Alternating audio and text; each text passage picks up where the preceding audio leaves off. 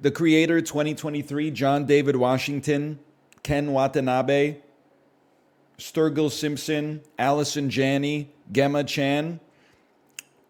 Beautiful movie to look at. Great world building. Little bloated, little over long. And it couldn't shake the feeling that I had seen it done before and seen it done better. I'm going to have to give that a 2 out of 5. I'm sorry to say. I can't stress enough, though, it looks really nice. It's a nice looking movie. I thought about a 2.5, but to be honest, I felt like a 2.5 is kind of like the coward's review. It's like, I didn't like it, but I'm not putting a hit out on it. 2 is like the first bad review that is like, I'm not saying like if you should watch it if you're a fan of the genre.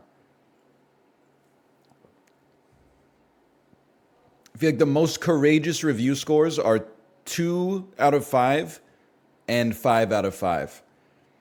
It's so easy to just give a movie a 2.5 and say like it's kind of okay, and it's so easy to give a movie a 4.5 and say it's great, but I don't want to defend it as the greatest movie of the year.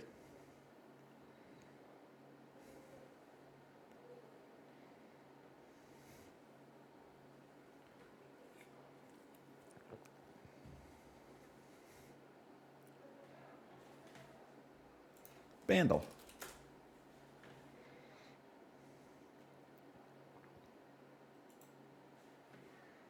$19.99, 260 million views.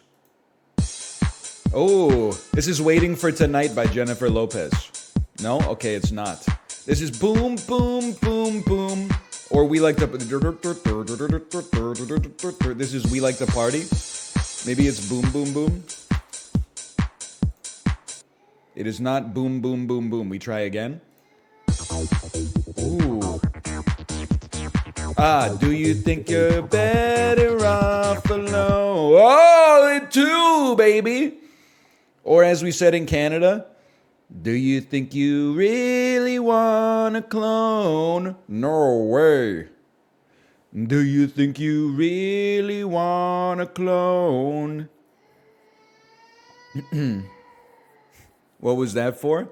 There was an advertisement for a company that instead of buying a PC, you could rent a PC for like $1 a day. And then the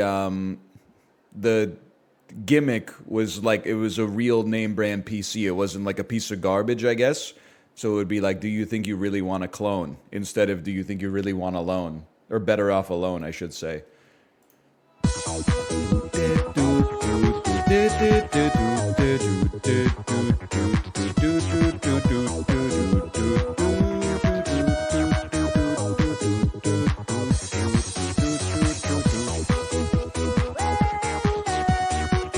Yo, KK Slider went crazy on the Kiko quiz today. I didn't know they had another like preset for the vocals. I thought it was always going to be like some kind of MIDI clarinet.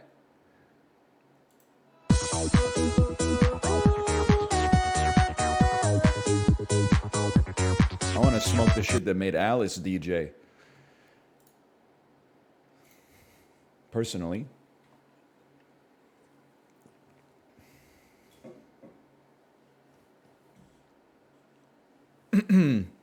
How was the Peloton ride? It was good.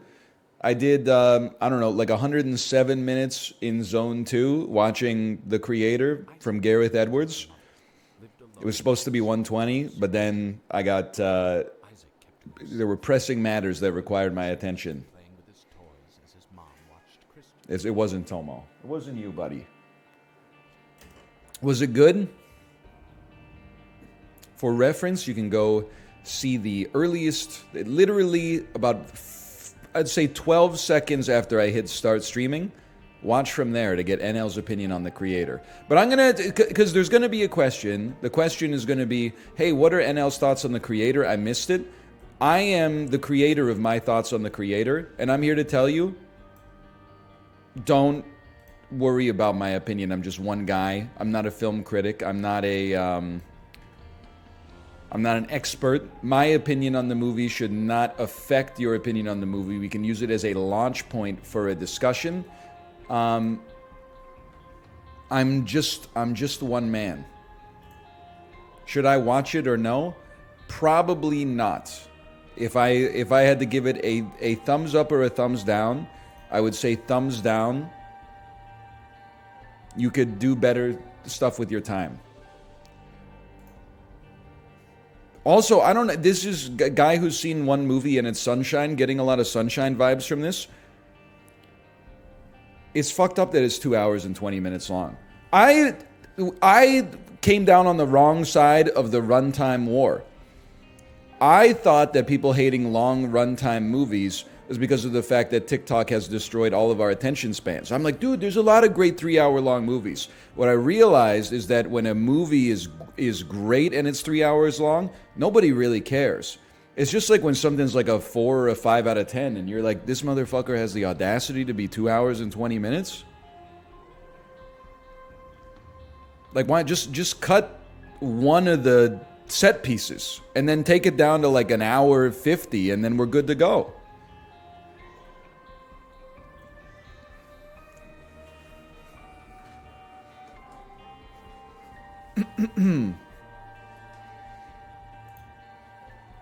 Slash marker Isaac. All right, we're back and we're just chilling. Just playing some Isaac, just having a good time. Enjoying ourselves, marking time. Now, to stave off, I'm going to kill chat activity by doing this. I'm going to put myself down here. Now, I know what you're saying. Why would you do that? No streamer would ever recommend it because you've just cost yourself 1,000 chat messages of engagement that say, please move your camera. But I do it because the quality of the content is paramount to me. It's important above all else. Sorry. Why did we stop a run here? I don't remember. I've been getting my ass beat, though. Win streak -2. You know how embarrassing that is? When my goat is washed, I'm feeling like Dave Chappelle's new Netflix special. Oh, why don't you watch it before you say that shit? I did watch it. I watched the whole thing, bro. I felt like I had to give it a fair shake. Why? Because I'm a millennial, so it's hard for me. I mean, like if Michael Jordan came back to play like one game in the NBA every 9 months, you're telling me you wouldn't watch that shit? You're like, come on, I know he's washed, but maybe he's not. Maybe he's over it. And then, you know, like 20 minutes in, you're like, nah, he ain't coming back, bro. Hey! Few chuckles, but not worth the hour.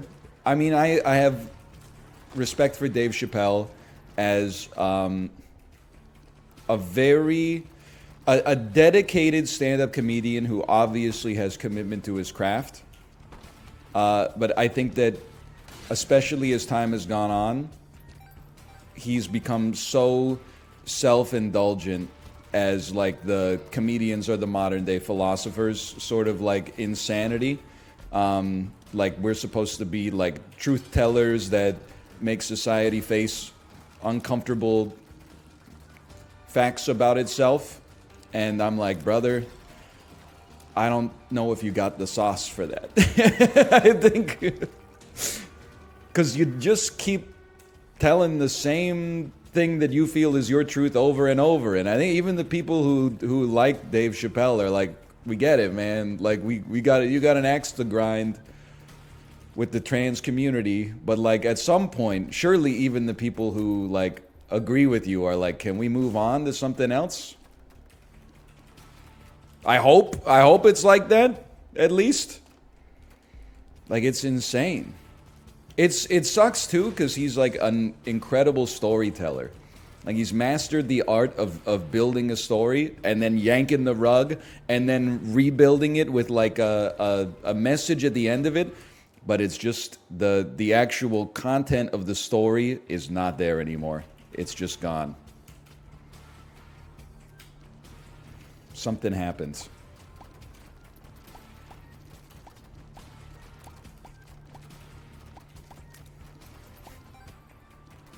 But yeah, I'll still watch Chappelle's Show.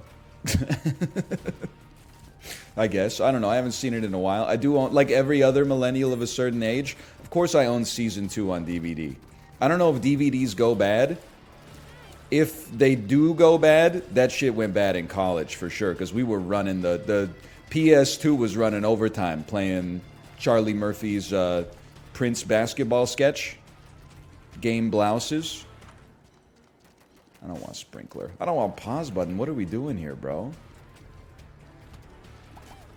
Soon the sun will engulf the earth anyway. I think about that sometimes. It's a long way away. You ever see the tweet that is like that when Jesse Pinkman's really upset? That's the picture. And then the text is me at age 10 learning that the sun is going to destroy the earth in 7.8 billion years. Oh, man. That had me messed up. I mean, it kind of... What's funny is that there's like... There's three phases, right? There's like learning that the sun is going to blow up the earth and then being upset. And then there's phase 2 is like, imagine how stupid you'd have to be, how naive you have to be as a child. I mean, I do like this. I do like it. I maybe this is why I'm getting a lot of losses, but... so phase 1 is becoming distraught because you learn that eventually the earth will be destroyed by the sun. And that's a really hard one to mitigate scientifically. And then phase 2, you get a little older and you go, I'm not upset about that. I will be long dead in 7.5 billion years. So, like, why would I ever... You'd have to be stupid to be upset by that. And then phase 3 is like, no, the child was right to be upset by that. Because it means that, you know, all evidence of our existence on Earth may eventually be wiped out, which throws into disarray the concept of having a meaningful life right now. I'm not saying it means that life is meaningless. I'm simply saying if your goal, if one of the things keeping you going was having a legacy, well, in time, all things will fade, you know? I don't know, maybe there's like another phase 4, which is like just YOLO it, but...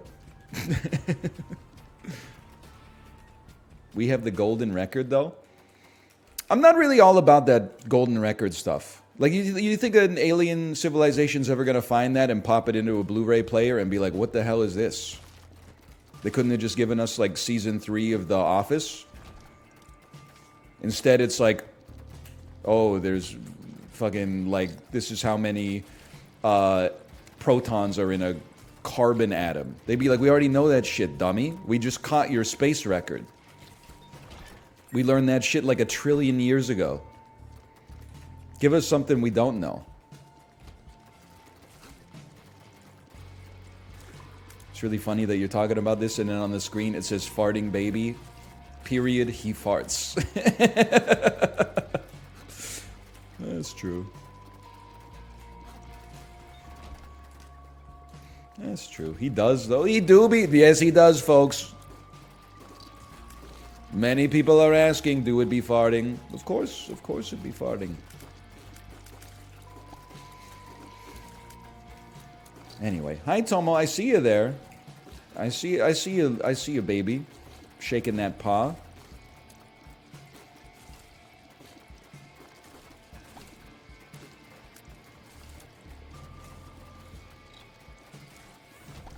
Wait, whoa. Oh. I should have waited. I should have waited like 3 seconds. He would have been laying down. Nothing can move the sedentary cat. Instead, I gave him a little bit of attention, and now he's up at my ankles. Hi, yeah, and a good meow to you as well, good sir.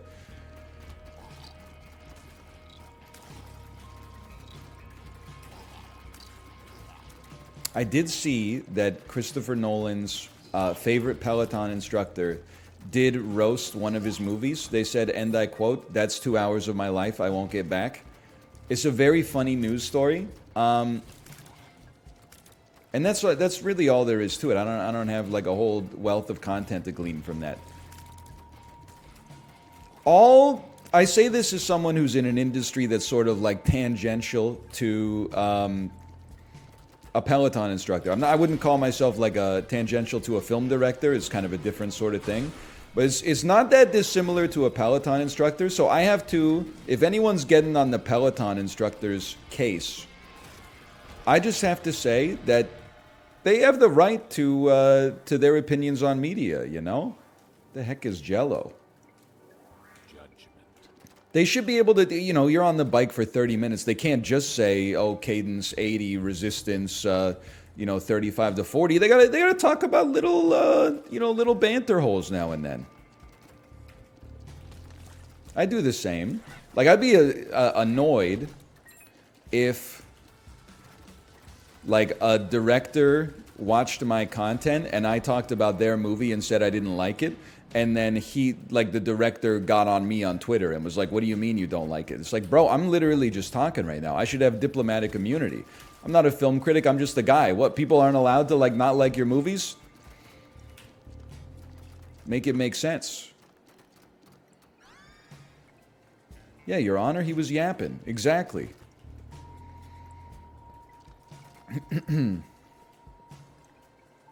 I think it's yap immunity. If you're a movie critic, you shouldn't be responding to movie critics and being like, no, actually, you're wrong, the movie's good. But, like, at least that's kind of like, but they're the opposing forces in the arena. I'm literally just a dude in the stands, and I'm rooting for the lads in the blue shirts. What if a Peloton instructor said he didn't like your Isaac episodes? I know you're going to hit me with a sure on this one. It would roll off of me like water off of a duck's back. It's part of the business. Now, if he came into chat and said, hey, I don't like your Isaac episodes, I would ban him, because that's just spreading hate for no reason. And as somebody that's in the industry, they should know better than to go to someone else's stadium and go, hey, I don't like this. It's the same way, like, I would never go to a studio ride for Peloton and be like, hey, Christine, I don't like your rides. That's her home turf. That's an affront. Hello, Daniel. Thank you for the raid. Thank you.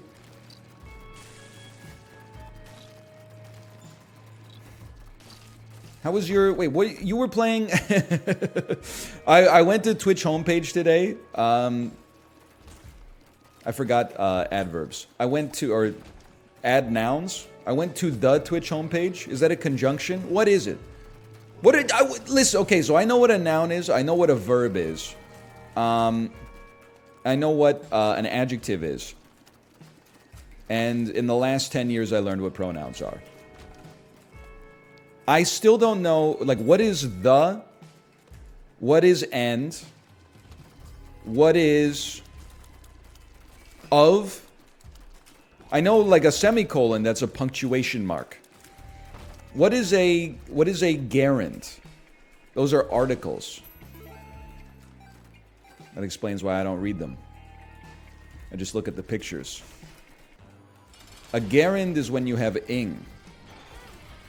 Like Otto the bus driver. They call them fingers, but I've never seen them fing.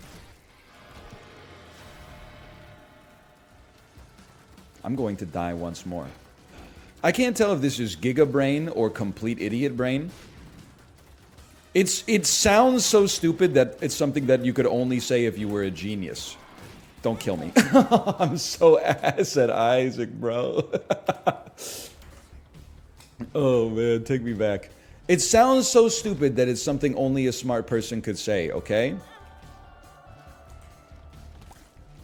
Why do we need to learn grammar? Can't you just speak the language? Like, I know this sounds like an idiotic thing to say, but I feel like this is the sort of thing that, like, Wayne Gretzky would say about hockey. He would be like, what do you mean, like, how do I do it? Just do it. It's baked into your brain, bro. You've been playing this sport your whole life. Oh, who should I pass it to? The guy who's gonna score, dumbass.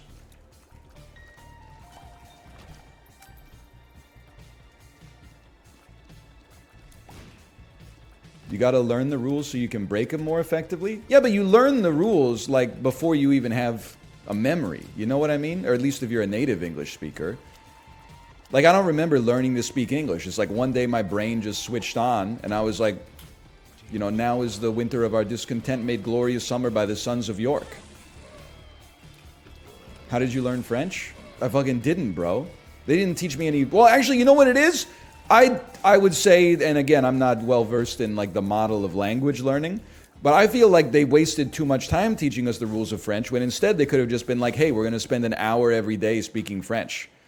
Or maybe we're going to do, like, a 20-minute lesson and then 40 minutes of, like, dialogue practice. Instead, every test was, like, written in English, and it was like, what are the Mrs. Vandertramp verbs? Hey, Commander U, thanks for the gifted subscriptions, by the way. Thank you. Thank you. We're so back. Weren't you an ESL teacher? Yeah, but again, I'm not trying to get on my high horse here necessarily. We didn't really teach that much in the way of grammar rules. It was mostly like practical English. It was less like, you know, what's an adverb, and it was more like how to survive an interaction like with a grocery store cashier.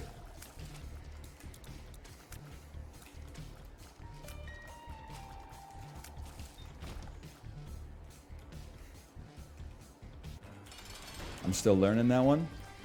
Well, you got to go to a different school for that. I think. You were probably supposed to learn that in regular school, but, you know, it turns out that no child left behind left some children behind. And you know what? We're picking them back up. Hey! By the way, can I say something? I thought I was going to get crucified for saying this in the Discord. But it's true. This weekend, I hadn't had a McDonald's hamburger in a long time. This weekend, Kate wasn't feeling too well. She said, I want McDonald's. I said, sure, no problem. I ordered the McDonald's through the app. I thought to myself, you know, I don't really want to eat like a whole McDonald's combo. It's just a little much for me right now, so I just added a McDouble. I know what you're going to say. McDouble's pretty prodigious sandwich. It's only 370 calories. It's not even... Like, I expected it to be like 600-700, but it's not that crazy. I ate it. I enjoyed it immensely, and I want to say something, but let's talk through it together. The McDouble, it actually clears 95% of restaurant hamburgers. And I'm not just talking about fast food hamburgers. I'm talking about sit-down restaurant hamburgers. Let me explain. First, it's right-sized. You can eat it in one hand, and it stays together while you eat it. It's a little bit congealed, but like most restaurant burgers, like once you pick it up, it's hard to put it back down without it falling apart. And the top bun and the bottom bun are getting like plate tectonics and shifting. Number two, they do something with the pickles and the cheese. I don't know what it is. American cheese almost always tastes bad, but for some reason in a McDonald's hamburger, it's like Nicole Kidman at AMC. Even American cheese tastes good in a place like this. I don't really know if I have a number three. I guess number three is like, because I was hitting some objections in the Discord. They said the McDouble used to be $1 and now it's like, you know, $2.79 or something like that. That may be true, but a restaurant hamburger used to be $9 and now they're all $16.79. So, I mean, like, as long as we're comparing apples to apples here, everything's gone up in price, okay? The McDonald's prices might have gone up a little bit less than the average restaurant. Also, in today, I know McDonald's, health-wise, you know, it gets a bad rap, and there's good reasons for that. But I feel like 370 calories in today's modern era is actually like, it almost feels like a downright, it's a caloric bargain, given the flavor. Let's put it that way. Like, obviously, the macros maybe are not health food, so I'm tiptoeing a little bit. But, like, the baked oatmeal I had for breakfast this morning is, like, by design, it's, like, 450 calories per serving or something like that. The McDouble at 370 doesn't seem like that horrible when you consider that. Now, I saw some people saying they're eating 3 McDoubles in a sitting. That's not the restaurant's fault, okay? That's something you gotta take up with God, okay? I don't like this anymore. I'll take this, though. So that's my thoughts on a McDouble. And I honestly, it had been a long time since I'd had a McDonald's hamburger. And those are my honest opinions. I may occasionally, I've been a chicken nugget Andy since I was like 5 years old probably. I may occasionally mix a McDouble into the ecosystem instead. I may occasionally go McDouble. Now we're talking. Oh, now we're talking. Did you know that in Super Size Me, the reason the dude got so messed up is because he was an alcoholic, not because he was eating McDonald's every day? Listen, I'm sure that there is a little of column A and column B, but that is actually my Morgan Spurlock black pill. It's like when we watched that shit in 11th grade, after like 2 weeks of eating McDonald's, he goes into the doctor, and the doctor's like, your liver enzymes look horrible. They look like a late-stage alcoholic. The dude was like, oh my God, I gotta stop eating McDonald's. He was a late-stage alcoholic at the time. It's a scam, bro. I'm not saying it's good for you. I'm just saying Super Size Me kind of like... It's fake, man. We gotta do like a second Super Size Me with just a guy. Just find a regular guy and be like you, because I'm sure he's gonna have some side effects, okay? But we at least need a control to the experiment, right? No, I'm not gonna do it. I got a kid. Somebody with nothing to lose should do it.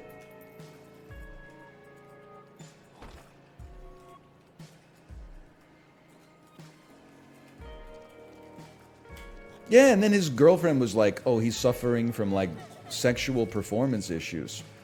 Me watching that in the 11th grade, I was like, what the hell are they putting in the Big Macs? Me watching it now, I'm like, oh, duh. Not to make light of his condition, but at the same time, I'm like, this... They were really lighting that corporation up, bro.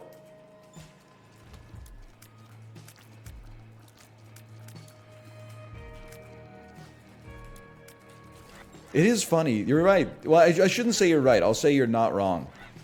Back in the day, that movie was like a huge deal, and now it would literally be like a 20-minute YouTube video. That is damn true. I had to digest the information a little bit more. It would be like, I'm at a McDonald's. You know, that would be the start of the video. Rip to the legend. Can I Jera this? It's been so long. I'm out of the loop. Can I Jera an item pedestal that's already showing its item? I can't, right? He can't. They made us watch it in school? Same, bro. But I don't hold that against them. I watched Remember the Titans like 30 times. I watched Dante's Peak, Armageddon at least 2 or 3 times. Did I say Dumb and Dumber? I watched. This is real. I watched in French and in English. We watched Dumb and Dumber in geography class. We watched Pearl Harbor in geography class, which makes no sense.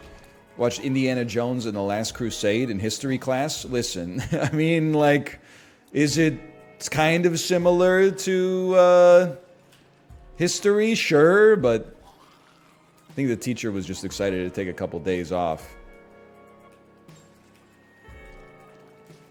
We watched Mean Girls in Spanish. Bro, I watched Mean Girls in psychology class.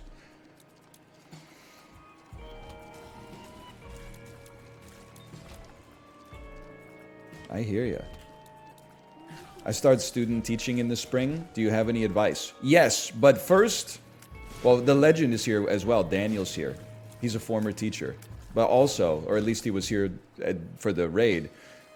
In order for this to make sense, I need to know what grade you are teaching or what age you are teaching, because it greatly changes things.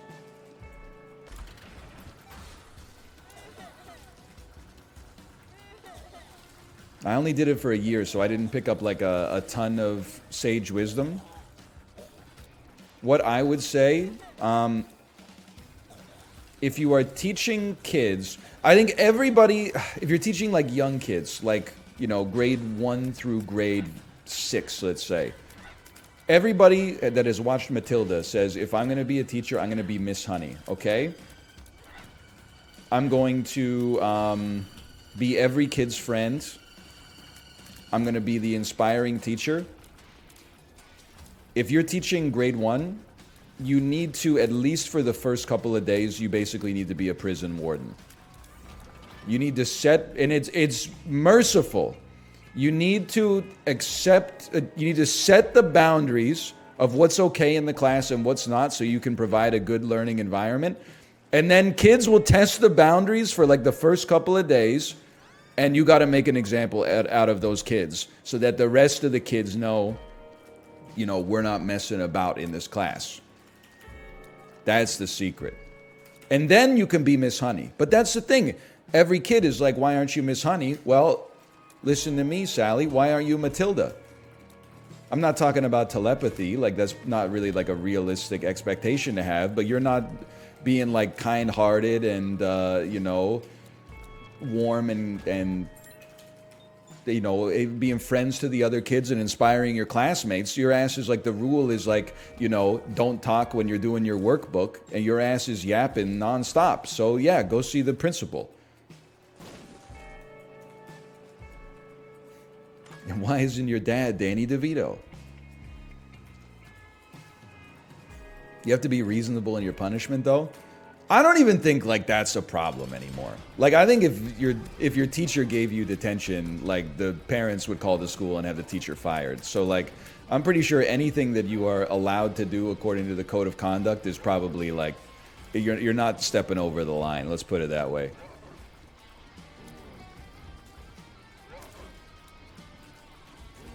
That's my expectation, at least. Oh, you're teaching, okay, social studies in high school? Honestly, like, I don't know all about that, because you're teaching, like, basically, you're teaching nearly adults.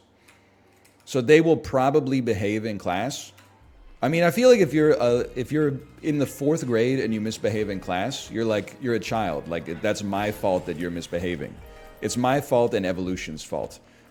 If you're in the 11th grade and you want to fuck around in social studies class, like, you're only hurting yourself later in life, and you should have the long-term thinking and executive function to understand that. So honestly, it's like, if you want to skip class and not do your homework in 11th grade, honestly, I think that's a decision that you will probably come to regret in a few years. I could be wrong, but it's your choice. Student teaching is like crazy, dude. If you're student teaching high school, like, you might be like, you know, 22. And then you're teaching like 17-year-olds. That's tough. I'm 21 teaching 18-year-olds. Yeah, that's tough. I feel like if a teacher is old, there's kind of like, I wouldn't say built-in respect necessarily, but there's almost like they have an expectation of how to behave around like someone with a big gray beard or something like that. But if you're like the same age, you're like, what are we doing here? I teach 2 to 5th graders. They were so impressed when I knew what Skibbity Toilet is. Not me going on tours for where my daughter is going to go to kindergarten, and they have like a big sign in the classroom with the kids like writing their favorite things on it, and like 8 of the kids wrote, "I show speed." It wasn't a kindergarten class, but I was still like, holy. But then on the other hand, I was like, yo, job security. The kids are still watching YouTube. Let's go.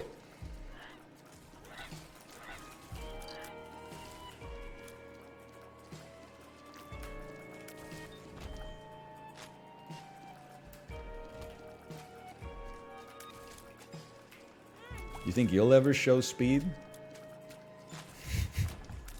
I want to smoke the shit that made Speed show? No, maybe I don't, now that I think about it. Anyway. Yeah, so the long story short, do I have any advice? I guess the answer, it turns out, is no. But you'll be fine.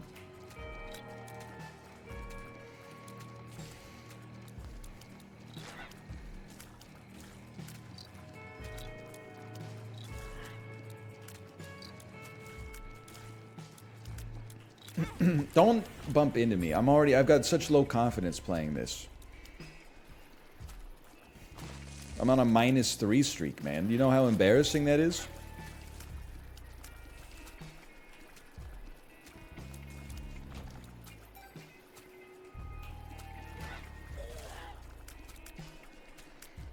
How would you feel if you were suddenly really popular in the age 10 to 14 demo? I mean, I don't know. I don't know. I'm gonna pivot off of that, okay? First off, that's like saying, like, how would you feel if you, like, won the lottery? And I would be like, that would, for step one, that would be really surprising because I don't play the lottery. So as long as we're talking about things that, like, have no chance of happening, then I'm gonna treat it with the level of respect that it deserves. Secondly, I'm pivoting off of that to instead talk about how it's crazy to me that I think a lot of people here are doing it ironically. Anytime we mention Skibbity Toilet being watched by like 8-year-olds, people in chat are like, the next generation is totally cooked, bro. And I'm like, what do you mean the next generation? Like, you're 28 years old, you're talking in my Twitch chat, it's 9:50 a.m. on a Thursday. Like, who do you think you are, motherfucker? Oh, the 8-year-olds watching YouTube are fucked, bro. What are you doing with your time right now? You're not doing shit. Bro, I'm on lunch break. Yeah, okay. They're at recess, motherfucker. Cut them some slack. You're the one who threw the first stone. Sure, they're kids, man. They'll figure it out. They're like literally in like the 3rd grade or something right now. You'll be fine. As fine as you can be, at least. Come on. Come on, don't hit me. I don't want you to hit me.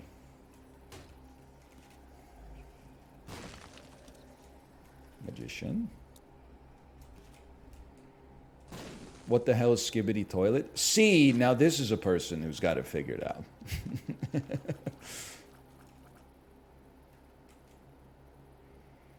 We can?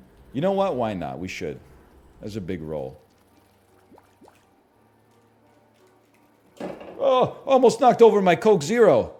Oh. Would have been a disaster.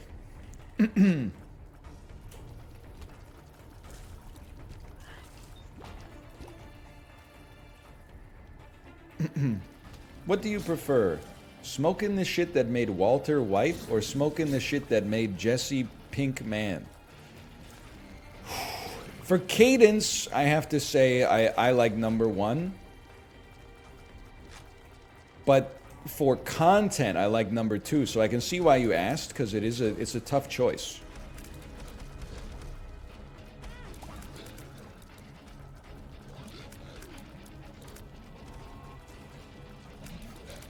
See, given what we've talked about already, someone in chat has asked multiple times, do you know the movie Wolf from 1994?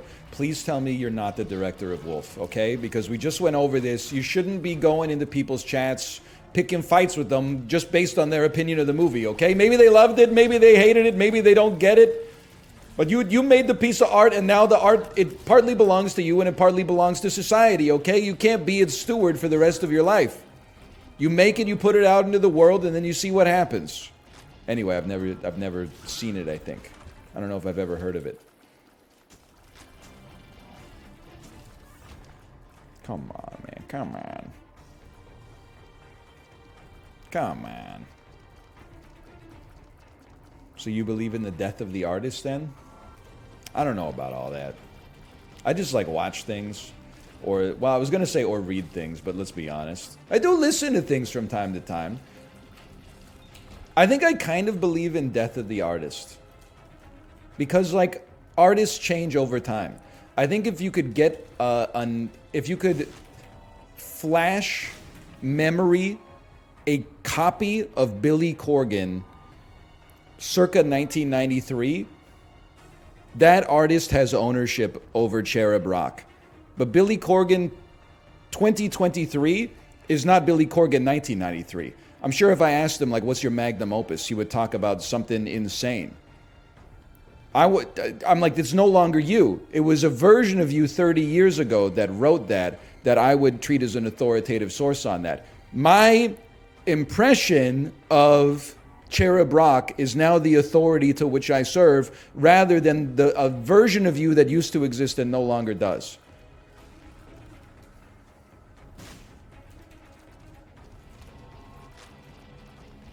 Melancholy is better. Okay, I get it. You love Panic at the Disco. That's fine. You're a theater kid. There's nothing wrong with that. I can get down with Tonight, just like anybody can. But for me personally, I'm a Siamese Dream enjoyer. Some of their earlier work as well. Although, to be honest, I think Smashing Pumpkins, one of those bands where actually, when they got a little bit more mainstream, temporarily, they got a lot better. You know, like almost Nirvana style. When they kept the noise, but then they added like some melodic hooks, that's where they were at their peak for me.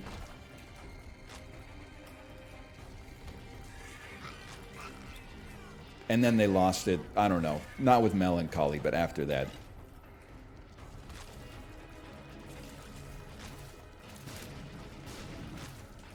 Smoke on the shit that made Richard Linklater. Richard Linklater, if he made Austin Powers. Should we link now or link later, baby? Yes! Come on, baby. We got to link before sunrise. And before sunset. Yeah! I don't know what else. I'm a slacker, baby. Yeah!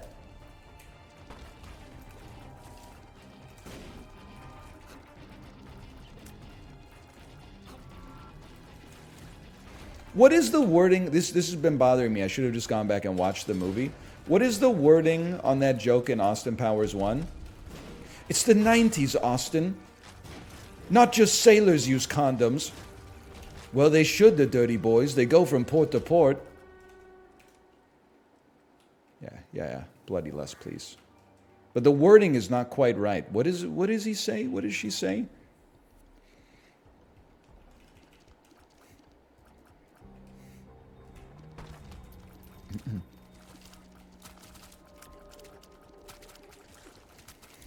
Anyway, nobody knows.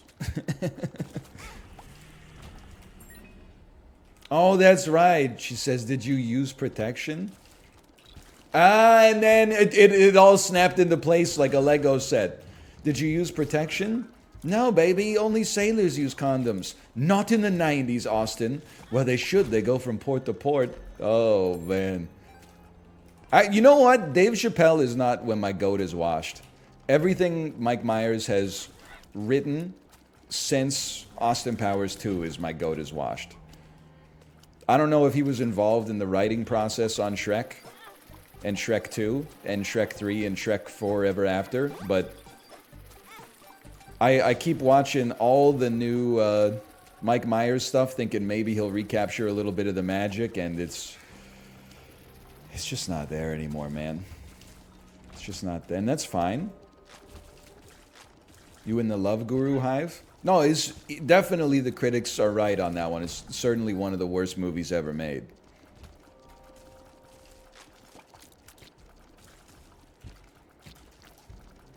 It's horrible.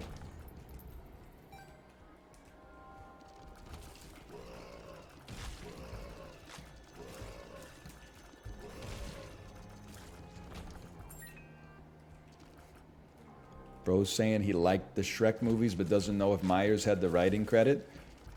28-year-olds when 35-year-olds don't know who wrote their favorite movie from when they were 11.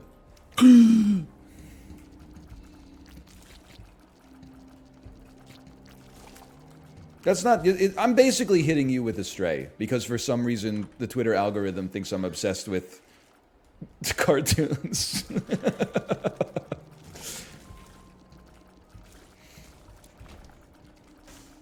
You're 35 already? Yeah, I got here right on time. I would say right on time. 35 years to the day after I was born.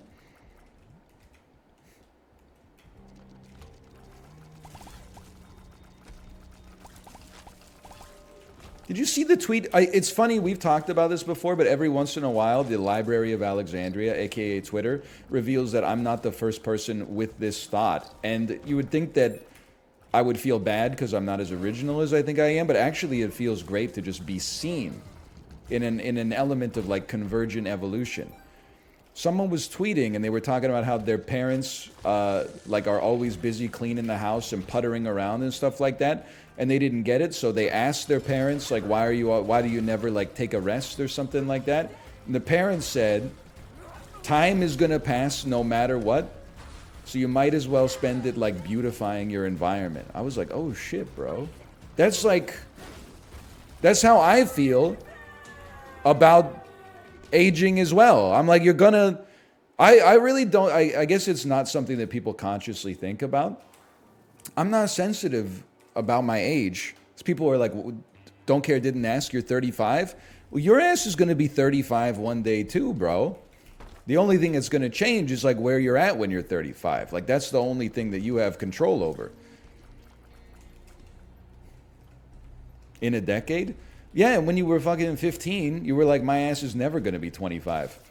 And plus when I'm 25, I'm going to have it all figured out. And now look at you. You probably are looking back and you're like, I had it more figured out when I was 15. But you didn't, okay? That's snake oil. You thought you had it figured out when you were 15. The reason you don't feel like you have it as figured out now is because you're more aware of the complexity of the world and your brain's a lot bigger. You're aware of more stuff. You had less to figure out.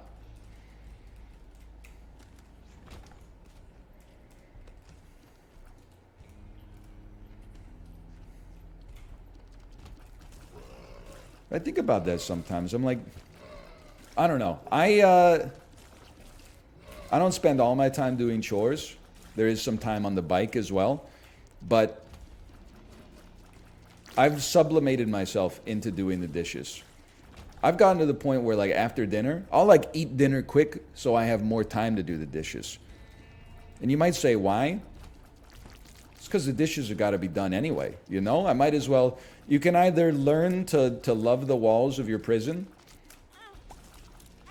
or you can, where am I going with this? Let me think about it. Listen, what I'm trying to say is we're all in a prison, okay? In a metaphorical sense. Probably not in a literal sense, because I don't think they'll let you have like a phone. Unless you're maybe in like a Norwegian prison or something, in which case I'm happy for you.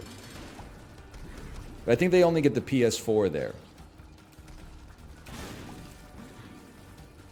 So you are kind of missing out on Demon's Souls Remake, and then like the other 3 games that have come out so far. Norwegian inmates when they don't get to play Spider-Man 2 Miles Morales. Let me think about it. I'm gonna do, watch this tech, watch this tech. I'm a genius, but now I can't leave. I was like, I don't want to necessarily buy the item until I know what it is, and then I trap myself in. Okay. Well, at least there was a new idea. It was a new idea. Anyway, you can either learn to love the walls that surround you, or you can spend your whole life trying to break out. But there is no breaking out. You just find out when you break out of the prison, you're inside of an even larger prison. What I'm saying is that I think if I got put in jail, I would be even stronger. The closer the walls get, the easier they are to embrace. Hang on, where am I? There's something in here. I'm working on it. You wouldn't make it in prison? Let me guess, you've watched Oz.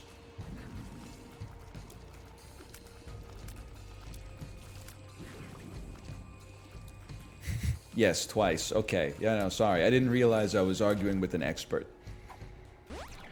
I have talked about it before. Why don't the dudes in prison just chill? I know you're gonna laugh at this, but I really think there's like something to it. Most do? Okay, well then I'm glad that 95% do. Because what I've always, admittedly, you know, like I don't know shit about prison either. So I've seen Oz in like the Green Mile. I thought it was like 98% chaos or whatever, right? I feel like though, if I'm saying I could turn that organization around. If I went into prison, I think I would simply, on day one, I would stand up and have a conversation. I would talk to the people and I would say, listen, we don't need to fight anymore, okay? We don't need to fight. We don't need to steal toothbrushes and whittle them down into sharp objects, Amy Adams, and stab each other for our Nutriloaf and stuff like that. Listen, this may be prison, but at the same time, let's take advantage of that to some extent. All of our needs are temporarily provided to us by the state. We got a library with some books in it. We got a television. We got, you know, fairly limited responsibilities. We get some exercise time. How about everybody just relax. We'll have some conversations, read some books, like enjoy each other's company, and just embrace this as like a weird little time in our lives and get whatever we can get out of it before we get out of it.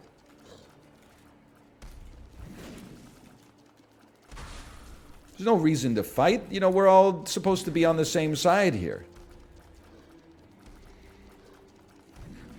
They would probably kill you on day one? I don't think so. Maybe, I don't know. I would go piggy mode, I think. If they were going to kill me, I would just be like, fine, do it. Because like in death, I would serve as a symbol. Whereas alive, I can only be a man, you know?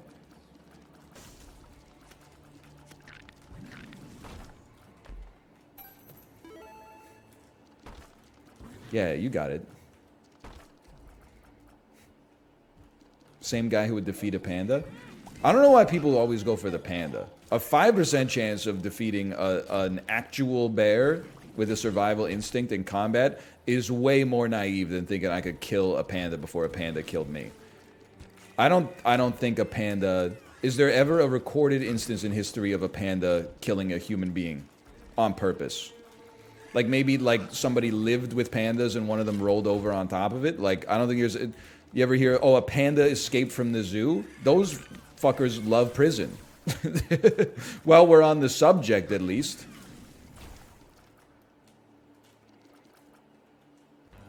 Google says no. Google says as a large language model.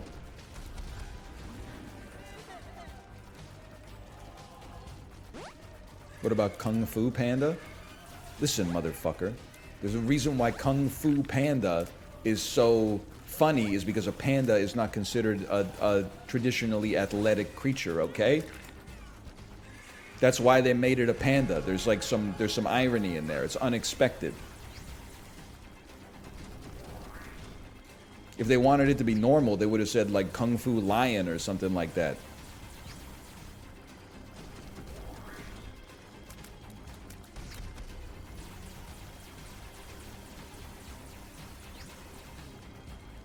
Thank you, Joke Explainer. Well, Joke Explainers get a bad rap because motherfuckers these days don't get the joke.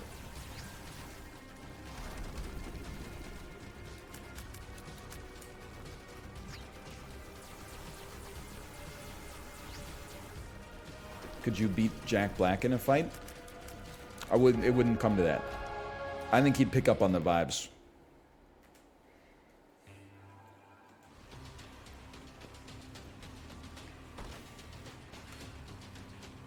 He would recognize that we're on the same side, and he would not kill me on the first day of prison. Holy cow. Pick up on the vibes and leave quickly? No, I think we'd probably become best friends, if I had to guess. We got a lot in common. We both like Jack Black movies. We both have a child. Super Mario, that's another one. Could you be Jack Black in Smash 64? Honestly, you guys are lucky. Maybe you're unlucky that Smash 64 is not the biggest Smash game instead of Smash Melee. Because all the shit that you're thinking about, you have these preconceived notions that I'm terrible at video games, especially fighting games. You don't even know, bro. It's just for some things, I was born in the right place at the right time, okay? I was a perfect age to start YouTube and Twitch. I was around when they were invented. I didn't have any other responsibilities that took up too much of my time. I was the perfect age to ride that wave, okay? I was just slightly wrong place, wrong time for Melee. I got Smash 64 as like a 10-year-old, dominated all the kids in my neighborhood, skipped the GameCube because I thought Nintendo was washed. Bought a PlayStation 2, certainly not the wrong decision. Then all my other friends got an Xbox. They said, screw your PlayStation 2, it sucks ass. Get an Xbox. I got an Xbox. Never went back to the PlayStation 2. If I had bought a GameCube instead, things could look a lot different right now. That's all I'm saying. It's like The Undertaker talking about how he never got into MMA. Two ships in the night passing each other by.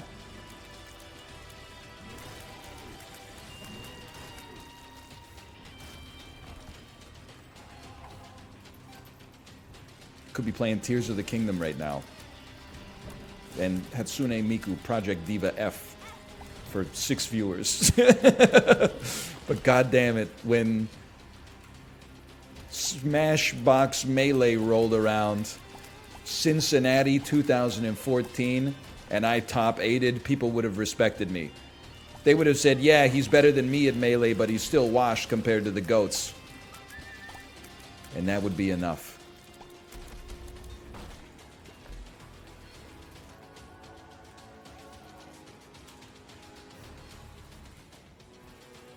No, I don't think there's a parallel universe where I'm an anime fan. And I say that honestly. I watched Dragon... Well, I watched Sailor Moon as like a really young kid. It used to air on the Canadian Cartoon Channel. I didn't really know what I was watching, you know. I was like probably like 5 to 8 years old. Then later I got into Dragon Ball Z, and of course when the Pokemon anime came on, I was a big fan of the game, so I watched it all the time. But then as a teenager, which I feel like is a very important moment in a embryonic anime fan's life, I remember Josh told me like, hey, you know, you can use VLC Media Player to watch like streamed anime. And I turned on something and I watched for like 12 minutes or something, and I was like, I don't think this is for me. Even, like, I watched Pokemon, and then they were hyping up Digimon. They were like, Digimon's coming after Pokemon, even though it came out before or something, and it's even better. And then I watched, like, 4 episodes of Digimon, and I was like, they're cooked, man. It's fucking washed.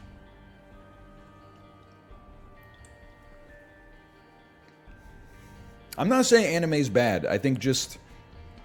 I got exposed to it as, like, basically like a 13-year-old. And then my body just rejected it, and I never really went back.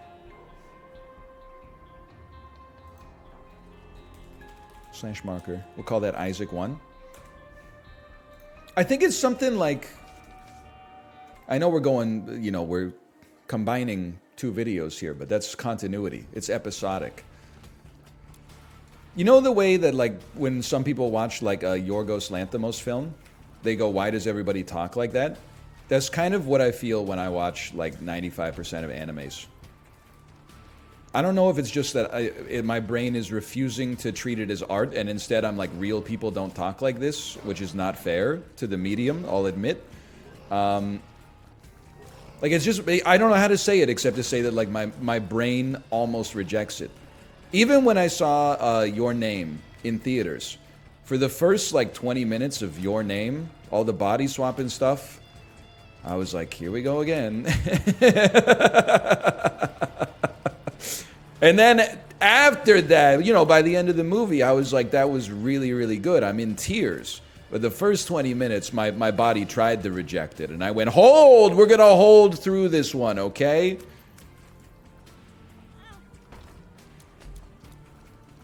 I'm glad I did. Ooh. I also really like, I like Ghost in the Shell, too. I haven't seen that many anime films. I've seen Akira, too. Most of the ones I've seen I really like. But that's because I choose only the ones that have actually, like, breached containment. Whenever people are like, you should watch this one, I'm like, I don't know. I've never heard anybody else talk about it.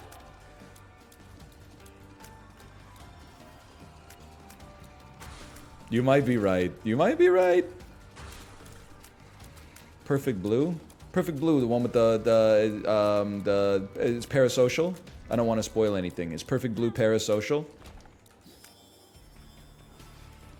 Yes. Yeah, I know Perfect Blue. I know. I've read the Wikipedia synopsis like 10 times.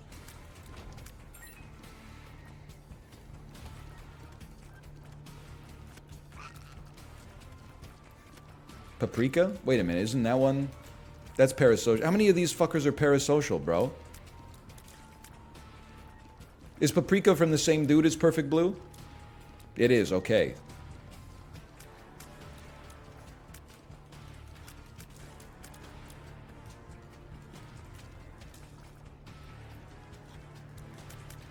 Satoshi Kon? How did that dude have time to make these movies while he was inventing the blockchain?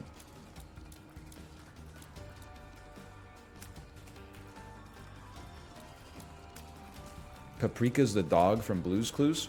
Listen, motherfucker, now you're talking about anime I know well, so you better come correct. Blue is the dog from Blue's Clues, my man. You seem to be confused.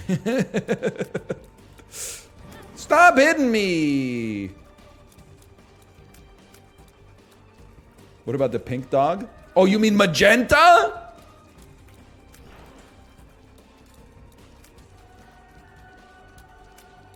OMG, he knows. My kid doesn't really watch Blue's Clues, but it comes on the TV sometimes. She's really into number blocks right now. Big ups to the British Broadcasting Corporation.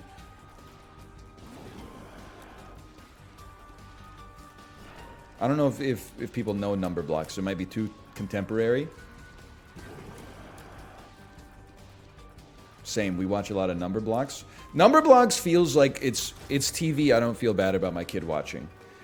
Because literally, every episode of Number Blocks, like, teaches you how to do math through a story. There's a character for, like, 1 through 20, and it has taught my kid more about numbers than I have in, like, 3 years of her life. Like, the other day, she was just like, Dad, can we be number blocks? And I said, what number should I be? And she said, you should be 40 or 60. And I went, when did they get introduced into the ecosystem? We were doing 1 through 20. Now all of a sudden she's like, you should be 40 or 60. Then sometimes I'm like, can you count from 50? She usually goes 50, 51, 52, etc., etc. Then after 59, she says 100. I'm like, I'm still pretty impressed. She's almost got the pattern. My kid's 15 months old. She gets really excited when the intro comes on. That may not change for some time. I know it. 1 and another 1 is 2 and another 1 is 3. That's me. 5, 4, 3, 2, 1. Number block. It is kind of like it's pentatonics basically, but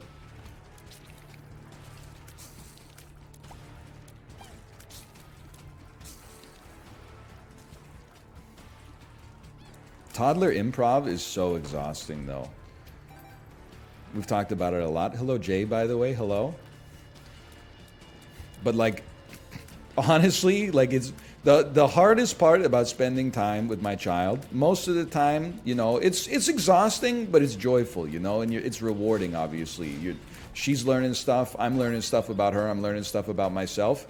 But, like, the improv is so exhausting because they do not yes and. Like, my kid will say, like, hey, let's play number blocks. And I'm like, all right, what do we do to play number blocks? And then she's like, you just pretend to be a number block. And I'm like, I don't even know what that means. So I go, okay, I'm number 6. And she goes, no, you can't be number 6. Like, number 6 is a girl. And I'm like, listen, we'll deal with that whole issue later.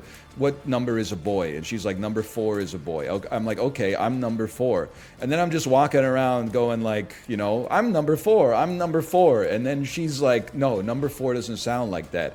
And I'm like, how does number 4 sound? And she's like, he doesn't talk. And I'm like, well, what am I supposed to do? Because like, we got 3 hours of this. I'd like to get some momentum.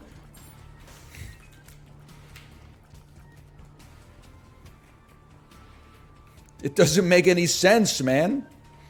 I'm like, can't we just play, like, can't we just make a tower or something? Can't we just stack some blocks or play? I'm like begging. Can we play with the lunchbox set? Can we play with the lunchbox set? I don't want to play with the lunchbox set. You be number 4, but don't talk like that. I'm like, I'm looking at the clock. It's like 3 minutes before I started playing. I'm like, how does this work? We got time dilation. There's another game she likes to play. It's called camping. How does camping work? She lays down on my bed, the bed that I share with my wife, and then she cuddles up under the covers. Sometimes, you know, I've been awake for 12, 13 hours at this point. I'm a little tired. I might like to get in my bed that I paid for, the sheets that I paid for, in the house that I pay for. And then I lay down in the bed, and she says, no, you're not allowed to camp here. Go to your apartment. And I'm like, what's my apartment? And she says, my playroom. And I'm like, okay. So I'm sitting on like a chair designed for a 3-year-old. Like my spine is like... And then she'll run into that room and be like, where are you? And I'm like, you told me to come here, lady. And then she's like, no, give me a case. And I'm like, I don't even understand what we're doing anymore. A case? Then I find out apparently there's an episode of the Number Blocks where like one of the numbers is a private detective. And number 9 is like, someone broke into my house and stole all my furniture. Oh, fuck. And then, so they get the suspects. Is a 2-block wide number block that's shorter than me. So they figure out, like, it must be number 6. So then they go to number 6's apartment, and all of number 9's furniture is there. And he's like, arrest that thief! And then they realize, actually, number 9 is an idiot. He dropped off his own furniture in number 6's apartment because he thought it was a number 9, but upside down. So we're supposed to, apparently, like, just repeat that episode that I haven't even really seen out loud together forever, hours and hours and hours consecutively. And if you ever try to deviate it at all, it's back to square one. It is, you know, I'm getting pretty good at it. I feel like the architect in the Matrix, but she owned you. It is true.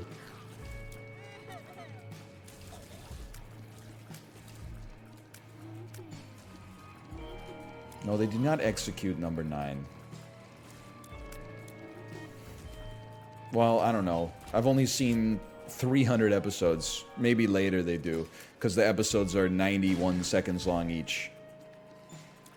It's the only British show... Oh, yeah, smart idea. I'm so washed. It's the only British show ever that has more than 6 episodes per season, and it has 1 million.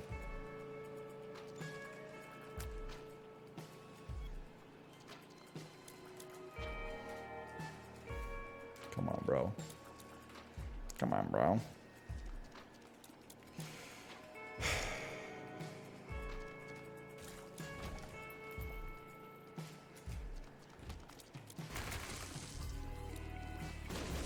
She's learning British math, though. There is that. I'm just glad she hasn't learned British English, though. Like, she hasn't watched any Alpha Blocks. Because if she starts saying A, B, C, D, E, F, G, H, like, that's the end of iPad time. I'll tell you that much.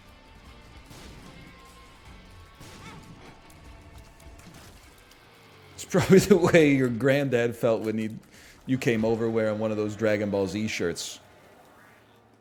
He was like, what in tarnation?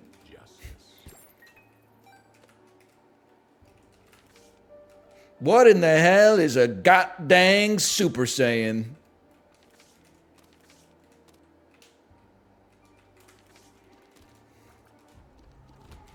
Dare I? I think I should.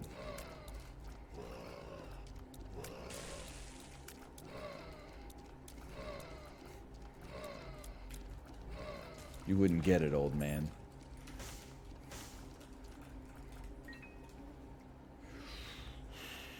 We do it. We do it. I'm not scared. I'm scared of that, obviously. My niece says I can't, like Peppa Pig and everything else like a normal American. I've been blessed to not have my child pick up the Peppa Pig accent. Which I'm inviting that into my life. Because I read the books. Like we have Peppa Pig books, we have Bluey books, etc., etc. I read those in the accent of the native country that they come from, because I think that's only respectful. So I do read the Peppa Pig books with a British accent, and I read the Bluey books in a New Zealand accent. Now, you might be saying Bluey is from Australia. That's true, but I only found that out after I'd read them in the New Zealand accent like 30 times. So I can't go to an Australian accent now, or my kid is going to be like, what's going on? Like, this isn't right. Nice try. Taste my blade.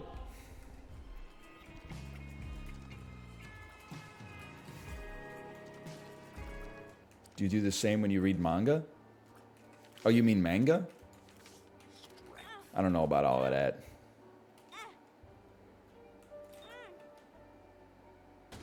So worth.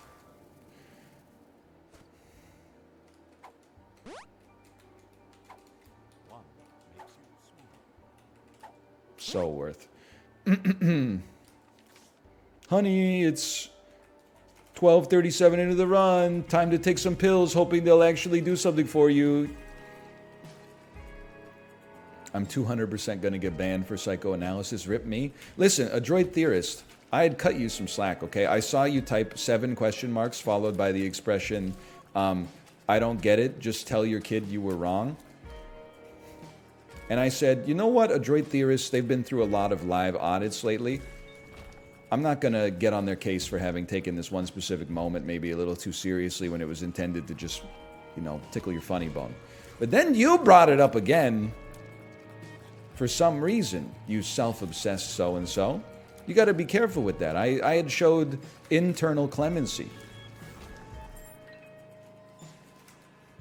I'm starting to think you like to be cooked.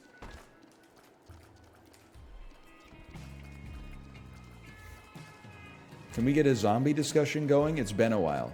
What do you mean a zombie discussion? A zombie discussion. What do you mean it's been a while since we've had a zombie discussion?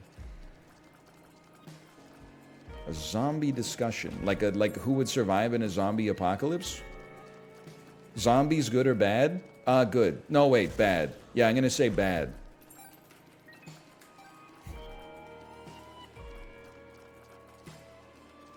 You know what I'm talking about? It's the most menacing sentence. What do you mean? Which kind of zombies are more menacing? 28 Days Later or Dawn of the Dead? Oh, like the old, like Night of the Living Dead zombies? The most menacing are definitely the ones that have all the powers of normal zombies, but sprint. That's way more menacing than the ones who are the same but slow. The shambling ones, I mean, it's still scary, you know? And it's almost like, it's more, I think slow zombies are a great metaphor, you know? They not even just a metaphor, but a great engine for tension, for grim tone. Because it's like no matter what you do, they're coming for you consistently, and you can't really stop them. You can move away with speed when they come, but eventually just sheer numbers might just overwhelm you, right? So I think there's a place for both. I like a zombie movie. Maybe it's time for zombies to come back just a little bit. They did take over media for like 5 years, but that was like 8 years ago. We could start reintroducing them into the ecosystem like one good movie or TV show at a time. Maybe not TV show yet, because The Walking Dead is still, its effects are still echoing throughout the halls of our minds.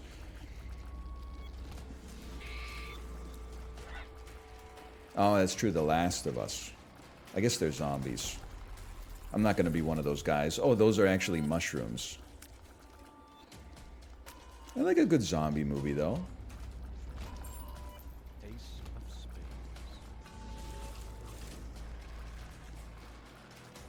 I can't shake the feeling. I hate to be this guy in advance of its release. I love It Follows. I think it's a great movie. The fact that it has questions in it that are not answered, I think, is part of the fun. You know, like halfway through the movie, this is a spoiler, so I'd like to apologize if you've not seen It Follows. It's not a spoiler for the twist ending or anything like that, okay? It's just something that happens throughout. When you finally see what happens when the follower catches up with the follow, and there's a bunch of like blue plasma and stuff like that, and they never explain it at all.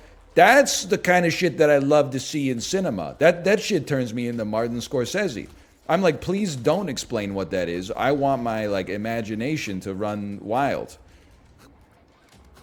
Anyway, at first I was so excited.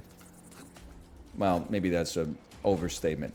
I was excited to see that they were making a sequel, and then I thought, my sober brain kicked in, and I'm like, it's washed, isn't it?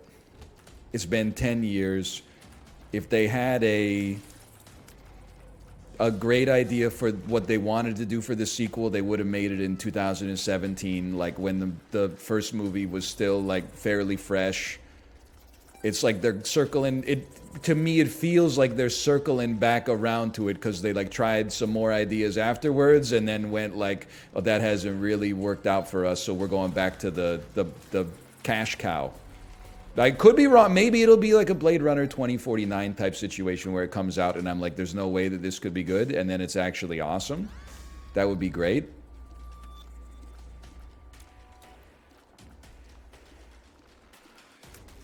Director made a movie everybody yelled at him for, so he's running back the hits.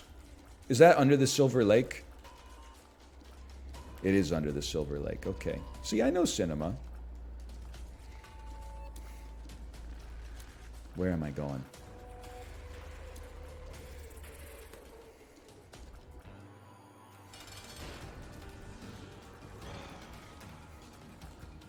Egg-Nose Kino.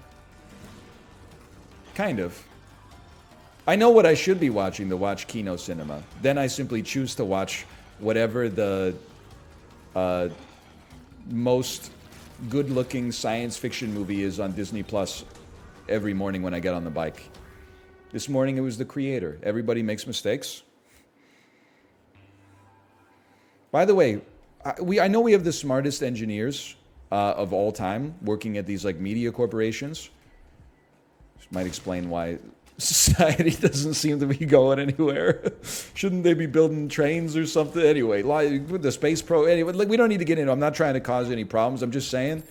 I watched. Well, I don't know. This was like 4 days ago. Okay, I went to Disney Plus to watch something while I was on the bike. I went to Science Fiction, scrolled down until I saw Sunshine. Said that looks good. Let's watch that. I had seen it before. Now, we talked about Sunshine in a recent stream. I enjoyed it when I saw it the first time, and I enjoyed it even more, actually, seeing it 15 years later. I think it has aged very well. Depths 1. Okay, we can do this. Then, yesterday, I went to the homepage of Disney Plus, And it said, because you watch Sunshine, you would like The Martian. And I was like, you know what, algorithm, you got me. If nobody got me, I know the algorithm got me. Let's see. No, thank you.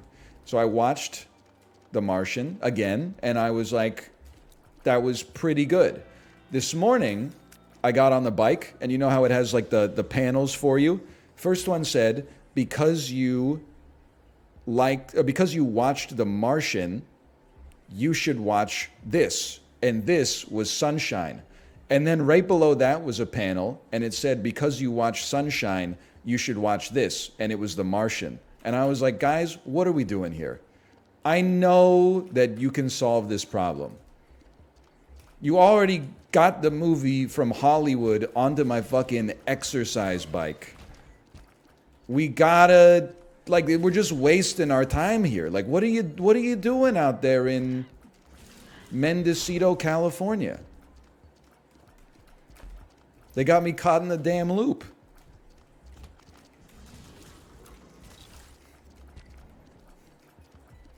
They're doing coke? They're not doing coke, okay? They're microdosing LSD at their desk, and we love them for it. But like, this is something that they could actually. It seems like it's so easy to solve. It's not really that big of a like a detriment to my life, but it's like, you know, what are you doing? It just, I don't know. It just seems crazy to me. It's like when you check out at Papa John's, and so you got 2 pizzas in your cart, and then it says, would you like one of these to go with your order? And it's just like a large pepperoni pizza. And I'm like, has that ever worked in the history of e-commerce?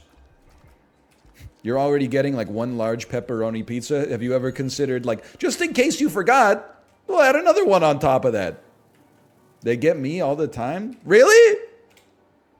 So it's not the engineers that we are supposed to blame. It's actually the customers.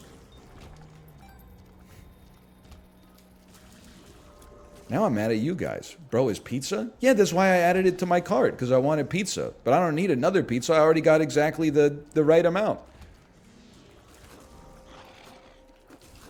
I might add a drink or a side. I feel like we have to like push back on that. Or maybe not. I don't know. I don't want to get involved in the DoorDash discourse. It's just popping off on Twitter. Ordering DoorDash makes you a hero. Ordering DoorDash makes you a class traitor. We haven't figured it out yet. Apparently, here's what I'm going to say. Ordering DoorDash makes you a person, okay? I'm going prison mode. I'm uniting us. They want us to fight, okay? We're not going to fall victim to their trap.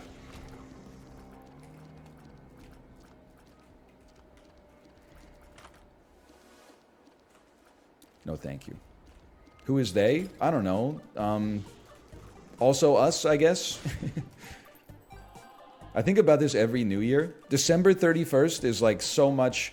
Not everybody is in the same camp, but it seems like one of the most hopeful days on social media. People are generally posting retrospective stuff about the year that just went by, and hopeful stuff for the year that's about to come. And then 9:07 a.m., January 1st, they immediately get rage baited by some like fake skit video and ruin their whole day arguing with insane people online. And I'm like, here we go again. My New Year's resolution is to be kinder to people. January 1st. Did you see this insane take that using DoorDash makes you ableist, or not using DoorDash, go into the grocery store makes you ableist? We gotta stop, guys, okay? We gotta stop. It's January 4th, okay? We can't be, we're accelerating towards this oblivion, socially speaking, at a rate that is doubling every year. Don't take the bait, okay?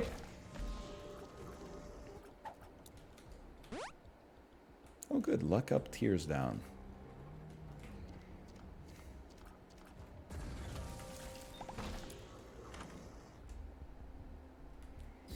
Gimme, gimme, gimme.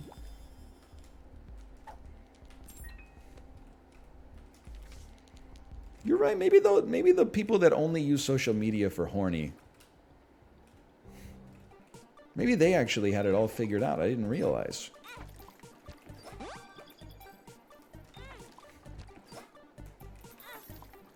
The true heroes, in their lane, unaware, moisturized. Well, parts of them.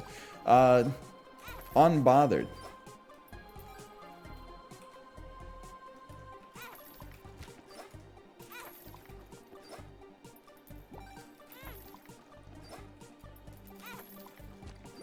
What are we doing here, Ed? We all know where this goes, okay?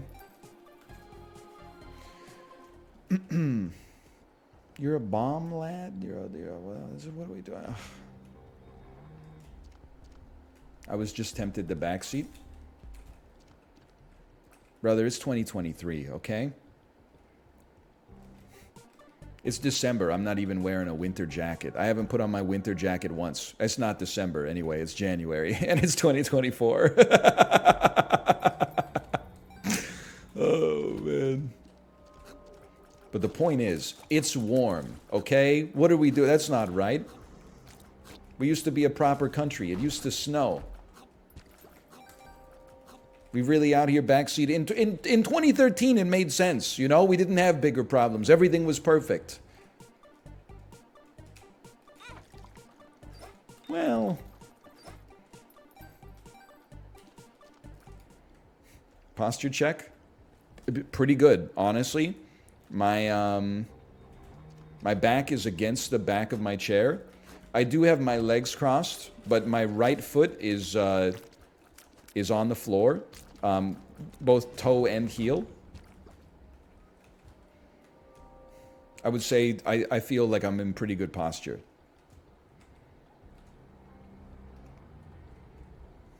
Legs crossed? You lost? What is this? It's like I'm getting bullied like I'm on the playground? I said this, I think I said it in a SAP video. I can't remember. I'm here to tell you, you can cross your legs. If you're a man, you can cross your legs, okay?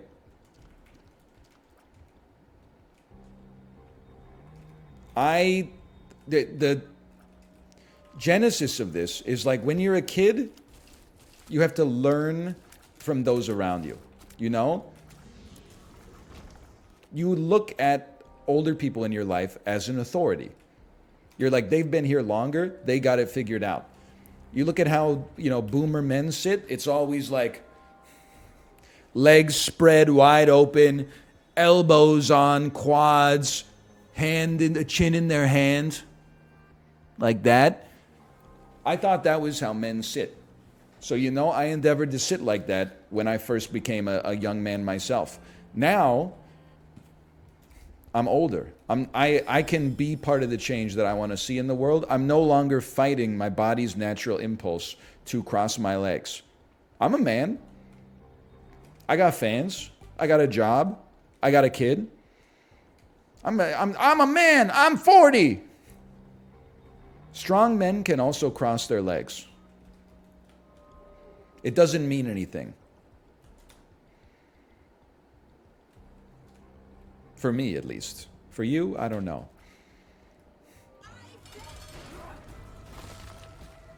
My peanuts don't fit? Well, I don't have that problem. But I don't think that your peanuts don't fit, okay? I think that you are signaling.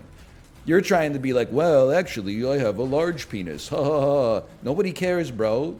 It's 2024, okay? Small dicks are cool. They're actually cooler than big dicks, probably. Right, guys? Right? Who's with me? Who's with me?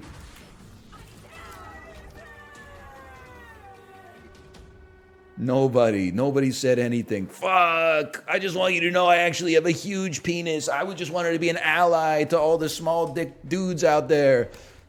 My dick is big. It's actually too big. It's a problem. That's why I cross my legs. If I cut off some of the blood flow, I might be able to lose a couple inches off the end.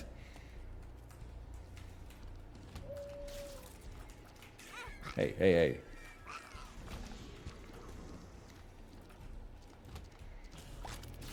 Just feels like a big sack of sand. I understood that reference. No, don't talk to me about the chickpeas, okay? I went to Chibley's chat and I said, hey, Chibley's chat, do you have any good ideas for like a carb-heavy breakfast? P.S. Protein count doesn't matter at all. And literally everybody in the chat said, why don't you crack an egg in a fucking muffin tin? Hang on, I gotta focus for a minute. I just realized I'm gonna die. And I said, that shit is not...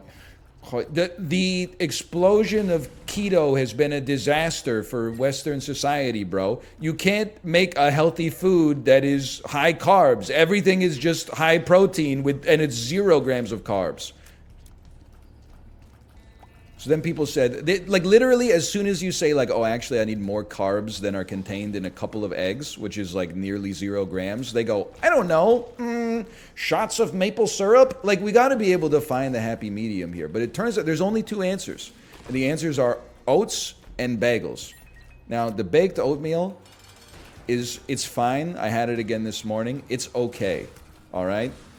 Overnight oats will be a better solution, but I think I'm just going to Costco. I'm buying a dozen bagels a week. I might even buy 2 dozen bagels a week. And I don't know, I will spread something on it before my bike rides, and I will eat it on the toilet in the morning. I think that's my solution. Put peanut butter on it? Listen, peanut butter is not... I guess it's not fair for me to be mad at you for not suggesting foods that are high carb, because I'm clearly asking too much. Peanut butter is not a high carbohydrate food, okay?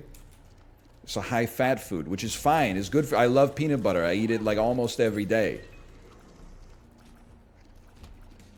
I need sugar and water, like that fucking alien from Men in Black, okay?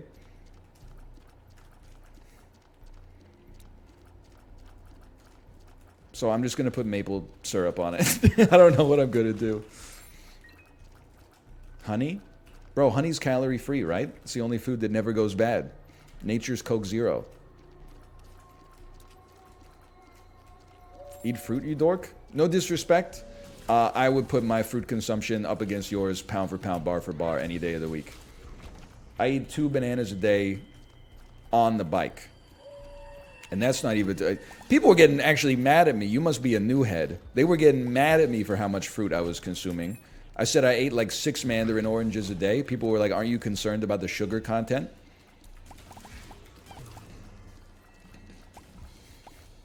I'm like, it just goes in the engine, bro. It goes into the furnace. Bananas don't count? Okay, you fucking rambutan maxer.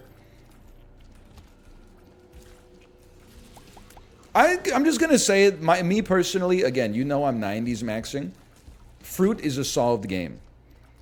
In the 2000s, there were probably still fruits being discovered that taste good and have a place in the average daily diet. We found them all at this point. Anytime that I'm at the grocery store and they're like, it's a new fruit, I'm like, no, I'm sorry, we found them all. You made a pomelo. I love that for you. But the rambutans, the mangosteens, all that stuff, I try it once and I go, that's interesting. I will never purchase it again. And then I just go with apples, bananas, oranges, mangoes, pears. When did the mango come out? Because that was like one of the most, maybe the most recent significant patch to fruit that has happened in my lifetime. I know they've been around like worldwide for a long time, but I feel like they only started getting introduced where I lived in like maybe 2001. 2008 in Ontario. I told you the story, right? The first job I ever had, I worked with a guy who went to school in Singapore. And one day at lunch, he was eating a fruit I'd never seen before, and I was like, whoa, what is that? And he's like, oh, it's a mango. I used to eat them all the time in Singapore. Do you want a piece? And it was like Boo Radley style. Like he was eating it off of the back of a knife that he was slicing it with while he was eating lunch. And I said, sure, I'll try a slice. So he cuts me off like a slice, like backwards, and then he holds out the knife to me, and I ate that shit off the blade. Like, he like pulled my chin up, and my eyes were like... It was the sweetest fruit I'd ever tasted in my entire life. It was a moment of awakening for me. I did not say thank you, Daddy. I probably went, oh, that's pretty good. Bro, that fruit's legit. But that was like I think it's the last time I've ever eaten like a fruit that was new to me and been like, oh, I'm gonna eat this like as much as I can.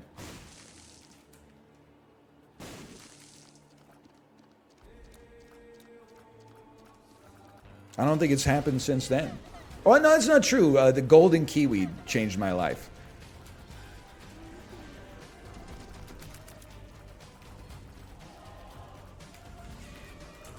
Hang on, it's an important moment for me.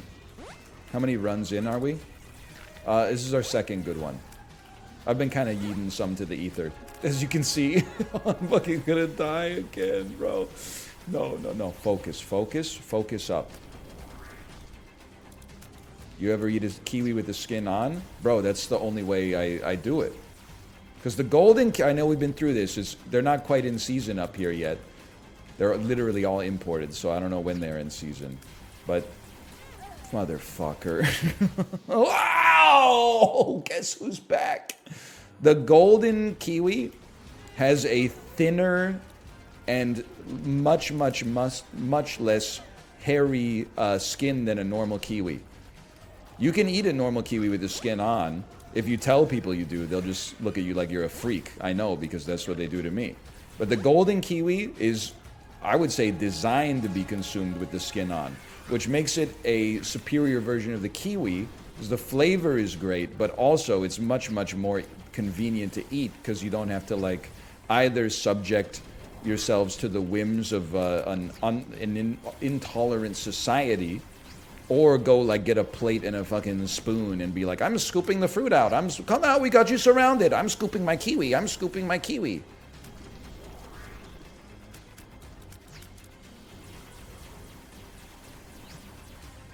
The golden kiwi is good. Try it out. I did phantom tax this mango.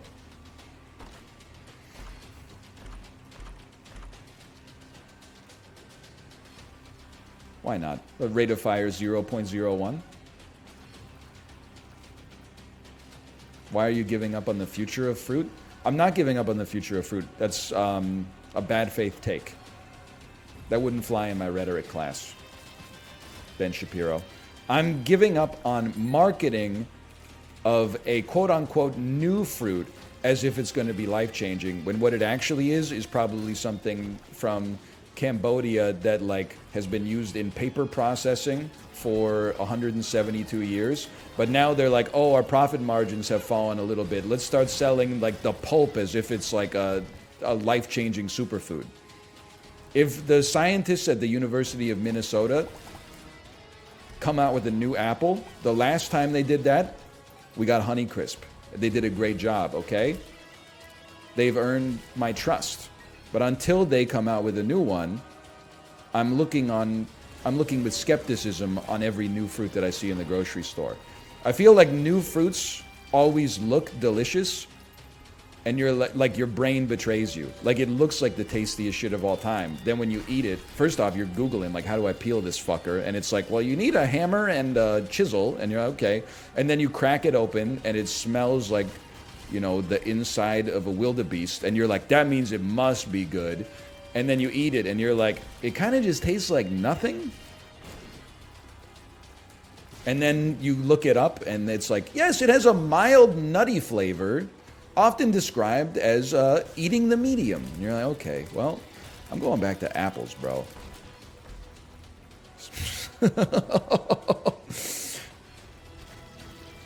Well. If that's not a sign, I don't know what is. We may never die again. What, the scallop?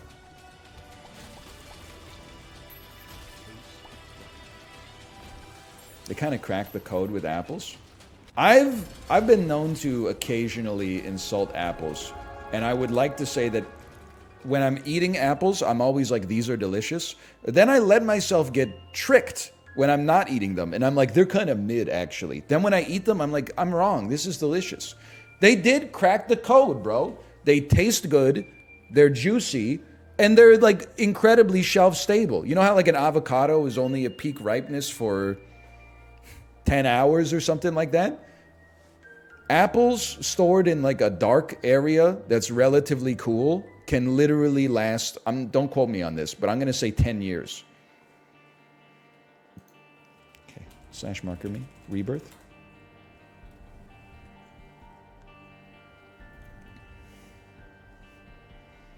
Also, apples have gotten so much better in the 35 short years that I've lived on this planet. Back when I was a kid, everyone was popping open their lunchbox. Granny Smith, Macintosh, Red Delicious. Kids these days don't know how lucky they got it. They'll beat your ass red if you come to school with a Fuji apple. That's like 10 times tastier than any apple that existed in 1991. We were creaming our jeans over Yellow Delicious or Golden Delicious. I was like, that's the best apple I've ever had in my life. You go back to the Golden Delicious now, if you can even find it, you'll probably have to go to a dollar store or something like that. You'll be like, what the hell is this? It's like they put sand in a balloon. Added a little like agave syrup or something. Can you guys just chill out? I'm not using a... You know what? Fine.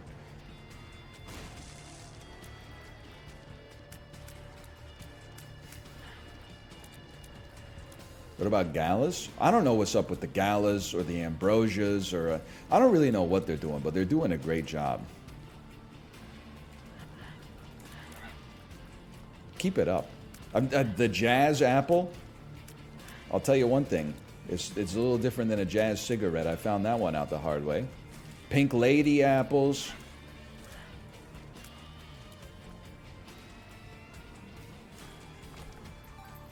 It's the worst room ever created. It was worth a look. Cosmic Crisp. I don't think I've ever had it. I just get whatever they have at Costco. What's your take on oranges? I love an orange. I love the flavor. They're very annoying to peel, which is why a mandarin orange is like kind of the superlative version, I would say.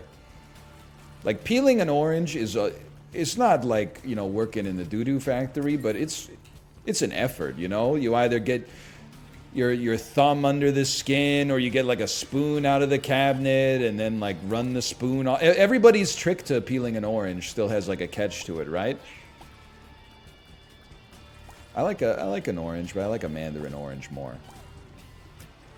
You could slice them, but I mean, when I'm eating oranges, I slice them into quarters or eighth and then just eat them. But my wife likes the orange like peeled and then sectioned. So, you know, you got to do what you got to do. Are we not banana pilled?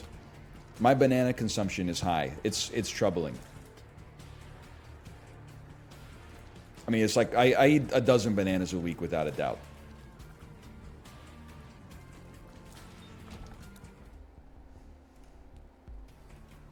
Boil them, mash them, stick them in a stew.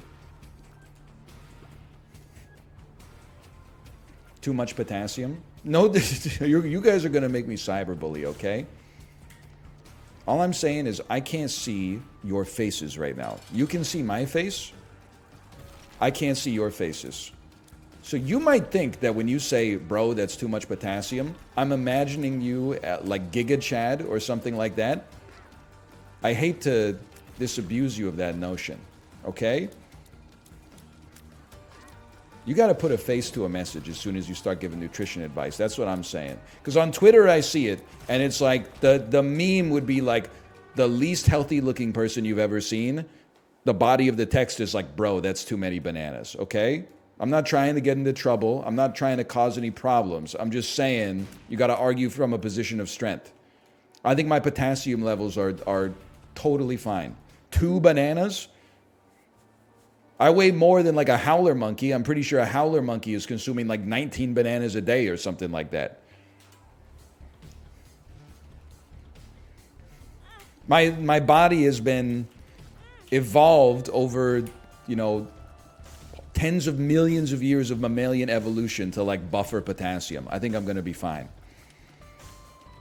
I have a friend who eats 6 bananas a day. All right, that's probably too many. Can you post what your friend looks like so I can get a glimpse of my future? Don't actually do that. I think we could get in a lot of trouble. Editor's note, this was satire.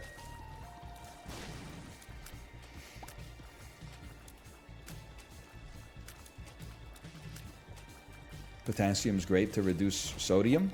My thing is, like, everybody thinks sodium is like a huge problem. And I get that, like, if you eat too much of it, it can be. What I do to buffer the sodium is, like, I just consume an equivalent amount of chlorine. It takes the free sodium ions, like, straight out of the blood. Makes your chest hurt a little bit. Your lungs, too, depending on your method of ingestion. But as long as you keep those in a 1-to-1 balance, then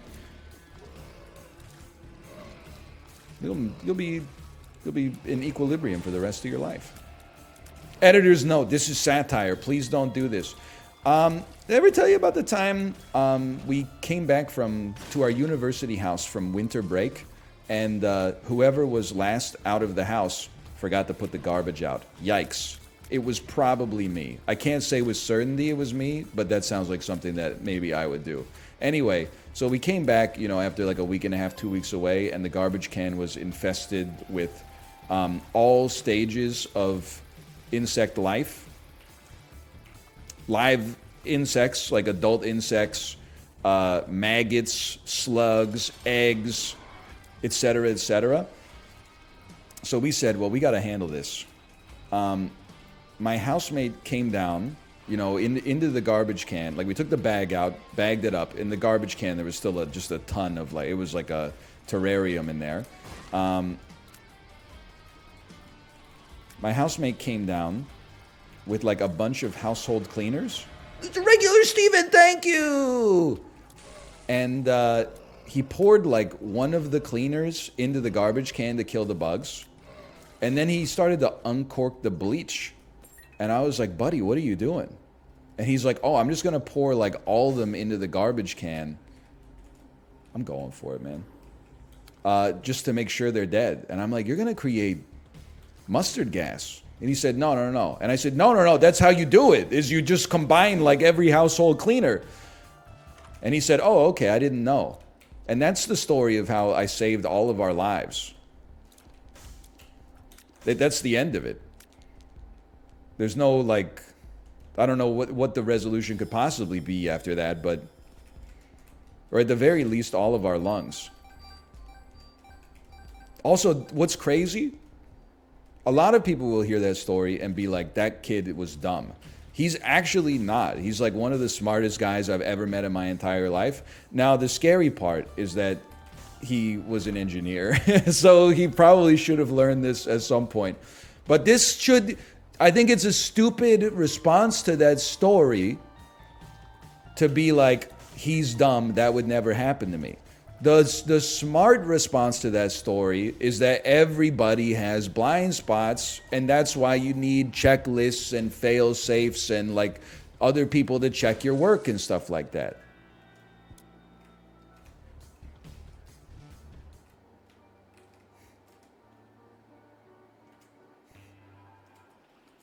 Like the billionaires in the sub? That's what I'm saying. What are we doing with this?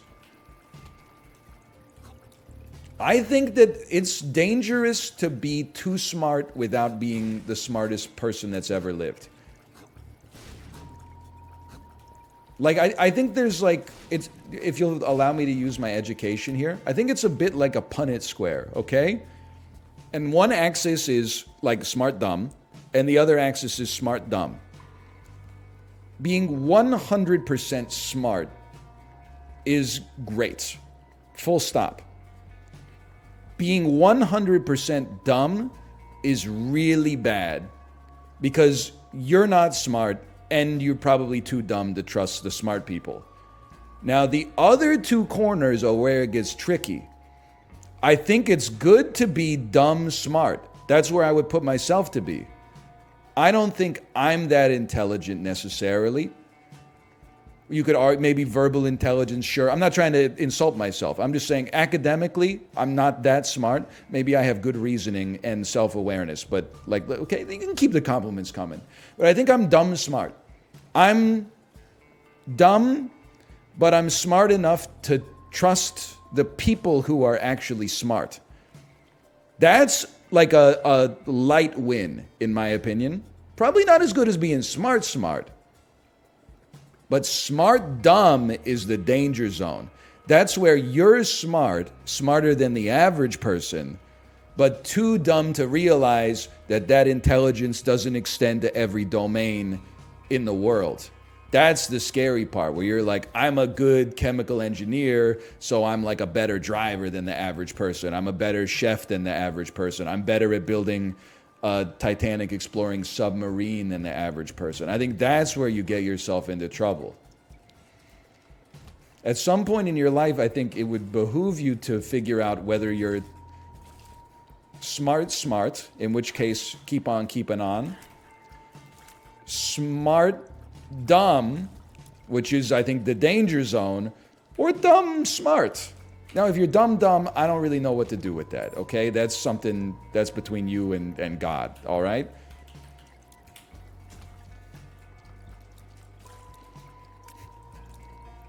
But I think there's a lot of people out there who are smart dumb who would be doing a lot better if they gave themselves over to dumb smart. That's just my hypothesis, though, as a dumb guy.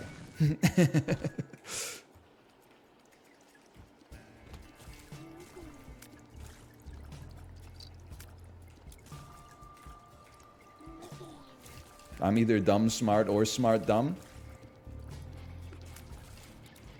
Did you get the measles, mumps, and rubella vaccine? Hang on, I'm cooking.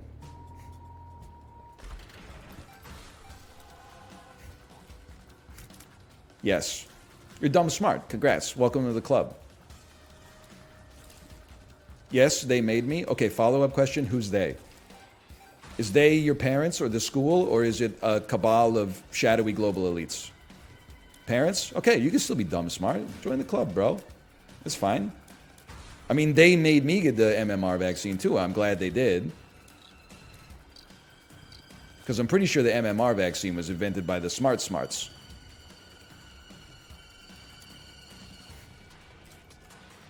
Unfortunately, I think I'm smart dumb.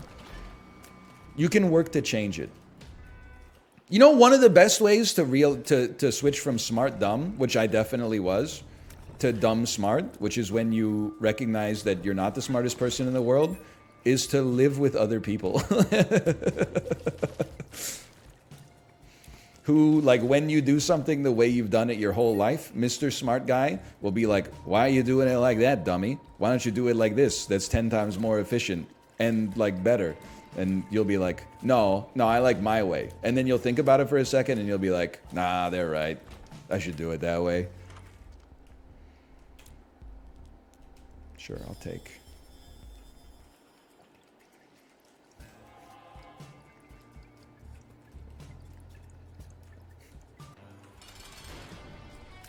Gus Fring was smart. Okay, true.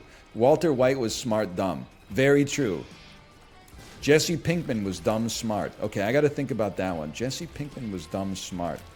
By the end, maybe Jesse Pinkman was dumb smart. By the way, I think you're smart for putting this into a Breaking Bad political compass so that it's more digestible by those of us out here who are either dumb or dumb smart. So I'm elevating you to smart from whatever category you were previously in. I need HP. I can't be doing that. Oh, good speed. Marie was smart. Hank's wife? How smart could she be, bro? She was stealing all those little spoons.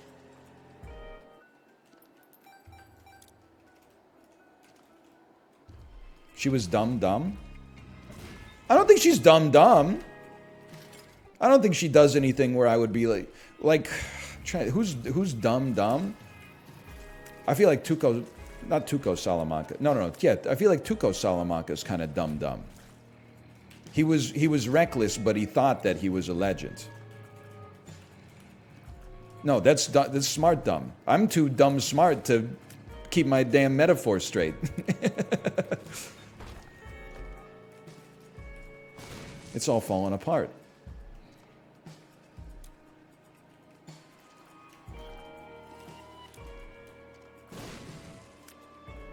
Anyway, I think we got to where we were trying to get. The metaphor kind of fell apart a little bit, but I think about that all the time. You know what really makes me think about that? Apologies, it's self-caricature, but it's the truth. I think about that on Disney cruises all the time, whenever there's a line for something. And then people start to say things like, why would they do it like this? They should really just do it like this instead. And I'm like, really? You think like you've literally been here for a minute and these people have been in the business for 30 years and you think you've solved all their problems? Like, you don't think they considered the variables that are presenting themselves? You think they were just like, let's do it in the dumbest way possible. But then they whip themselves into a frenzy. You get too many smart dumbs around each other. They're like, I know, that's what I've been saying. Two idiots can have the same opinion. It happens all the time, bro. I'm sure if you actually brought it up to the staff, well, the staff would probably be like, yes, sir, we're sorry, we'll consider it. But in like the back rooms, Monka S, they'll be like, yeah, another day, another person told me how to like reinvent the process that we've reinvented 1,000 times into the most optimized form.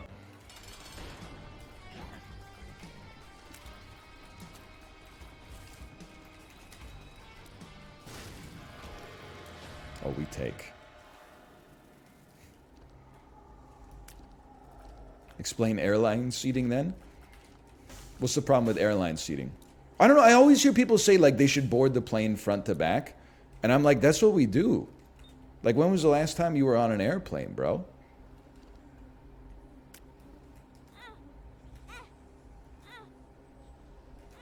Or sorry, back to front. I was thinking of how to wipe yourself after you go to the bathroom.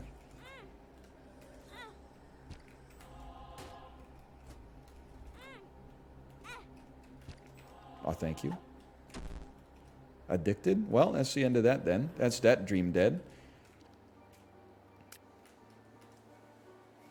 They do front to back on the plane?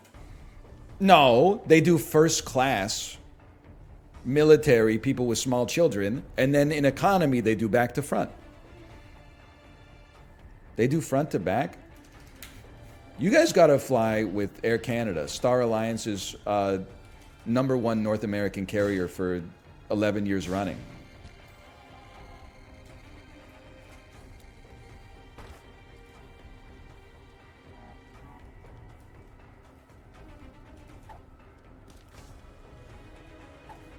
I'm not flying with that tin can airline. Bro, what do you thought? They fly 787s, bro!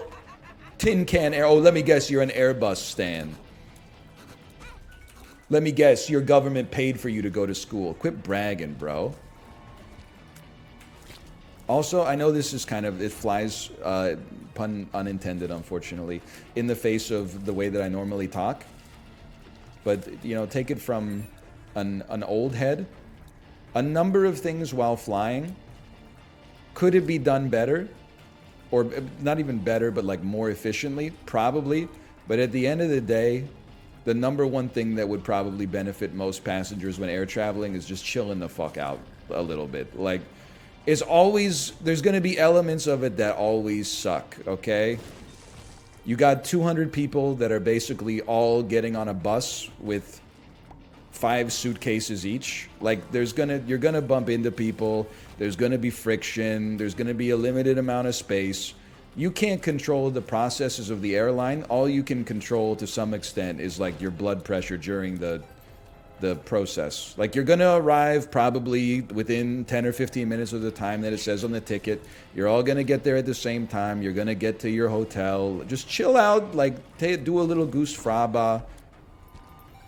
I know it's like there's the impulse, right? It's like, because I feel it myself. But it should be like this. It should really be like this instead. We could all save 3 minutes total.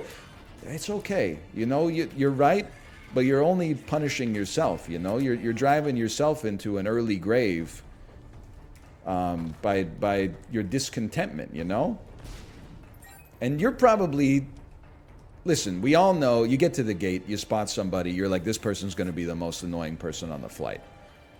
We all know that 98% of the people on the flight zero in on that person immediately. You're like, this is the squeaky wheel. I'm going to stay away.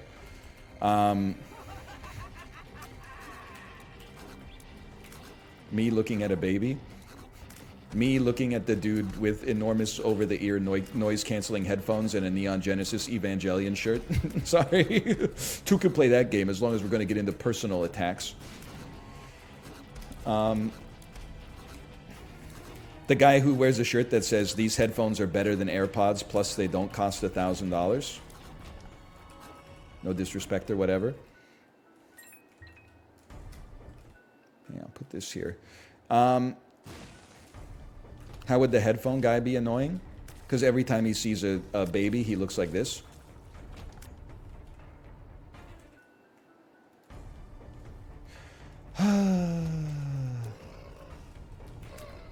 Plus he's farting and he thinks nobody can hear him. But it's actually just because his noise-canceling headphones are so good. They're actually better than AirPods and they don't cost $1,000.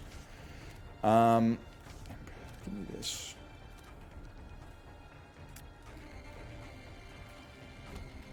But apart from the one person or like the one family who's causing all the problems, everybody is annoying everybody else. The people who are annoying you are also being annoyed by you. And I know you're like, no, I'm like self-aware and I stay out of people's way. I like to think that too, but I think it's a little naive, you know? Like when I'm in a hurry and I'm walking and someone doesn't shoulder check and they kind of bump into me while I'm moving by,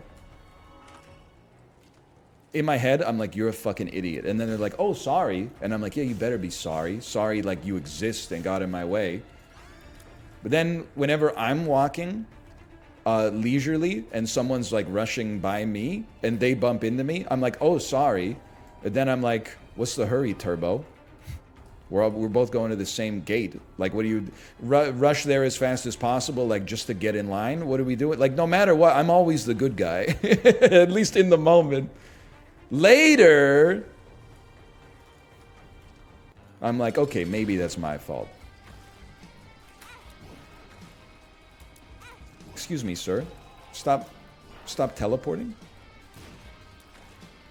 That's healthy, though? No, I know, but that's why I'm saying, instead of being like, everybody on this flight is annoying and it's the airline's fault, you should just recognize that anytime you come in contact with a large group of other people, especially with strangers, you know, you don't have like the rapport with them that you have with your friends where you cut them a little bit of slack. Instead, we don't want to fight the boss right away.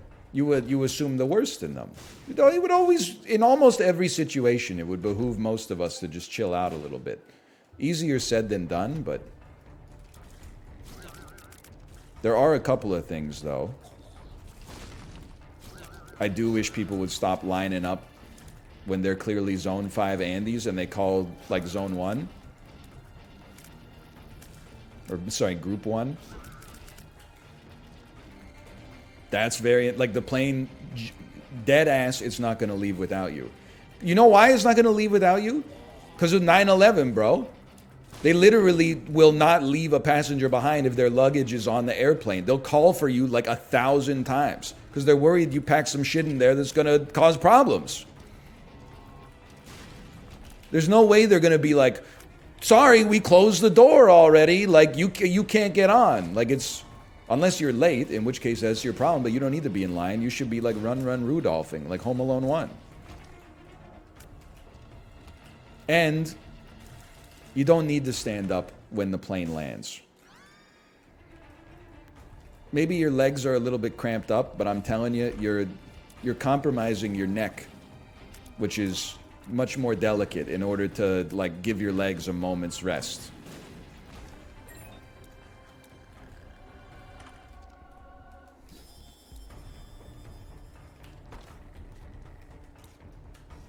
But mostly, like...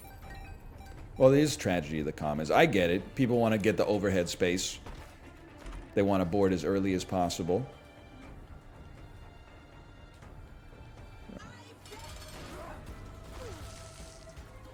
Imagine standing in the aisle, though. It's just annoying. I mean, if we just... I feel like you just sit down. We could... what's crazy... I feel like a lot of people don't realize... This one is not a natural impulse I've had to fight. This one I've always felt this way. If everybody does... like, what they're told, the flow goes so much better. Where things become a problem every time is like if one person does the prisoner's dilemma, where they're like, if I stand up early, I might be able to get out 15 seconds early, and everyone behind me will take an extra minute to get off, but like that's not my problem. If everybody just sat down and then they...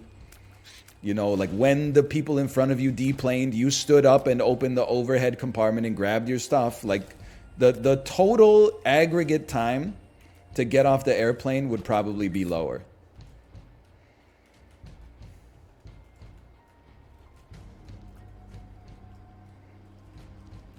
Someone on my flight paced the aisle for 10 minutes while I was trying to sleep. Any thoughts? Listen, I know we as predominantly young people don't want to hear it, but that person's probably trying to avoid getting deep vein thrombosis, okay? It sucks, because, like, sleep's important as well, and there's not much else to do on the flight, but they've got to accept they're probably trying to avoid, you know, having a stroke 12 hours after they land.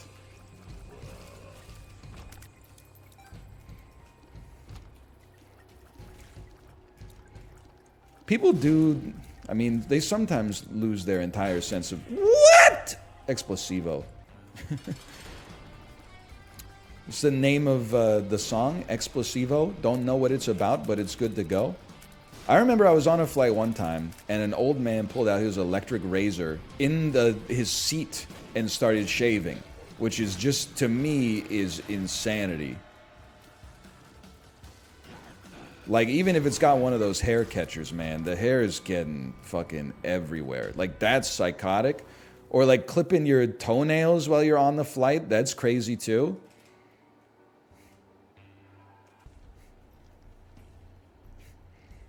What about the guy who cooks in the airplane bathroom? No, I say this without a hint of irony.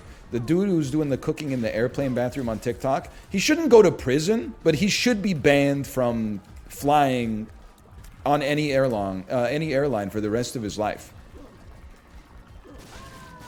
Like, it's kind of funny, but at the same time, I'm like, bro, I gotta piss. Like, could you just do your TikTok content someplace else? Like, I gotta go to the bathroom. I gotta do in the bathroom like what I'm designed to do in the bathroom. Or what the bathroom's designed for me to do in the bathroom.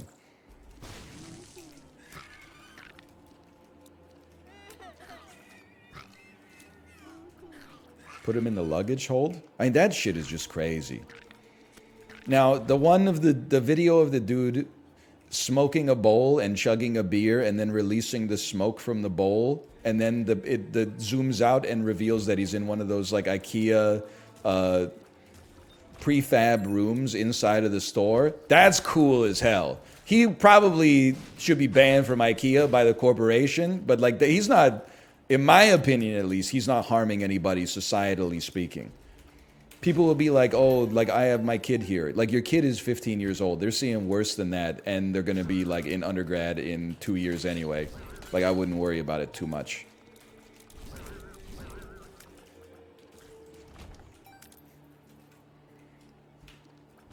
He should cook in the IKEA kitchen. Yeah, now, see? And people give King Solomon a bad name. I talked about it a lot before, but it genuinely pisses me off. Those videos of like someone in their seat will take a video and be like, the people beside me are having sex right now, or the people in the row behind me are having sex. That shit pisses me off. People always assume it's like, oh, you're jealous? I'm like, no, I'm not jealous. It's just fucking weird ass behavior. You've made me part of your sex, and I'm just like going to work right now. Or like I'm going to see like my family. Why would I walk into that? It's like just, I'm not even gonna say you have to do it when you get home. Like I'm not saying like hide that behind closed doors, but like don't make me a part of it, man. And also, if you're gonna be stealthy when you do it, be so stealthy that I don't know clearly that you're doing it. Because it's like one of the most annoying feelings, and it's something I gotta search within myself to figure out why it bothers me so much, is when someone thinks they're getting away with something by being sneaky, and they're like obviously not sneaky at all. The reason that people aren't busting them is mostly because they're just embarrassed, rather than like, you know, oh, we don't see what's happening. Like everybody sees what's happening. They just don't want to be the person that has to come up to like two middle-aged weirdos and be like, can you not have sex in row J or whatever? It's like if you're like 17 and you're drinking alcohol at the movie theater, nobody's busting you. It's not because like you're sneaky, because you're not sneaky. The bottles are clanging around, you're like laughing inappropriately, and then your friend is going shh. It's just because nobody cares, man. So just like enjoy yourself. Most of the adults in the theater are drunk too. They're just, you know, they're holding their shit together.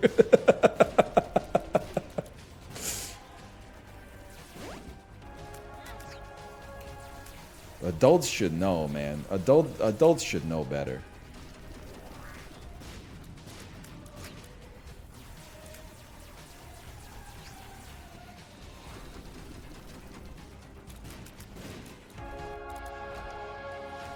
You'd think so.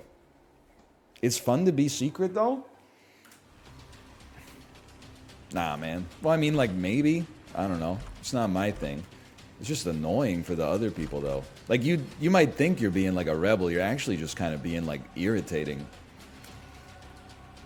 I don't know if, like, the people that are into that, if part of it for them is that they're, like,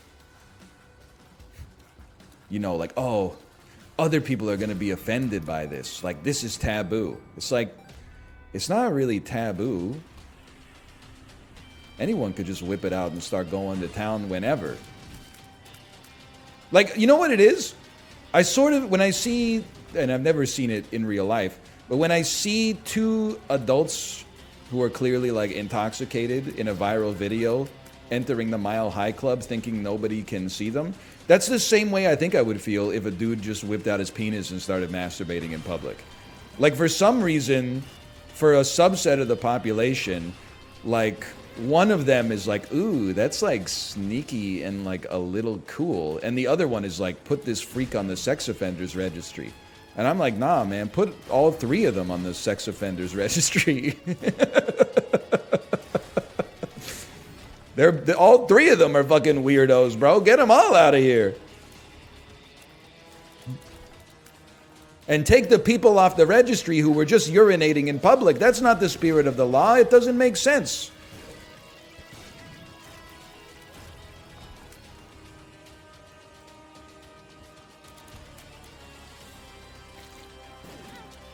Stop hitting me.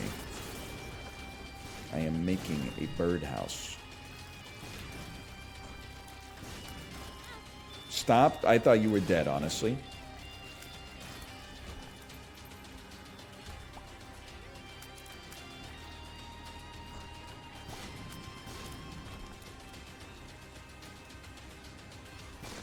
Please. I'm trying to find my way home. Yes! You know what? Why not?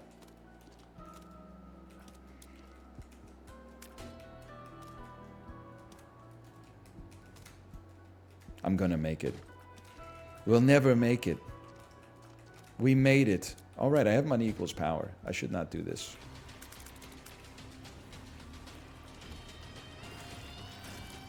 Time machine mod? PC gamers, when the time machine gets invented. Yeah, the time machine's a little buggy out of the box. Here's the mod list you need in order to go back and see the dinosaurs. The Time Machine programmers really didn't know what they were doing. First, you're going to need this mod. This mod serves as a harness, so all the other mods can actually connect to the Time Machine. Then you need Call of Duty Big Naturals mod, obviously. This one makes all the dinosaurs have the voice of someone who's also in the Discord call with you. This one lets you remote warm up the time machine so you don't actually have to get in it in case of emergencies.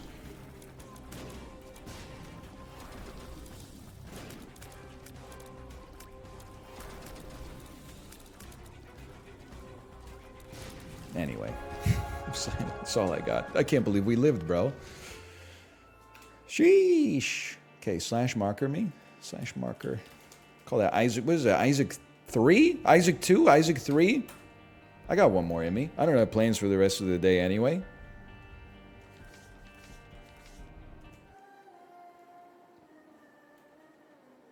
This mod fixes the edge case where you become your own grandfather. What's the best version of Isaac and the DLC to play? I'm going to be honest with you. I don't know. I don't know about all that. It's crazy to me. It's good, by the way. But it's crazy to me that there are people that still care about Isaac. It's complimentary. Ooh, hold that for 12 years. He says while he's playing it. Logical inconsistencies Andes are still around too? That's crazy to me. I thought you all became like SpongeBob shit posters or whatever. Okay.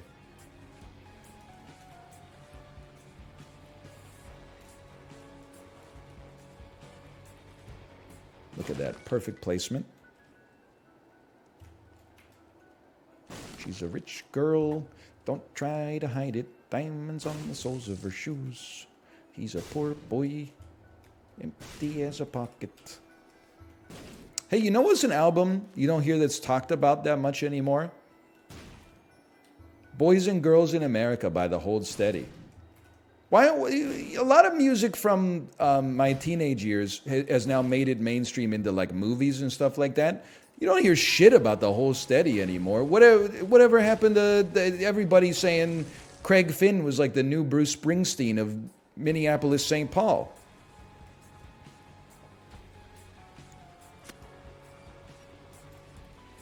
Yeah, Stuck Between Stations is like one of the goated indie rock songs of all time of the mid 2000s.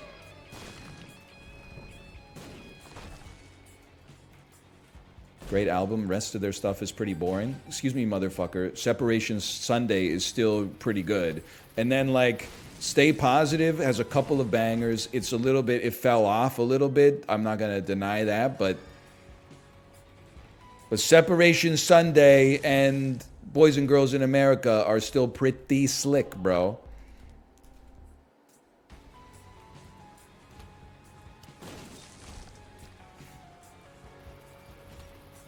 Don't talk to me about the Minnesota state flag. I never thought I'd have to go to war with CGP Grey.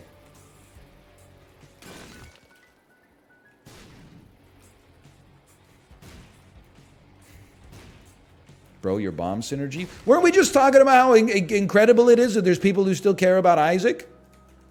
People be like, bro, you didn't take the 4X on your hydrogen bomb, Oppie. Don't worry, he's going to be fine, in a manner of speaking. I haven't seen the movie. No spoilers, please.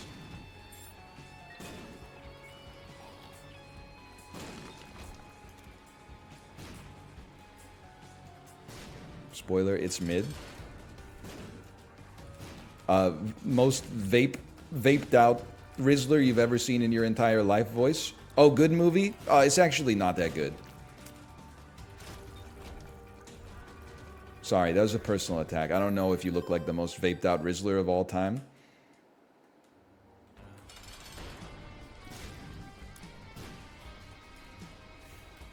Oppie did what? That's an extension of my earlier mean-spirited joke. It's in the format of Twitter. The least healthy-looking person you've ever seen. Bro, that's not good for you.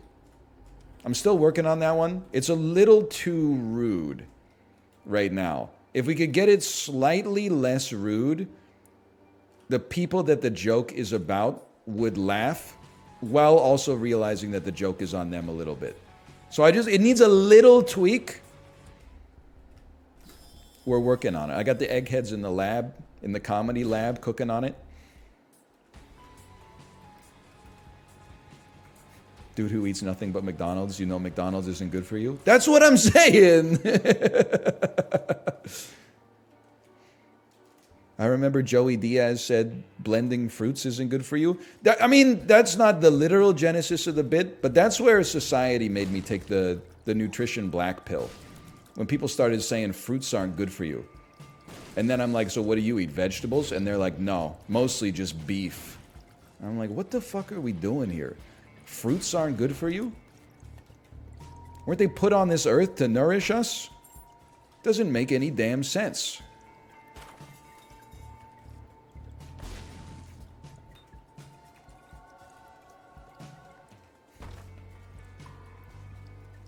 Sugar is bad. Well, maybe. I don't know. The jury's still out on that. Editor's note, the jury is not out on that. But isn't it one of the... Excuse me, don't insult me. I'm not intelligent design pilled. I'm actually so evolution pilled that it's disgusting. I don't know, this is a joke that goes too much into evolutionary sort of like psychology, which was very in vogue when I was in, you know, my last couple of years in university.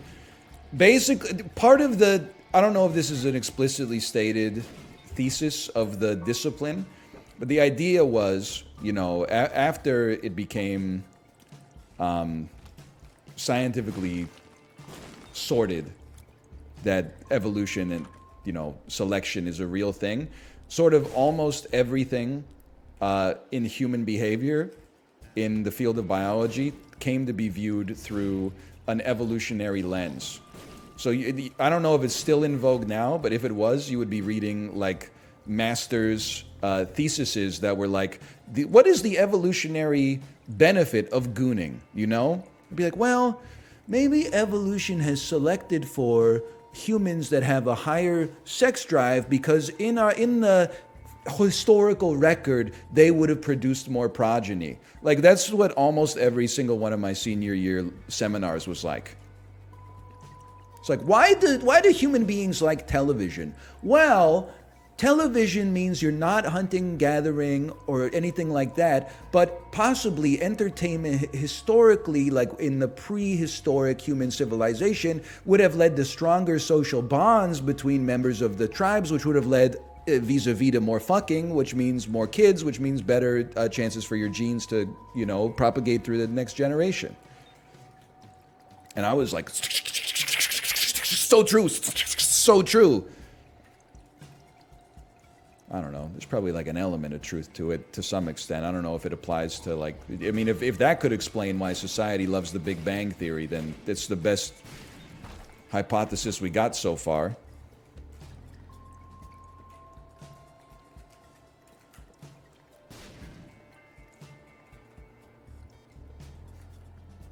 Because it's good? Oh, like you're doing right now?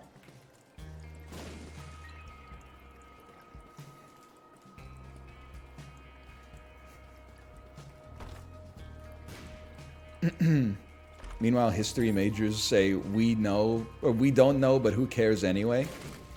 History's kind of crazy to me. As a lay person who is only really interfacing with the Dan Carlin model of history, are we ever worried that eventually there's not going to be any history to support the amount of historians out there? Like, my wife has a degree in performance of music, open parentheses, oboe, okay? So I promise you, I'm not telling you this through the lens of like trying to be rude. There's too many musicians out there on planet Earth. They're producing too many people with music degrees. Not like, oh, I hate seeing them, but there's simply not enough fit in the market for the amount of people that are getting the degrees. They're graduating like 10,000 oboists a year worldwide, and there's like 8 orchestra spots, okay? Now, you can still go to school for stuff that, like, you know, is just enriches your life. But I do feel like a lot of the time, the kids that go into it are like, I'm going to be a professional musician. And then by the time you graduate, you're like, oh, fuck. People still don't really like classical music. I'm sorry. It's just... Listen, I have a biology degree. It's the same thing. Nobody wants a motherfucker with a bachelor's of science in biology. I was like, I want a stable job. Let me get a science degree. Then I got it, and every motherfucker was like, not that one. Are you insane? One of the other ones. But is that not a possibility with history as well? Eventually, haven't we seen all the clay shards?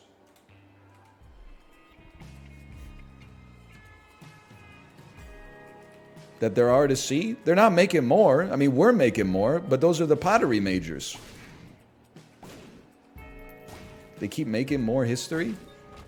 I guess not every historian is like studying ancient Rome, huh? Like, I guess you could be like a historian who's like, my field of expertise is like 1997.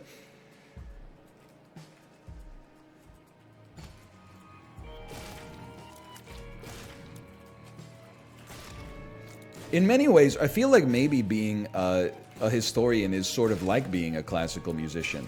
Like a classical musician, oftentimes they get into it and they're like, oh, I'm like really into, you know, like the Baroque period of music.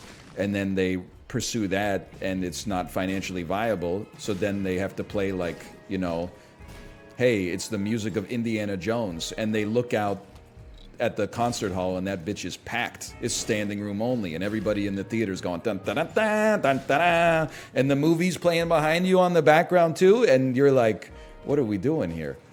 Is that like historians? They're like, my field of research is like mysticism in ancient Babylon. And then like 5 years down the road, you're like, fine, fucking history of aviation in World War II. And then the people are like, yes! Take my money, please, take my money. And then you're like, okay, that funds like 3 more years of me doing Gnosticism in pre-Battle of Hastings, England, or something like that, right?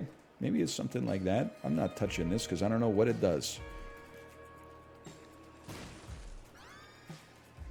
It's one for you and one for me.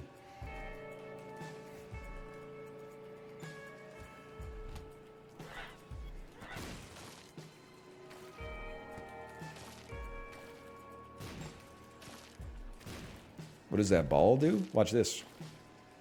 Watch this. Did you see that?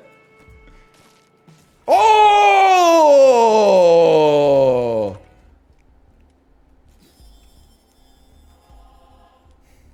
It's crazy.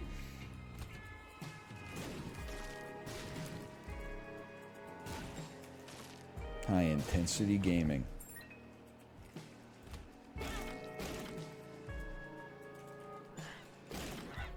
Do you think historians in the future who specialize in the 2000s are in for a giga ride?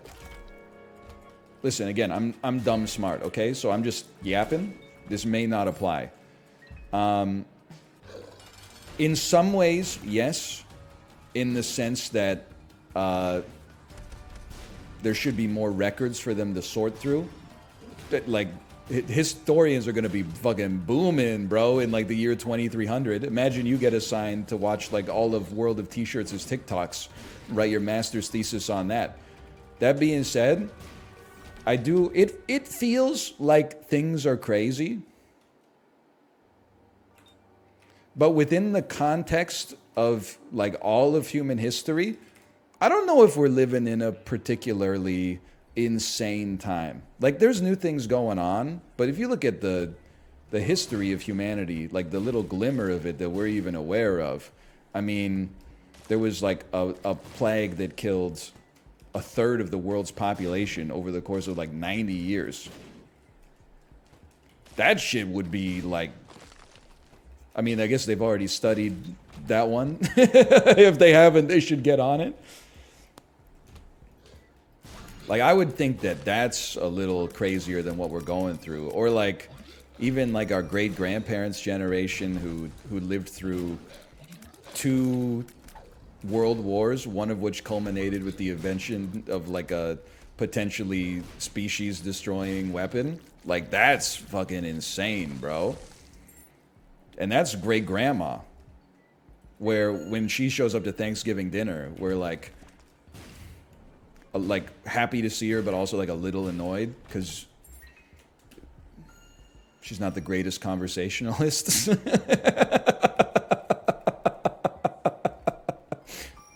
Like, don't get me wrong. Like, you know what I'm saying, right? You're like, I'm happy she's here, but at the same time, like,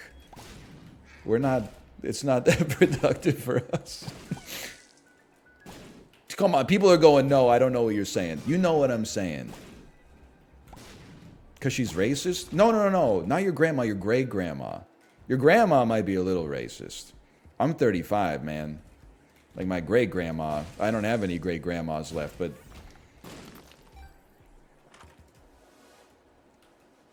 And I mean, it's been so... I can't even remember. I think I might have only had one great-grandma when I was born.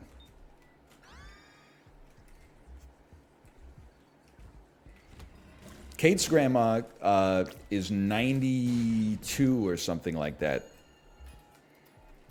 So that's my daughter's great-grandma.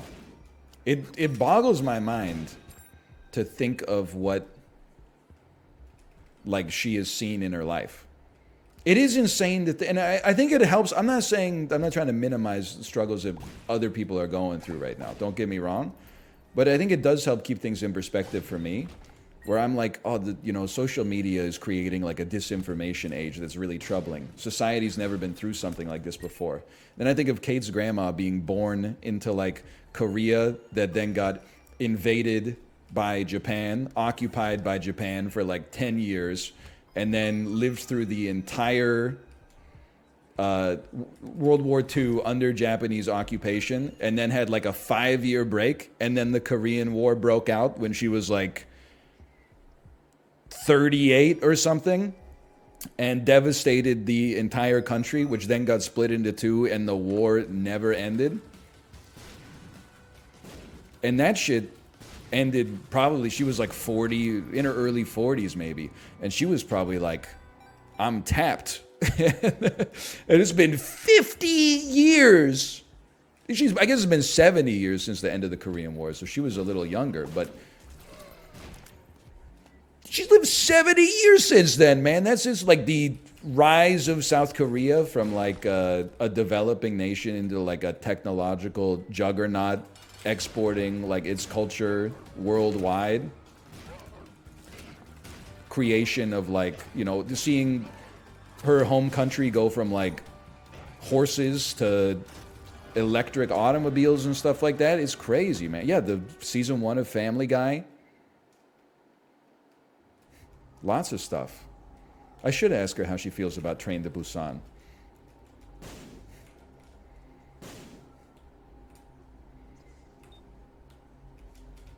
It was worth a try. It's a good movie, man. I personally guarantee you she has not heard of Train to Busan, which is fine. She's 92 or 94. She's old enough that you just kind of like give a range. And people are like, I get it.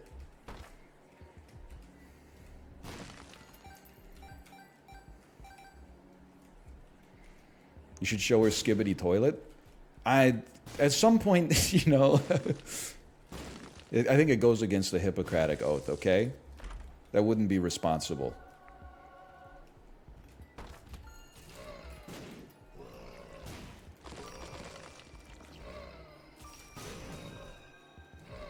Are you a doctor? No, but like, I still like want to do as little harm as possible to my family.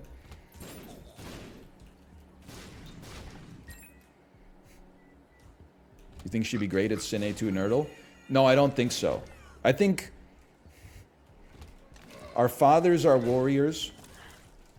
Wait, our grandfathers were warriors, so their sons could be accountants, so we could be good at Cine2Nerdle. So that our kids could become accountants, so that our grandkids could become warriors. I don't know. I'm just yapping. But no, I don't know. Like, I guess my take on it is, I think we're living through an interesting time. I think in a way, all times are probably interesting. Like, I think even if you're living through a period of history where like not that much happened in a historical sense, I'm sure you're not like, damn, this bitch boring as hell. Like, I'm sure you got your own, problems to concern yourself with. I should have re-rolled the devil deal. Like that, for example.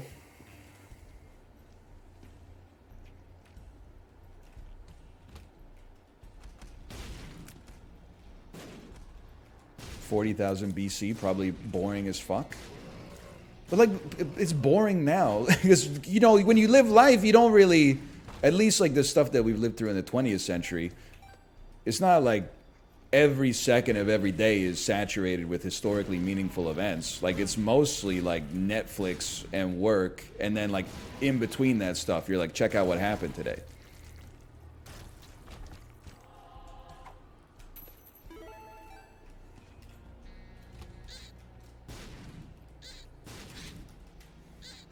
They were probably trying not to get eaten by the dinosaurs and shit like that. Yeah, do you think anyone during World War II ever turned on the news and they were like, oh, fucking, let me guess, World War II again. Here we go. Get some new material. Probably. Probably like, I get it, bro.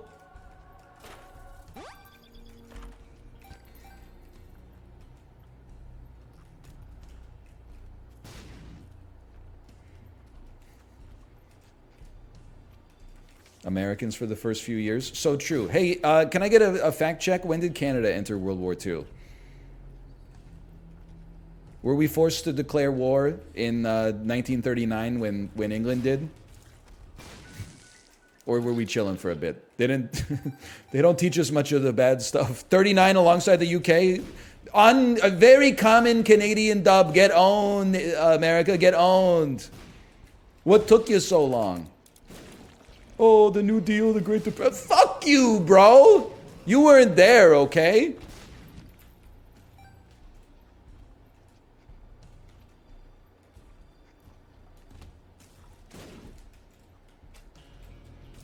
Canada's never won a war on their own. Counterpoint, I get by with a little help from my friends. Ringo Starr. How do you feel about that?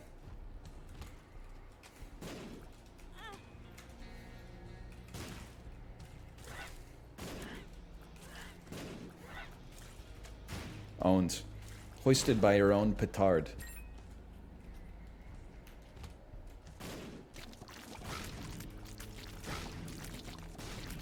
I didn't explode.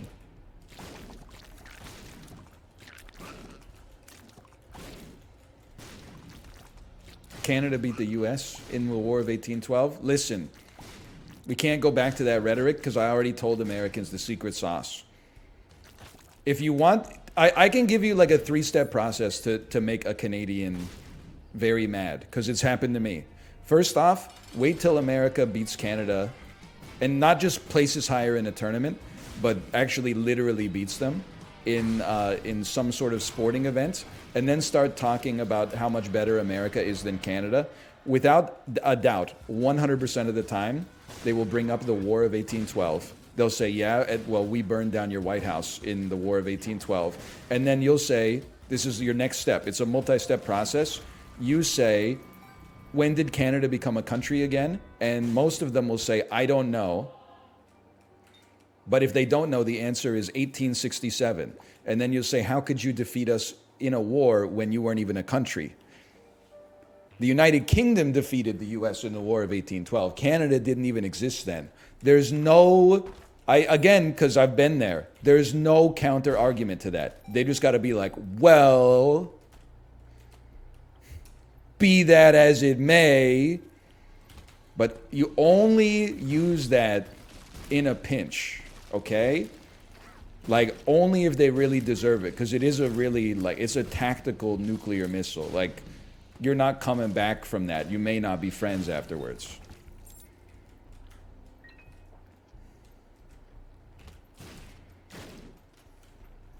But I hate to say it, but it is, in at least the literal sense, it is true.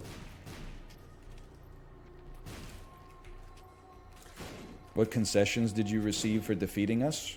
I didn't defeat you. England defeated you. I don't know what concessions they got, but we burned your White House down. So suck on that.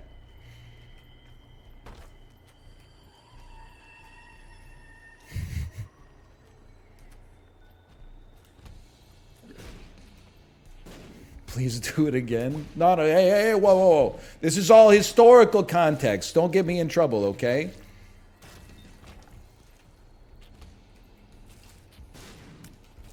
We don't even learn about that shit in school. I get it. You got a lot of, like, conflicts to learn, okay?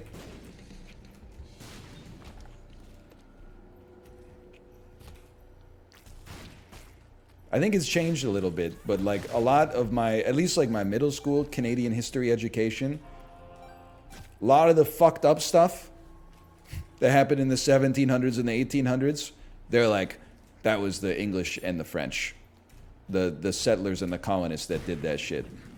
Then the triumphs, they're like, this post has been fact checked by real Canadian patriots.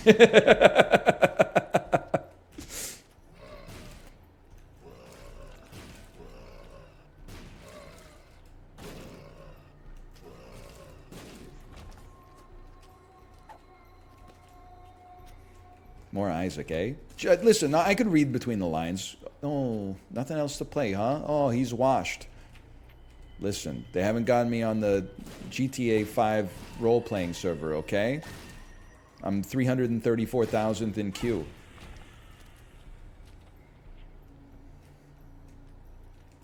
It's good banter. Plus, we've been doing a lot of multiplayer stuff. It's nice to have some solo banter time, you know? I love the solo, or I love the multiplayer banter stuff. Just for the record, I would play Lethal Company every day.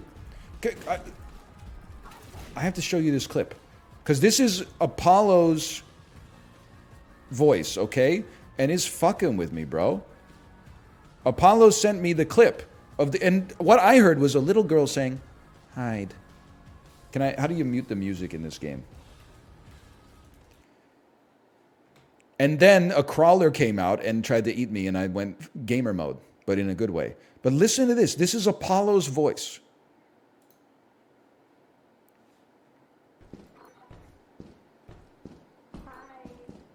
I don't know how well you can hear that, but you can probably get the gist of it, right? Hide. Turn it up. I think it's as high as I can get it without cranking everything else up, relatively speaking. Yep. Listen, we'll get quiet, okay? Ready?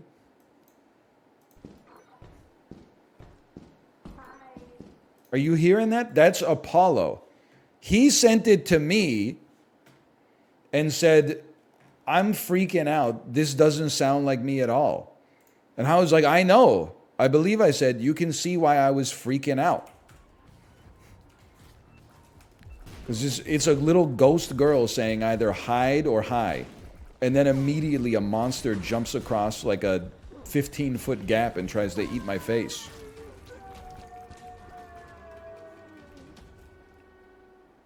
Hide. Hello, Simvicta. Hello. I'm going up. What did Kate say? Everyone's saying, let's frickin' go, to what Kate said. That could mean anything. She could have said, Mom found the piss drawer. She could have said, I got us something for lunch. She could have said, yo, we got an appointment with our doctor. Let's go. The soonest is next Monday. Well, okay. That's a long way away, but weirdly kind of like bullish. I don't want to take any credit, Kate, but I think it was my second voicemail, because I was out of breath from having been on the Peloton recently, so I probably sounded like it was really urgent. So they were like, let's move some shit around and get this guy a 10-minute appointment 17 days from now.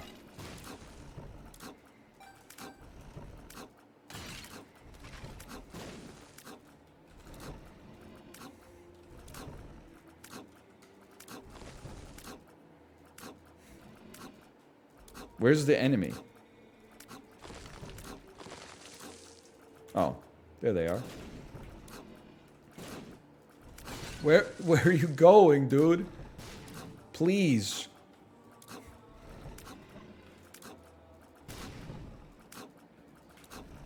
I get to see the doctor within 2 days. Pog. I have to do a school test. A stool test. A poop test. Not Pog? Brother, you are complaining about nothing. Literally, you just have to go poop. That's lit.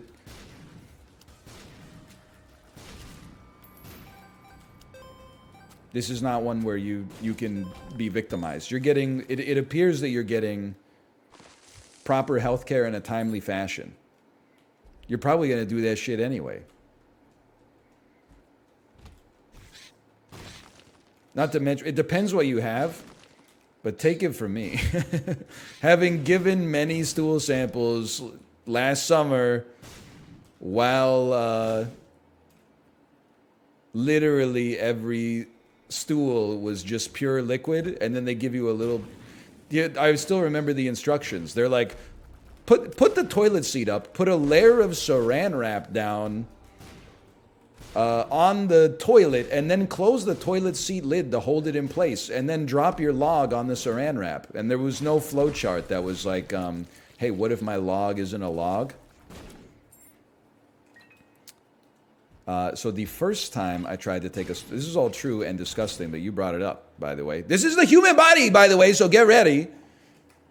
The first time I did it, the saran wrap didn't hold the incredible volume of my bowel movement, so it ripped and the stool fell into the toilet. It went back to the place where it wanted to be in the first place. So I had to wait like, I don't know, probably like 45 minutes for the urge to strike again because I was really sick. And then I like double wrapped it so it could actually hold. Went diarrhea on top of the saran wrap, and then had to use a little spoon that they gave me to scoop the liquid diarrhea shit into a cup. And then keep it in our fridge for like 12 hours until I could drop it off at the hospital. Yeah, I know it was gross. If they didn't want it to be gross, they should have taken that shit seriously the first 2 times I went to urgent care. Not like the 9th time when I had to go to the emergency room. They had their chance to deal with something a little less disgusting. They said, nah, bro, we think you're faking it.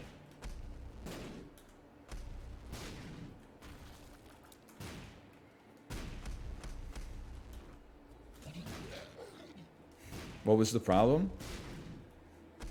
You're in for a treat, brother.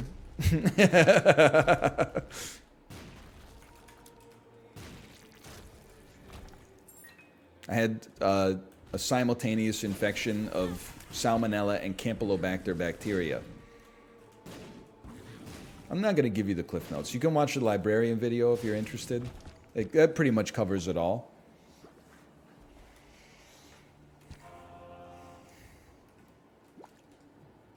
It's 4 hours long, though. It's kind of on the short side for the librarian.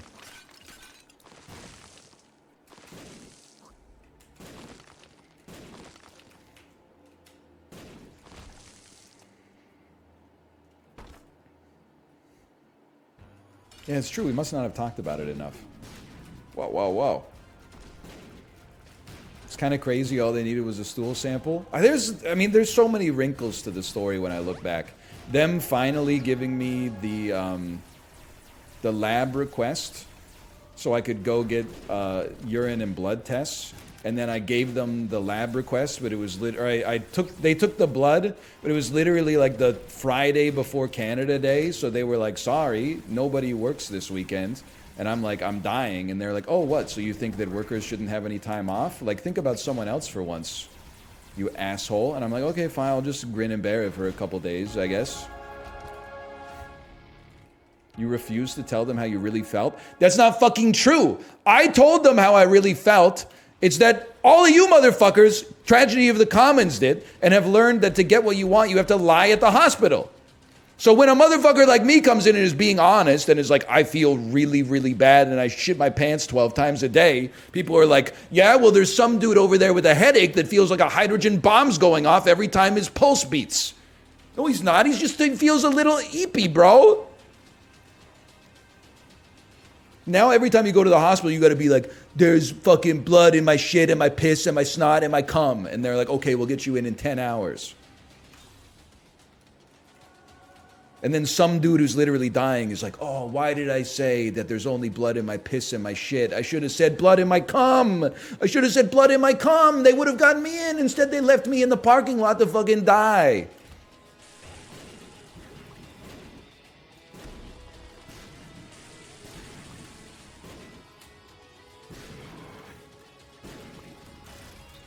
We have a problem.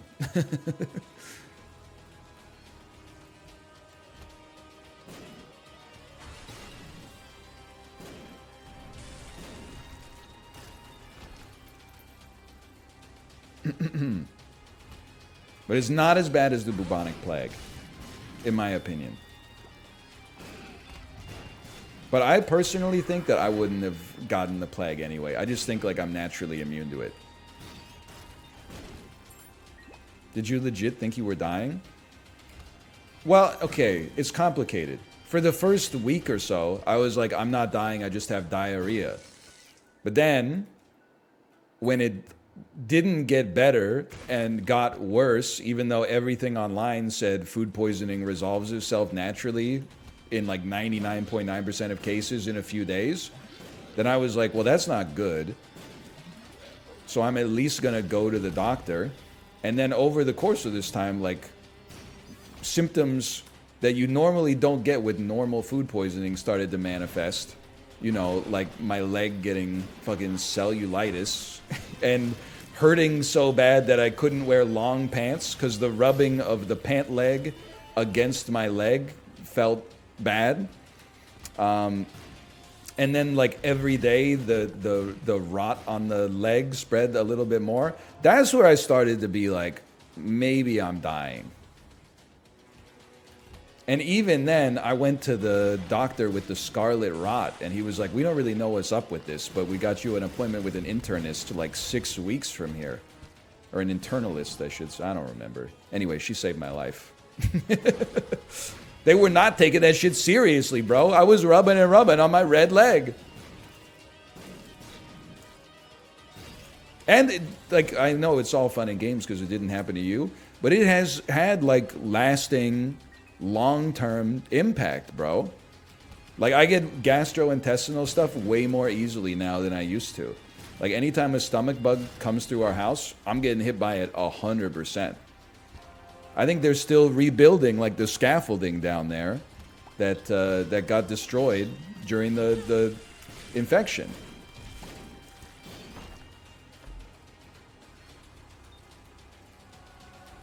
They, you know, like the bacteria that are also me.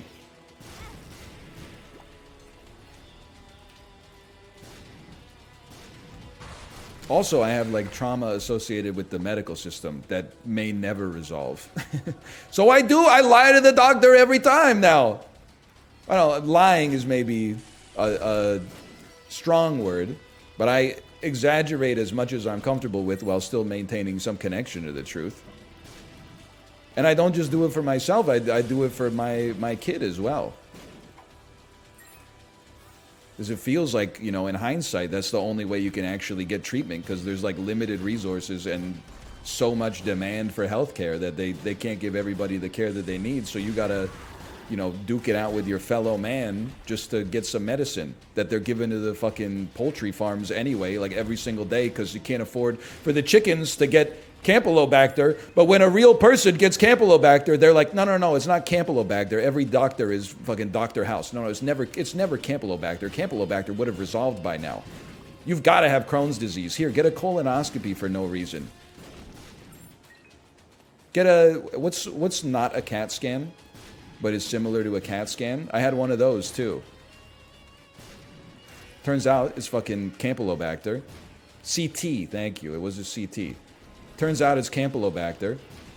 Doctor said normally we don't do this until we sequence the bacteria to make sure it's not antibiotic resistant, but you seem like you're in pretty bad shape, so we're just going to give you a course of antibiotics as a precaution. The antibiotics saved my life. Then they sequenced the bacteria, and they're like, the bacteria was, one of the strains was resistant, the other one was supposed to be immune, so how are you feeling? And I was like, well, I'm glad you only told me that after the medicine that I needed saved my life. So there's a little bit, there's like a lasting impact to it. I can laugh about it, but when you motherfuckers laugh about it, I take it a little personally.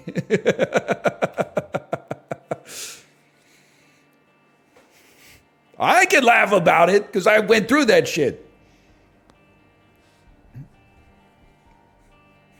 I was probably a ways away from dying, but I definitely started to experience, I think, a fraction of what it feels like to know that you are dying.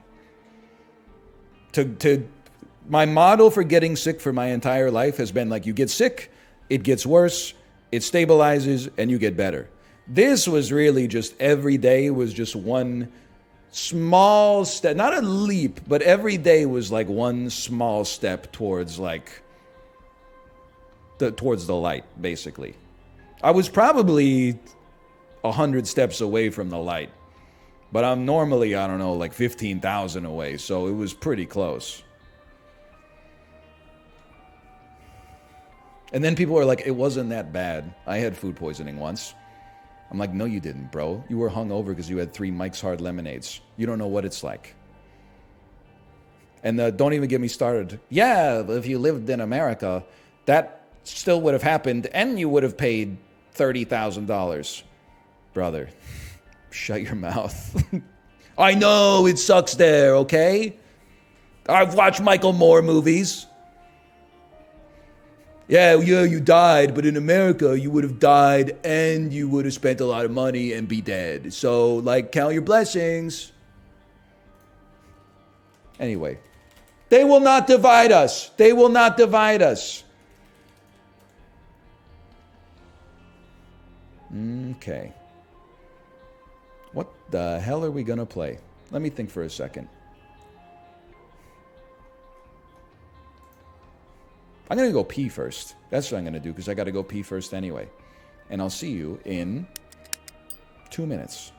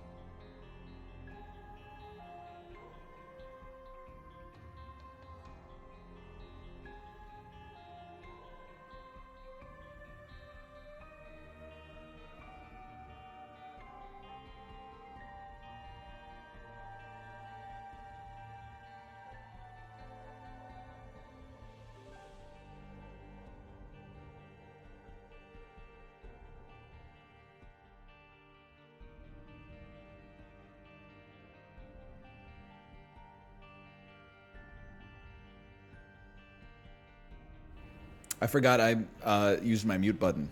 I was wondering why everyone was icing me. I said, good news, guys. The S&P 500 is up 0.0062% today. We're so back.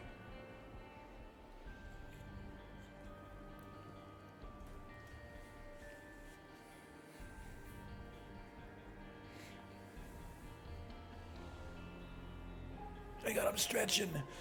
Oh!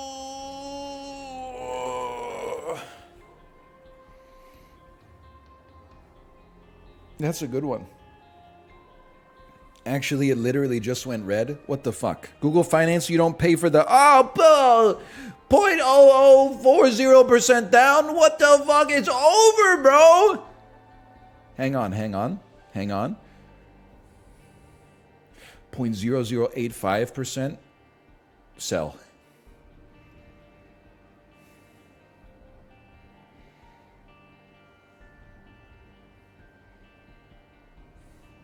All right.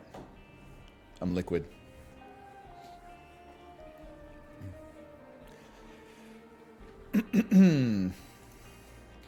Slash marker dulls. Hey, NL, you ever get tired of the humdrum and the drudgery? No. Honestly. I personally, I think you have to embrace the humdrum and the drudgery. I know we've talked about it before. I'm sorry, I'm going to mute because I have to burp. It's so nice to mute and let out a big burp when you have to burp instead of like just going blurp and still disgusting the people who get disgusted by burps and you don't feel like you had a big burp either. That's the way to do it, man. I mean, I'm not joking when I say that I think I would do okay as Sisyphus because at least I would have the rock. I'd have something to distract myself with. I think it's the humdrum and the drudgery that makes up like 95% of life. So you might as well do your best to embrace it as much as possible, you know? Turn some music on while you do the dishes. Put on a podcast while you fold your laundry. Put on my content on the second monitor. Give subscriptions. Give me $1 million, etc. So just stuff like that helps the day go by quick. They really wanted to punish him. They'd take away his rock. This, but unironically. Okay, we're going to do some dulls here, okay? Librarian, thanks for the gifted subscriptions. Thank you. I used to have you on the second monitor. Oh, that's nice. Now I got you on the third one. What the fuck, bro? I'm sitting right here. You ever think about this? I don't mean this to be insane or be like a downer. And I don't even mean it to be like realistic in the way that people say, it's not mean, it's just realistic. Would you ever watch like an action movie where they like try to save somebody's life and then realize that like if that person that they're saving, even if they're like, 30 years old, the stakes feel a lot lower when you realize that in 60 years they're going to die anyway. Maybe I'm psychotic. But I'm like, Arnold, what are you doing saving that person's life, bro? Like, it makes the stakes seem... He should do it, don't get me wrong. But at the same time, I'm watching this movie like, if he doesn't save this person's life, the world is going to end. I'm like, no, bro, you're not saving his life. You're buying him an extra 32 years, okay? That's nice, don't get me wrong. It's good that he's doing it. That's his role.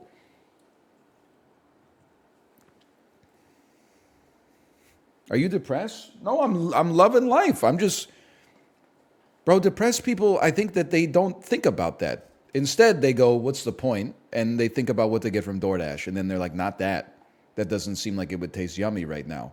I'm asking the questions you're too afraid to ask, okay? Hey, Tanuki Parachute, thanks for the gifted subscriptions. Thank you. Just because my joke didn't work, that doesn't mean that I am depressed, okay?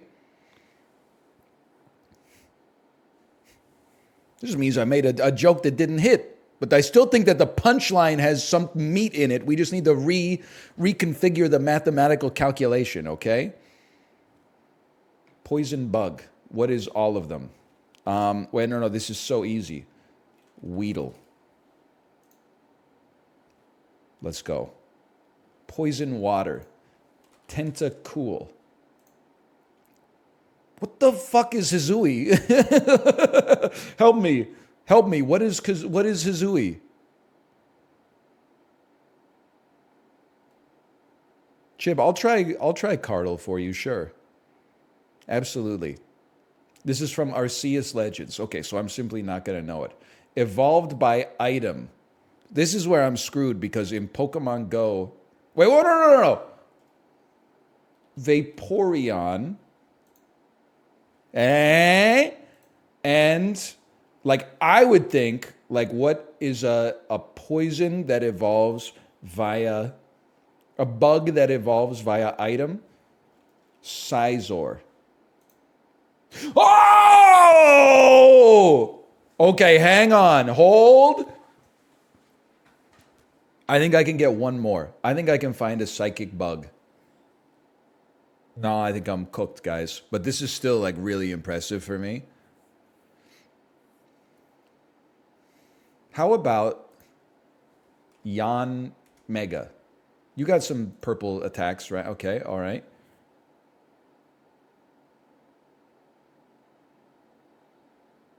Just let me think about it for a second. Bug Psychic. Just type like an X and then see what fills in. You're not bug, you're grass. The most just type Psy. Psychic water, Psyduck.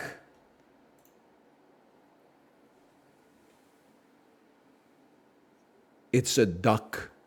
That's Psy, bro. How could it not be? Okay, how about Golduck? I'm gonna flip my shit, bro.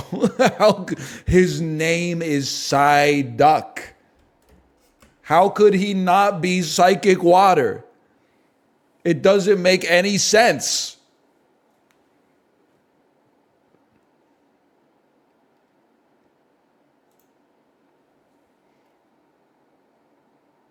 Xeno. Venonet? Venom bug? Psychic. You're poison flying or something. Genesect. You don't look too psychic to me. Breaks in. Venonet, poison. You're not psychic. Maybe you are psychic. I'm in a pinch. You know, okay, fucking Pikachu. G-Max. I'm still proud of myself, okay?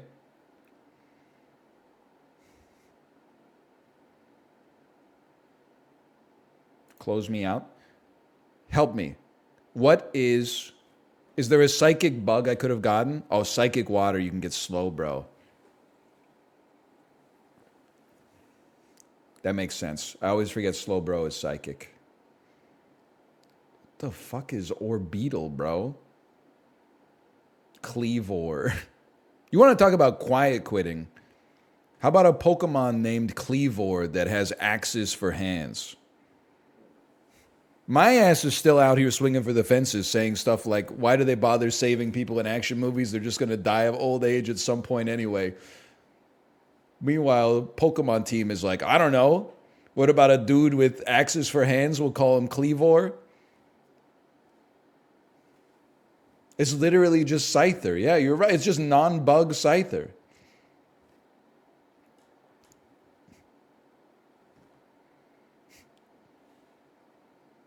I don't respect. No, it's literally Scyther. Oh, it evolves into Scyther? Oh, my mistake. My mistake. That's kind of cool then. I take back all that shit I said about them giving up. Framed. Okay. Framed.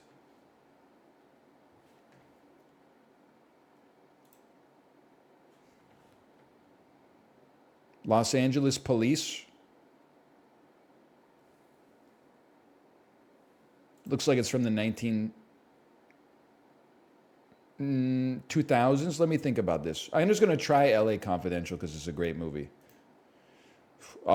That's a California license plate and a 1990s or 2000s Volkswagen Beetle. Could this be the other guys? They don't have the other guys? Am I crazy? Could it be the Nice Guys? I was thinking of the Will Ferrell one. No, okay, hang on. We have 4 gentlemen en route to a drug deal. And I hit you with a submit on this one. I know it's not the usual suspects, right? But I gotta try the usual suspects.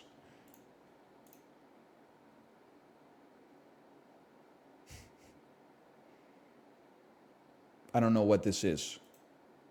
It's training day. That's basically like missing it. Okay, fair enough. That's King Kong ain't got nothing on me. Antoine Fuqua. You don't know movies? I knew it was training day at the end, at least. Ethan Hawke, bro.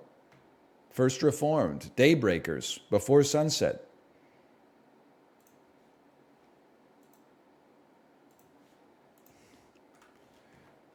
Bro, fuck Factal Sports. Rank these NBA players by most three-pointers in the playoffs in the 90s? No shot. Not gonna happen. We will not be doing that. Oh, you're right. I didn't change my stream metadata. Give me one moment, please. I'm a bad streamer. At least I don't have to change the title. It's still Swag Thursday.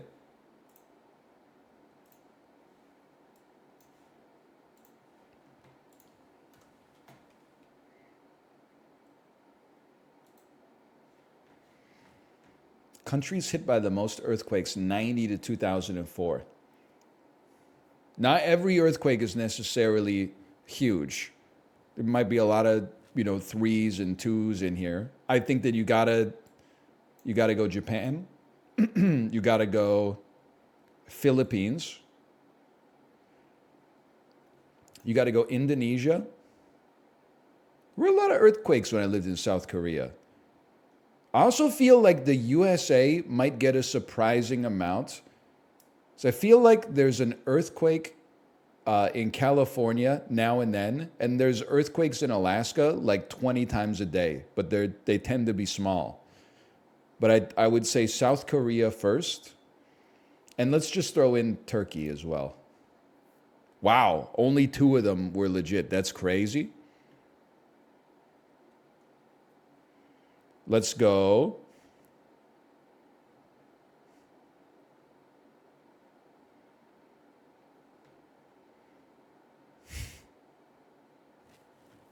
Let me think about this for a second. I am going to put the USA up there.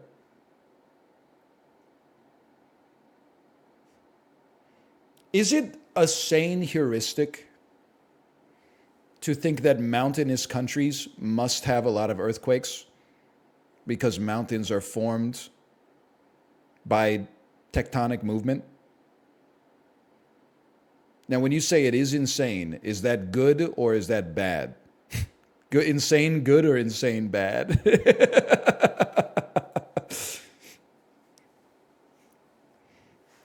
Insane good. Okay. Because I know, feel like lots of Argentina is mountainous.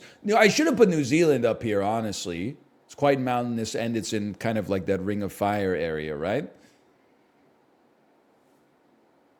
If it's not South Korea, I would assume it's probably not North Korea. China is a large country. It's mountainous.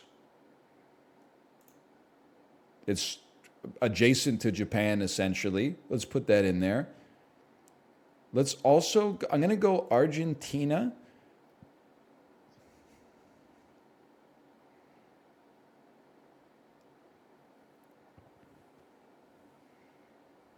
I just feel like Nepal is it's such a small country geographically, it would capture less earthquakes.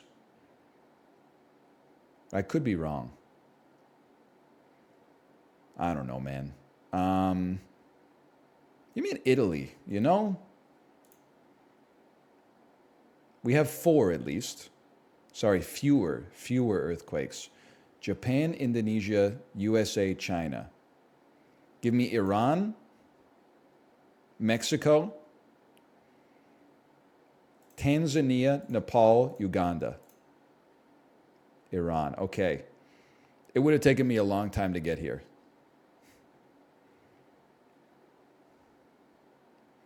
China or Indonesia must be number one. I'm going to go Indonesia, USA, China, Iran, Japan. Okay. Okay. I'm going to go. China is number one. We know that for sure. And then Japan.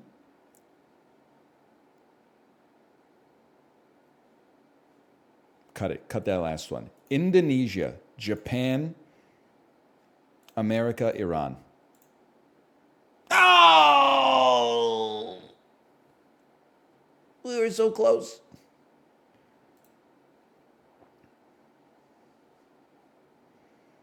What is it actually? Iran, Japan, USA. It's still pretty good. I can live with that. 186 earthquakes a year. That's a tough one. You know what? I love this game because we learned something. Iran is farming those earthquakes, bro. Save some for the rest of us, or don't. I live in Vancouver, man. I should not be saying that. One day the chickens will come home to roost. I just hope I'm live at the time so we could have a great clip. Oh! And I'll probably, the ground underneath me will liquefy and I'll be swallowed by the earth. But anyway. Maybe not. I don't know. It is crazy. Sometimes I forget.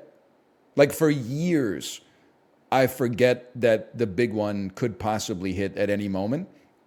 And then for like half an hour, I'll be like, any moment, like a 9.0 earthquake could rip through the place that I live. And then you're just like, well, I got shit to do. You're like afraid for a little bit at the fact that, you know, this could happen at any moment. And then you're like, what am I going to do? It's Costco night.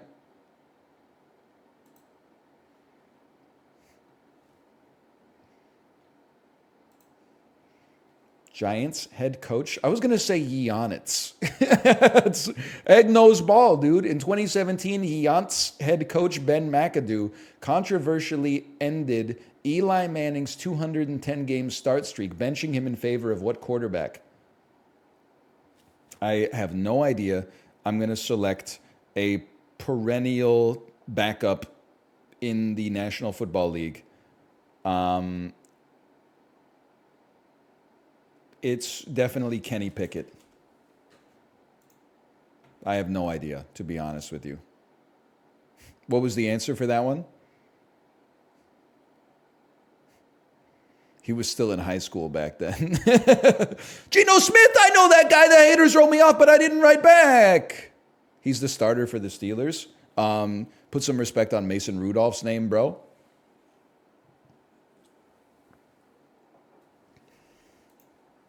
The first national championship of the BCS era occurred on January 4th, 1999, as this SEC school defeated Florida State 23-16 in the Fiesta Bowl. University of Georgia, go Dogs. Okay, can I get an answer on that one? That was the Tennessee Volunteers. Tennessee Volunteers, okay. College basketball. Nicknamed Captain Clutch, AC Law IV. Played for this at the time Big 12 school. Fuck college sports. As someone who doesn't live in America, fuck college sports, bro. I don't know any of this shit. Big 12. That's like the Midwest, right? Midwest school that does well in basketball, or at least they can get talent that does well. Indiana. Well, okay. Anyone know this one? That's Texas A&M. All right. What clothing retailer founded Old Navy in 1994? That would be The Gap. This is Sacha Baron Cohen. No, wait a second. This is Charlize Theron.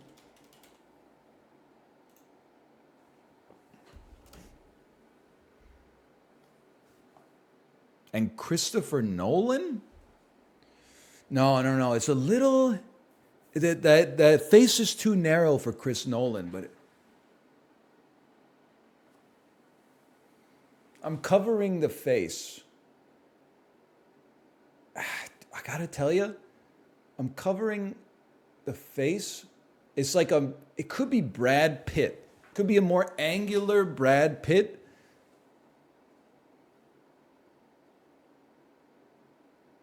I don't know. He's so lean, bro. He's not that wrinkled, but the hair is kind of...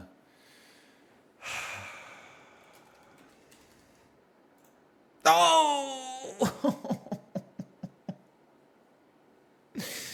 I'm washed. The phrase meat snacks is usually found above the name of the packaging on, I'm going to assume, Slim Jim. Holy fuck. I'm getting dummied by Barstool?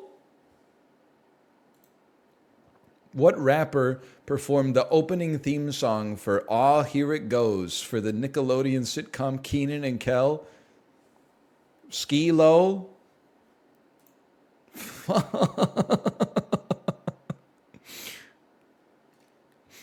That's Coolio. Okay, all right.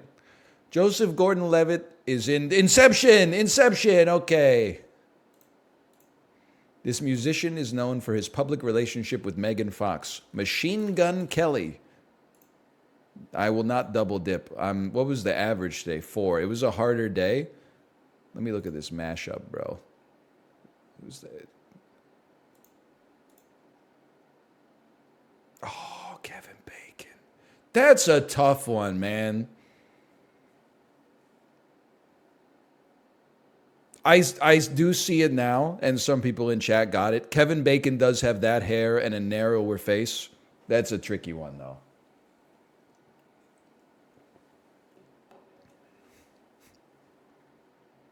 That's what I look like.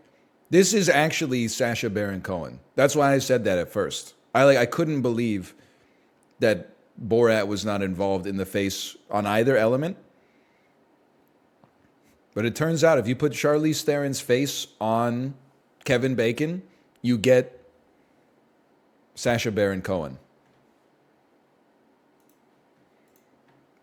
I got my ass beat on that one. I'm kind of getting my ass beat in general today. Well, in the dulls. I haven't faced physical violence yet. Connections. Matchbox 20. Match bow duck sick swipe. She said, let's hit the parking lot so I can sick your duck. Fire card block tight break message lit wrapping. Okay, I understand. Let me think. A swipe and a block. Things you can do on your phone. Message, block, swipe. Things you can do on Tinder. Match, swipe, block, message. Oh, he's a genius. Strike. Bowling terms. Box. Charm. Things you can wear. Wrapping. Elements of a present. A box, a wrapping, a card, and a bow. Gift-giving accessories. Fire, strike, tight, charm, duck. Duck.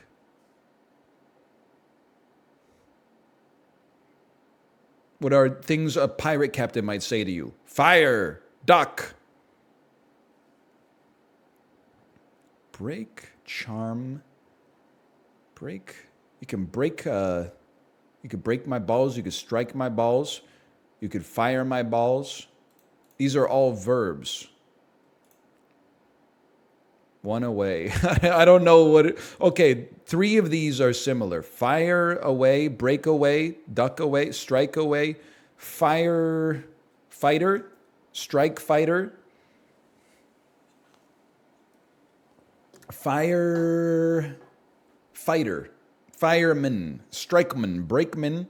Oh, hey, the wellerman come to bring me whiskey and tea and rum. Fire charmed, I'm sure. So these are connected, but one of them is swapped. Tight, charm, lit, and sick. Charm bracelet, break bracelet, duck bracelet, fire bracelet. Sick, homesick, home safe, safe tight. It's lit, it's charmed, I'm sure. Shuffle them up. Charm. Things you can do. Fire. I'm having some issues here. I'll admit. Sick. Lit. Tight. Fire. Gen Z slang for cool stuff. Yeah! Charm, strike, duck, break.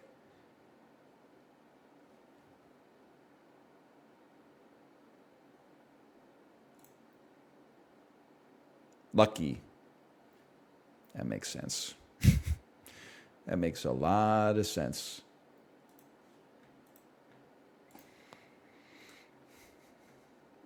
What is a lucky duck? People say that. People say lucky duck.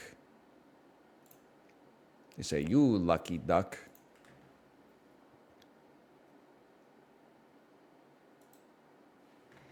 It's when you want to swear. It's when you want to say, you motherfucker, you. One might have the caption, that moment when. Meme. It's a meme, bro. My mom sends me memes like that. That TFW, TMW, that moment when. That moment when Hockey Night in Canada says the puck drop is at 7:15, and they're still singing the national anthem. Oh, brother. Army rank above captain. Major. Chicago's United Center. Arena. Annoy with off. Tick. Hider of a bad haircut. Hat. That's a pretty easy one. What were the other ones? Ave Maria. Pop out of a fighter plane. Eject. TV detective played by Tony Shalhoub. Monk. It has its pluses and minuses. Math. You've done it again, you lucky duck. Oh, man. How droll, Niles. Now we're talking. If my wife liked this, I would get this at Costco every time we go there. But I think it would be me eating all these shrimps, and that would be a little bit too decadent for just one man. Kirkland's signature shrimp tray with cocktail sauce and lemon. Looking at this, I'm going to say we got approximately 20 shrimp in there. I'm going to say in the United States of America, this is $8.99.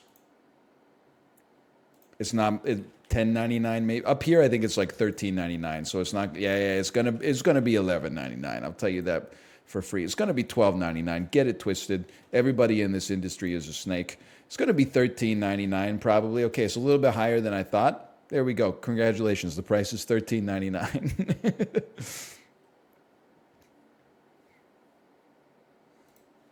First try. Chib, what's Cardle? What are you still here? What's the website? I guess you left it in the Discord. You ever have the Costco ceviche? It's pretty good, man. I know that you live in Brazil or whatever. You live in Peru.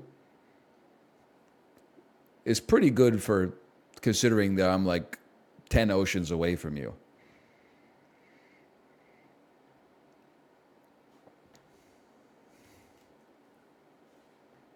Maybe I will try Contexto today, but first I gotta see Cardle.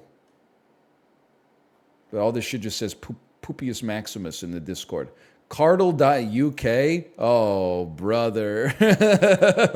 By the way, one of the things I do not know is cars.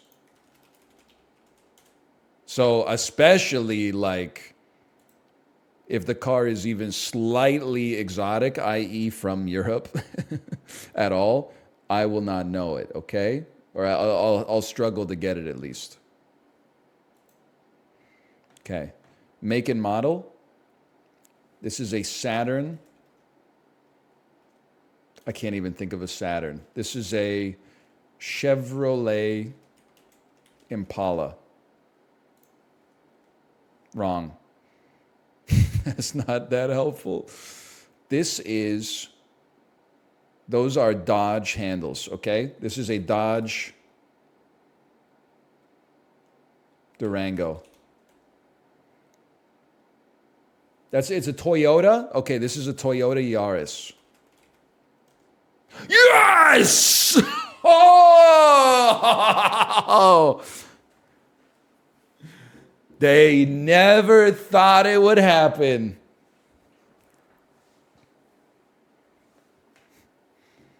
Holy brother. No, I don't know cars, but I do see Toyota Yaris's.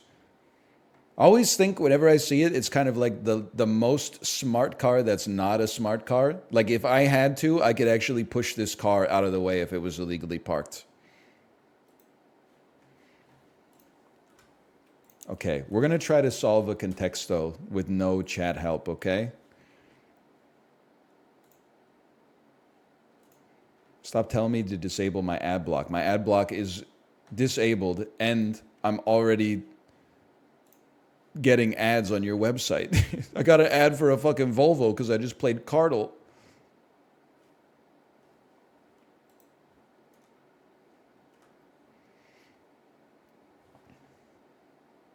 The internet is cooked, bro. Our garage was humid, so some shit that we left in it got mildew. I bought a huge dehumidifier off of Amazon to dehumidify our garage. You know what the ad is for on the screen right now? It's an Amazon ad for a dehumidifier.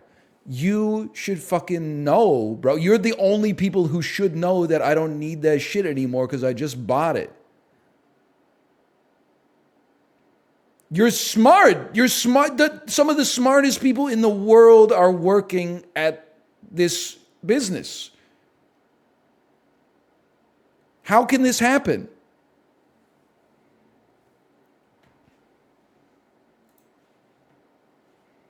Anyway. Okay, the word is dehumidifier. It's not even close, brother. The word is molecule. It's shoe. It's cheese. The word is single. The word is meat. All I can think of is food. The word is go. Ah, okay. The word is went. Fuck you, bro. I know how to speak English better than you, robot. The word go is already guessed. Arrive. Okay. Fly. So we still need to narrow it down like way more. We're still way too broad. Eat. Run. Pick. Chew. Drive. Walk. Makes sense? Sail. Store. Work.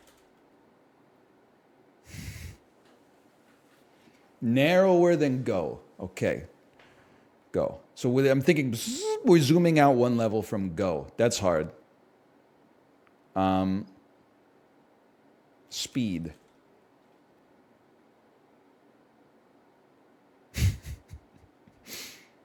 There. It's too common. Here. Meander. Jet. Car. Foot. Road. Air. Land. Water. Space. NASA. Vegetable. Mow. Cut. Okay. Pass. Merge. Still pretty far away, bro. Cut. Scissors. Vehicle.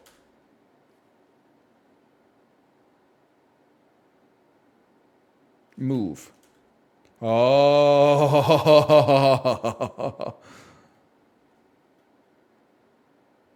Push. Pull. Okay. Where we made some space. Change. Transform. This is a good exercise. I'm thinking in a way I've never thought before. And it hurts to do it, which is how I know it's working.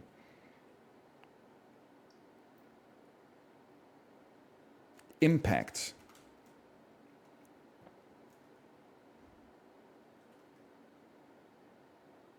Alter. I'm just saying synonyms now. No. Tangential synonyms, contextual synonyms. Push, pull, push, squeeze. Hit. Shoot. Pass. Right.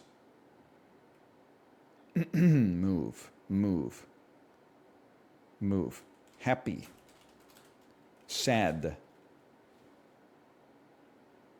Die. Funeral. Sad. Cry. Depressed.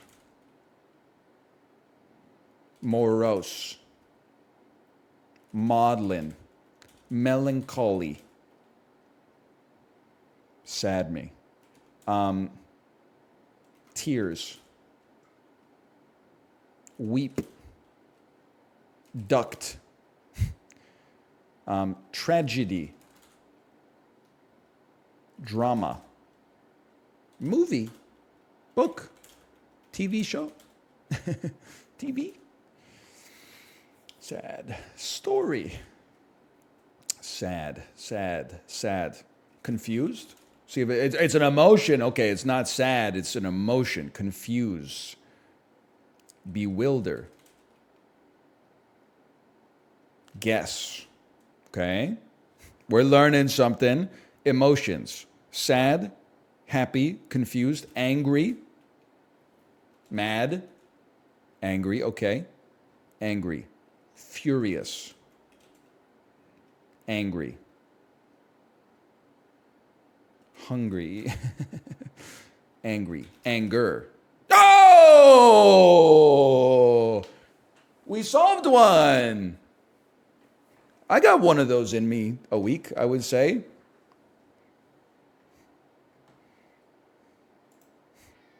Hi, Tomo.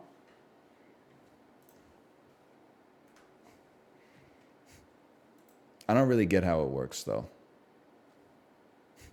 I still think the robot's kind of cooked, honestly. I think the AI, it doesn't sort them the way that I would sort them.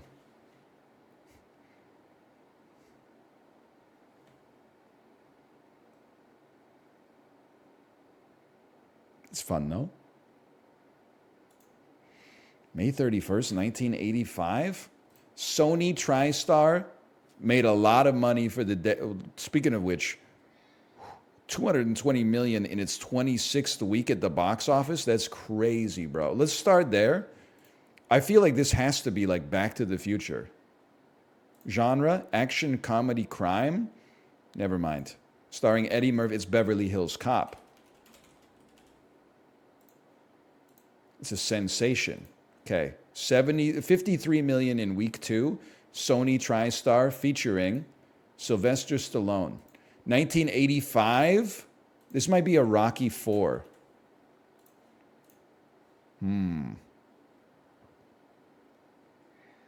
We'd be stupid not to try Rocky 3. It's too late for Rocky 2, I think.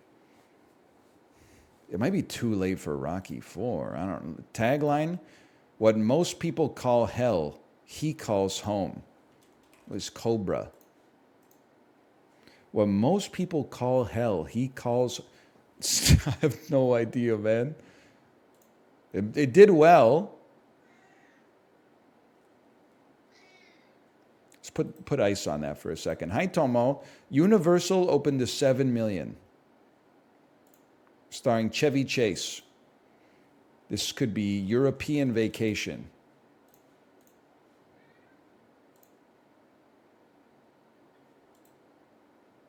Could be Caddyshack. I feel like it's a little late for Caddyshack. Tagline. The only guy who changes his identity more than he changes his underwear. It's fucking Fletch, bro. When an investigative reporter, Erwin Fletcher, this looks so bad with the asterisks on it. They should have just put the word in there. There's any number of things that could fit in there that look horrible, man. Holy cow. MGM, second weekend, dropped 50%, 23 milli, starring Roger Moore. I don't know these mid-80s James Bonds. Has James Bond finally met his match? The Spy Who Loved Me. It just makes sense.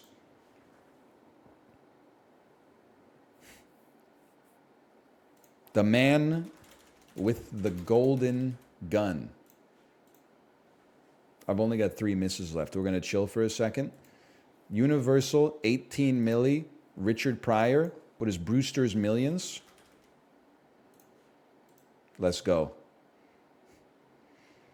Brewster, an aging minor league baseball player, stands to inherit $300 million if he can successfully spend $30 million in 30 days without anything to show for it and without telling anyone what he's up to. This movie in 2023, buy 2 houses. Done. The movie is 41 seconds long. Now, we're stuck. I might as well just be guessing James Bond movies, okay? The mid-'80s. Could it be A View to a Kill? Because I'm thinking in the 80s, they would have had Duran Duran on the soundtrack. It makes perfect sense. I was literally just thinking of the songs. You can dance into the fire. The cheapest is all you damn. And then this, I think I just need the hints. Oh, John Rambo is released from prison by the government. Rambo, if you haven't seen the Rambo movies, they're very funny on a meta level. The first Rambo, I didn't realize this because I grew up thinking all the Rambos were like mindless action movies.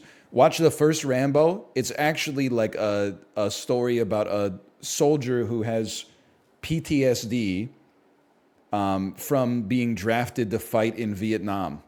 And is basically like, I'd rather punish the system that put me through that than try to get back to a world that doesn't want me anymore. And then the second one, they're like, John Rambo, you're the best soldier we've ever had. Go into the jungle with a rocket launcher and kill everybody. And he's like, yes, sir. Well, he's kind of like, I don't want to do that. But then like in a minute, he's like, all right, yes, sir. It's crazy, man.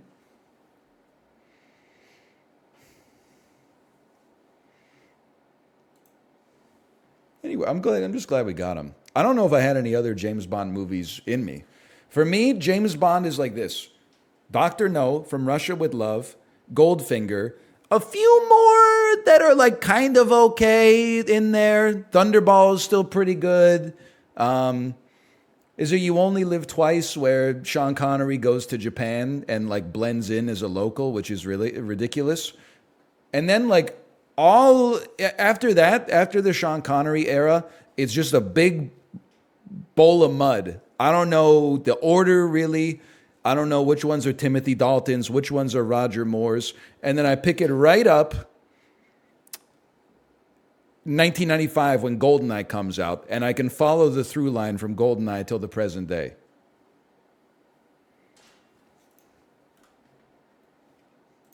Which I think might be the best way to do it.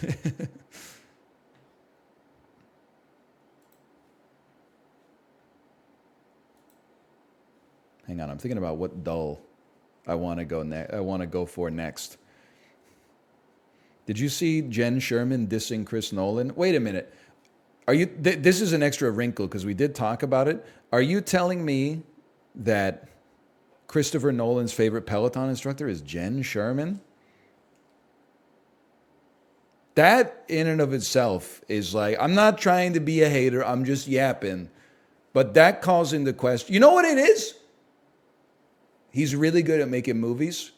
He doesn't have the best choice in Peloton instructors. He's very smart in one domain and a normie in all the other ones. That's completely fair. I knew there were Jen Sherman fans out there, but I wouldn't have expected necessarily Chris Nolan to be one of them. More power to him. Let's do a little movie grid here.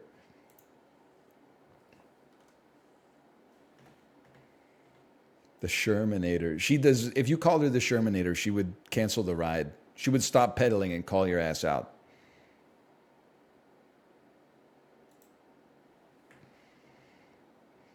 Lupita Nyong'o, nominated for an acting Oscar. 12 Years a Slave.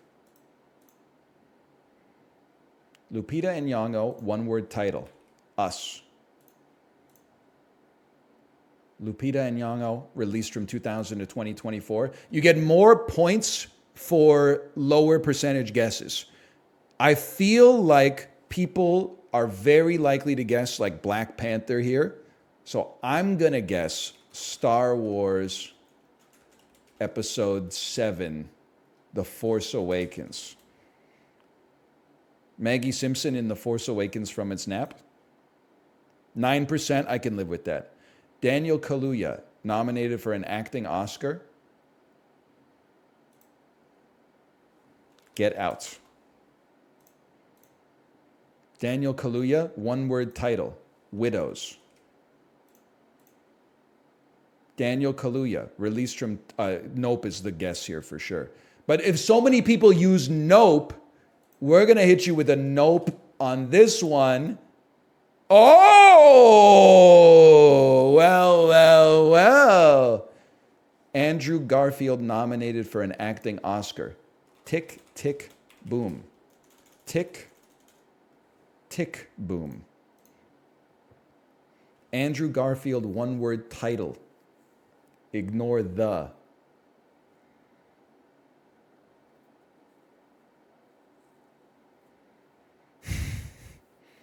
Andrew Garfield, released from 2000 to 2024. The Amazing Spider-Man 2.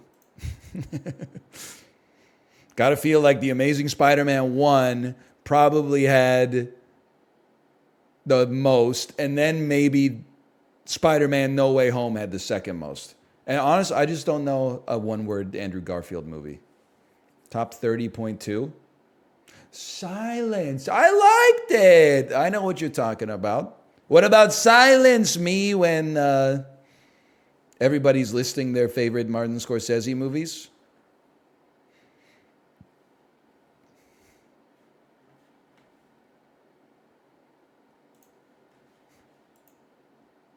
Silence, I Kill You. That's the sequel. I'm still waiting for that one. Don't be mad, bro. It's Puck Doku. It's the Minnesota Wild, like the most overrepresented team in Puck Doku of all time. They've had 4 notable players in their entire career as a team, and yet somehow they're in every single Puck Doku. Like, this is crazy, man. That being said, New Jersey, Minnesota, Zach Parise, no disrespect, Jay. Oh, I like that little zip. 5+ teams played in career. I can do this. I just need to think about it for a second. Winnipeg, Colorado, Stastny. Paul Stastny. Zip. New Jersey, Colorado. Oh, it's so doable. Give me a second. New Jersey, undrafted. Now, that's impossible. No, it's not. Jimmy Vesey. Did Jimmy Vesey play for? No, I don't think so. 5+ teams played for in career. Let me think about it for a second. Colorado Avalanche, 5+ teams played for in career. There's got to be a ton of answers here. Minnesota Wild, 5+ teams. It's Mike Sillinger. He's played for every team in the NFL. I mean, the NHL. It's, undrafted, 5+ teams played for. Jimmy Vesey. Fuck, motherfucker.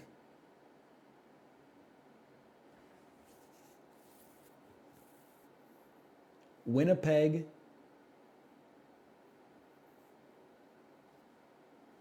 You used to be Atlanta. So I'm just thinking Atlanta. Gaborik? Gaborik? I'm thinking of Heatley and Kovalchuk. You know what? Fuck you, Puck Doku. Eat shit. It's too hard. I'm sorry, it's too hard today. So is Traveler. No, maybe not.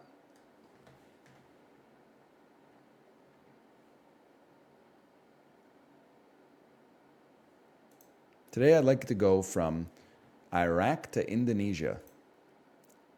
Okay, you have to flip it and reverse it. First, we have to invert it. We go Indonesia to Malaysia. It's a forced move. You go Malaysia to Thailand. It's a forced move. You go Thailand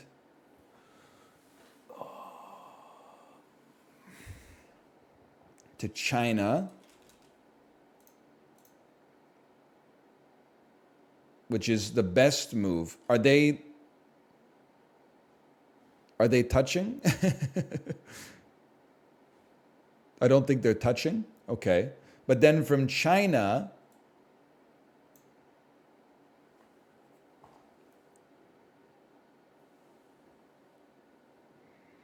I think to me, it only makes sense. You could go to Russia and then kind of come down around like the Black Sea and get to Iraq. Or you could go to India and maybe that's adjacent to a country that's adjacent to Iran. Let's start with India. Son of a bitch. Iran. Okay, we're filling in gaps, people. Pakistan. That's the link I was looking for. And then, so I think you're Thailand. Laos is like right here. Well, let me think. Laos is like right here. Is Laos adjacent to China? Because I feel like in here, it's like, no, you're like Nepal, and you're like Bhutan or something. Give me Laos. We take those. Okay. Oh, Laos comes all the way down. Okay. That was pretty good, man. All things considered.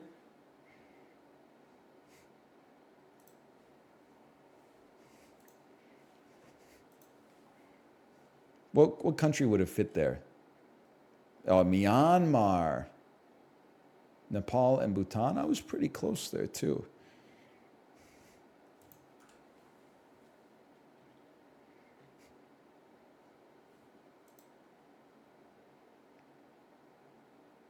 I think that's all I got. I think I'm done with the dulls for today. Okay, slash marker.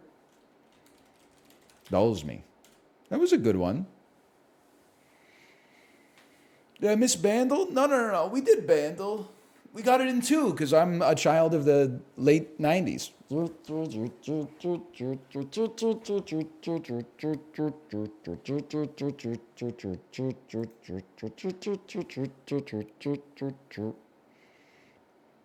Millionaire has had a few updates. Are you talking about who wants to be a millionaire on Steam? NL, yesterday at trivia, no one believed me when I answered that the country with the longest coastline was Canada, which I learned from you. How do I nut up and make them listen to me next time? Sometimes your role at trivia is just to accept that you may not be able to win over everybody to accept that you have the right answer. So instead, you just have to take the dub that you can get. And the dub that you can get is being the I told you so guy. You get to be smug. I can see why they wouldn't believe it's Canada. You know, they would probably think like, oh, it's got to be like a little bit of a trick question. It probably is like not necessarily a large country. Instead, it's probably like a smaller country that's exclusively coastline, like Indonesia or something like that. I can see how if you didn't know the answer verbatim, you could trick yourself into answering not Canada. I don't blame them, but Tomo, you got to chill out, buddy. You got your own cat bed and everything. Indonesia is massive. Well, let's just see. Canada versus Indonesia size. So Canada is about 5 times bigger than Indonesia. Indonesia is approximately 1.9 million square kilometers, while Canada, almost 10 million square kilometers. I mean, I'm not saying it's a small country. I'm just saying when you come from a point of reference of like the second largest country on Earth with the largest coastline or the longest coastline, I mean, you got to remember that like this is the frame of reference that I'm coming from, okay? Now do population. That doesn't matter. They said big. They didn't say crowded. I believe Indonesia is way more crowded than Canada. We're 4 times bigger. And like a large part of the country is covered in permafrost. Hi, buddy. Hi.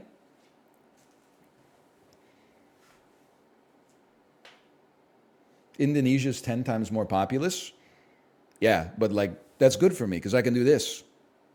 I can spread my arms out. As long as I'm not in the Costco at least.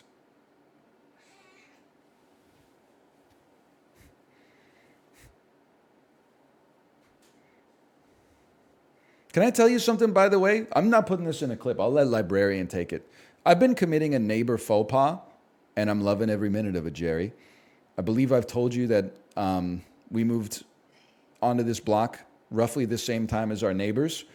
Got to know them a little bit, you know. We see them now and then when we take out the garbage. Then, starting in mid-October, they have not been at their house at all. No movement, no in and out, no lights. Their garage never opens. They never put out their trash, et cetera, et cetera. Last couple of weeks, we've had a lot of trash and a lot of recycling because of the fact that, like it was the holiday season. We had people over. They opened presents, et cetera, et cetera. Our garbage didn't fully fit in our garbage can. I said, fuck it, bro. They leave their garbage cans outside. I put some of my garbage in their can, pulled it out to the end. Garbage truck came through today. It's the perfect crime, bitch. You can't do that? I did. They're not using it. Are you insane? It was either that or I don't know what to do with the bag. I'm not going to put the bag in my garage for a week. It's going to stink the joint up. Are they dead? No, they just, like, they're from another country. So I think they kind of, like, moved in and then fucked off, I guess. I don't know. Maybe it's too cold in the wintertime, even though it's actually really mild here. So they're living someplace else.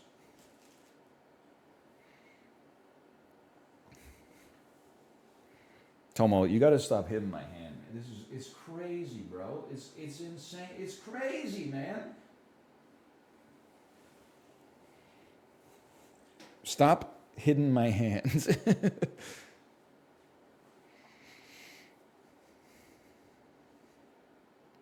I feel like I didn't do anything wrong.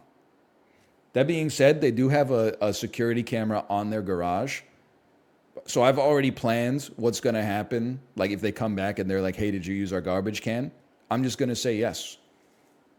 And then if they take offense to that, I'll apologize. And then later in the day, I will bring them some food. And I will say, hey, I don't want there to be bad blood between us because we live together. It won't happen again. I'll explain the situation as best as I can, and then I will, if they're offended, I'll give them a peace offering because we have to live next to each other.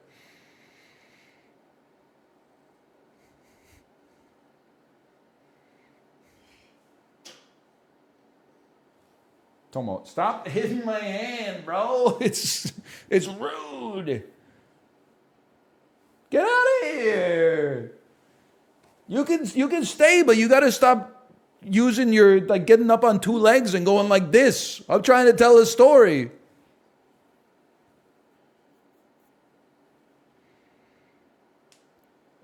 Bro's walking over with 12 bananas saying sorry about that. Sorry if you're offended.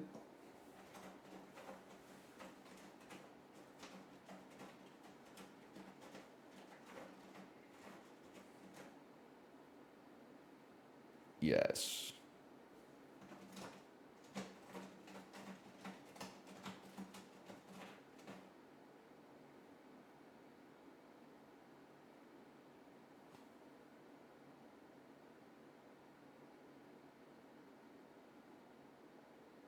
I dare not look.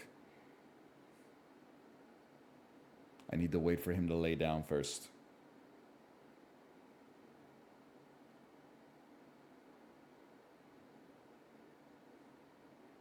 If I turn around, he's going to run over to me.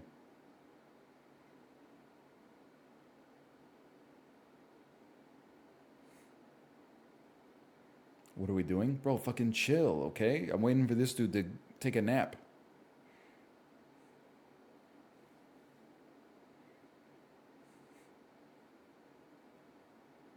He's lilting. It won't be long now.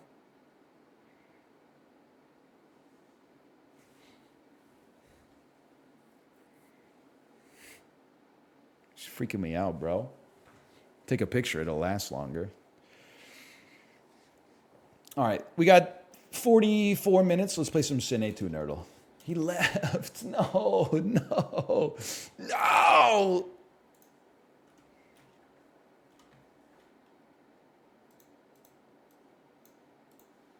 Oh, I think he's going to poop. At least he didn't do that on camera.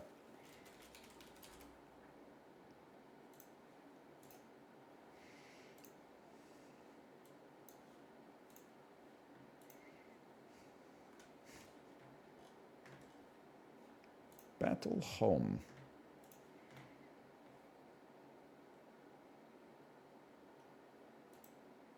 /marker Cine2Nerdle. Chat, is this real? Did Cine2Nerdle really add a patch to the game that shows you when your opponent alt-tabbed? They did? Oh, it's right there. Players are now notified when opponents switch tabs in-game.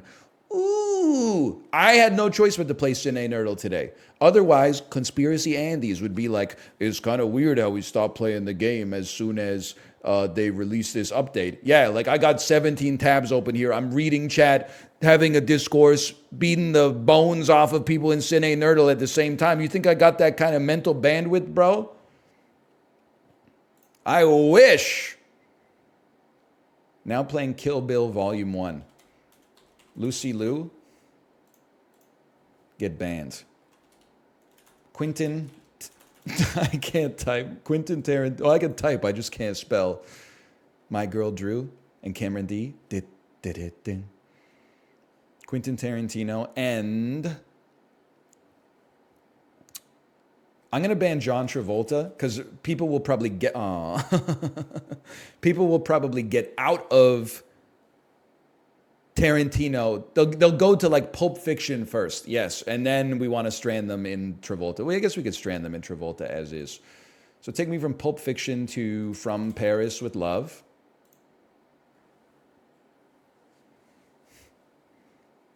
Now, I don't remember how to get out of Gotti, and I need to be able to get out of Gotti to not draw. So instead, I will play Primary Colors for now. And then I'll go to chat after this and remember how to escape Gotti. Okay, now that we've committed, how does one escape Gotti again? Oh, it's got Kelly Preston. Googling Gary is opening another... well. Googling Gary. Guess 20989527386. Exposed? Well. Sling Blade, huh? I'll take you to Bandits. 2001. That is slick, bro. You know what's great is that they don't lose. It just embarrasses them. It's even better. Mr. Woodcock. I'll cast on that one. I'm not afraid of a Googling Gary. You want to go goon for goon with me, you son of a bitch? No, I was alt-tabbed because I got a message from my mom. It's really important. You're on role models? Okay, I'm going Goon 2, Last of the Enforcers. I'll goon twice if you don't meet my goon with a goon.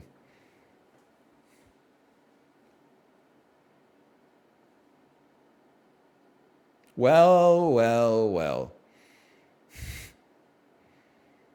If it isn't Googling Gary, that's shameless, bro. That's embarrassing.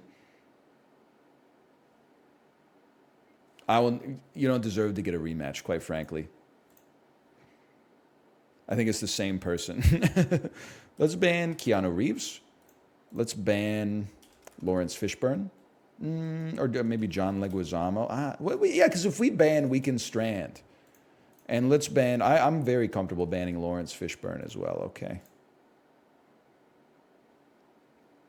John Wick. I'm going to take you to The Pest, 1997.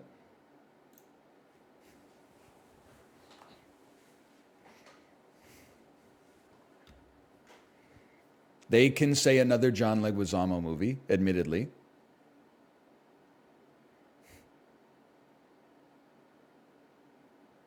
The Menu. Should have had The Pest at the end, but I'll hit you with The Gamer 2009. Cast Lifeline has Gerard Butler in it and Michael C. Hall. Law-abiding citizen. Don't be a menace to South Central while drinking your juice in the hood. CB4? Okay, fine. Ray, 2004.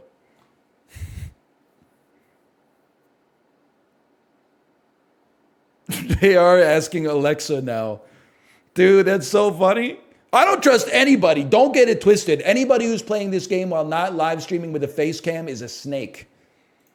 I mean, these cinephiles are shameless, bro. Jamie Foxx. I'm just going to say Horrible Bosses. Kind of gives up some tempo, but so be it. You don't have hand cam? Because every time I put my fingers on the camera, people go, why do they look like that? Charlie Day from the Super Mario Brothers movie. Okay, Playmobil the movie. I'm on today. I'm on. That's a +1 right there. And the movie I watched this morning was The Creator. So if I can get to that, that's a +1. Mystic Pizza's a +1.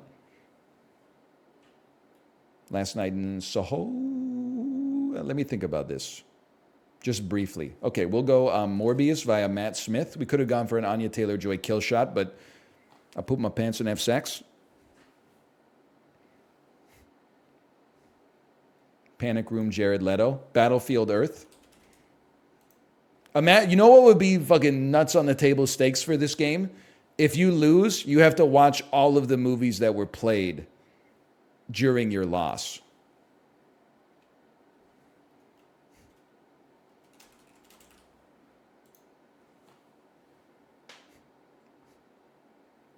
You should have killed with Ghost Dog? Probably. I just wanted to prove that I knew someone else in The Last King of Scotland.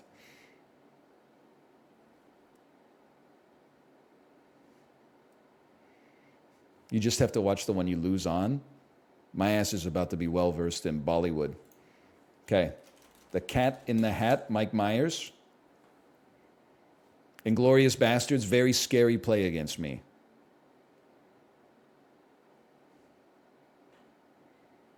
Me watching Minari 10 times. Bro, I told you it has Will Patton in it. What are we doing here, Googling Gary, okay?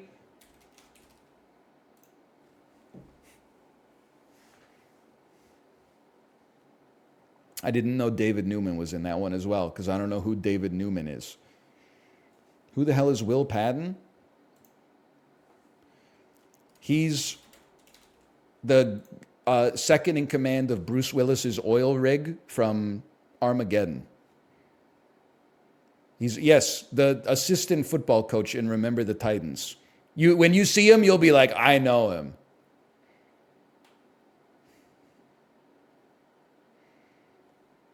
Oh, David Newman is the composer of Matilda. Matilda got no reason. Matilda got no reason. Matilda got no reason to learn. She got psychic powers. She's got Miss Honey. She walks around going bleep, bleep, bleep. You know what I'm saying? What are we doing here, brother? Tammy and the T-Rex? George Buckflower? It says Denise Richards in it, huh? Let's go Undercover Brother.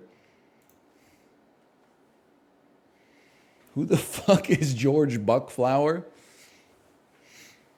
Sounds like the dude who invented dispensaries. Wrong Newman? Oh, sorry. I forgot about David Newman. Hello, Jerry. Because the male never sleeps, Jerry.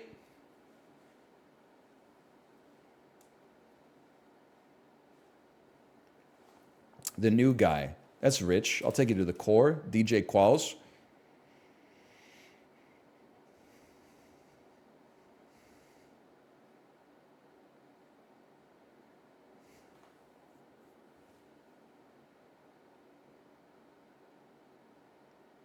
Very comfortable here. Skip me on the core? Bro, I could do anything with DJ Qualls. I'm just thinking, though, there's also Aaron Eckhart in this. Me personally, Hillary Swank's in this. I'm going to take you to DJ Qualls. I'll put you in Road Trip. Let's see what you know about Road Trip. You might know something. Do the new guy.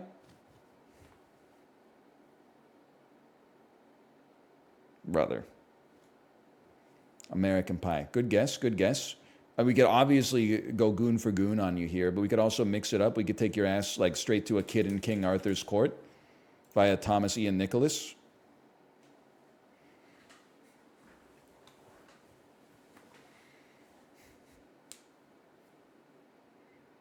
This isn't my first rodeo, okay? Guess 200-8574-5088. Two device Andy. I said it. I'm calling it out.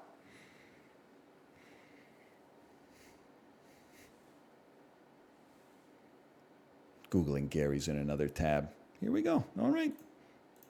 Disrespect taken. I was all tapping to type good game into chat. Yeah, okay. Good game.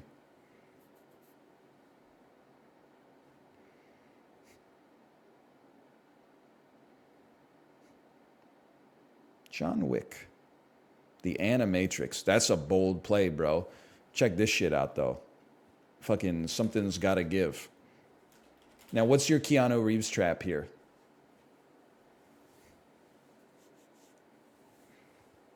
because he's banned. A Serbian film?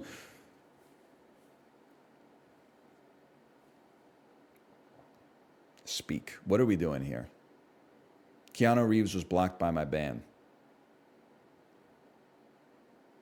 Cast Lifeline. They're burning everything. They're jettisoning ballast from the ship, man. The vessel's going down. Batman 1989. All right. I see where you're going there. I'm going to say Big Eyes via Tim Burton. I'm going to take you to the weeds. A lot of people, they take you to a Batman Returns, maybe A Nightmare Before Christmas. Nah, man. We're playing none of the hits, okay? Can you deal with that? Nightmare Before Christmas. Okay, now my ass going to Batman Returns. Because we got the double X's.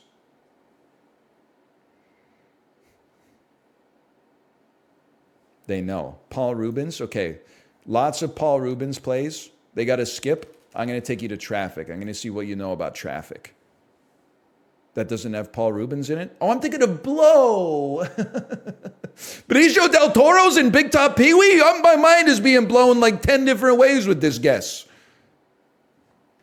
You skip me on Traffic? Okay, my ass is playing Blow then.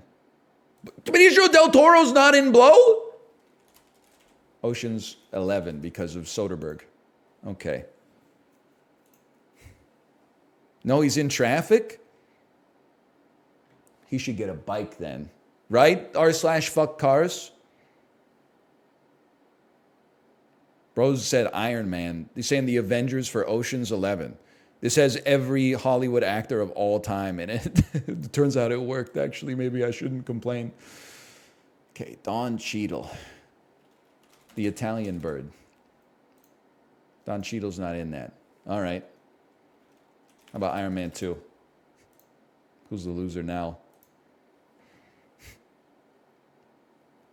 Oh, he lost his skip. I could have hit him with something harder than that.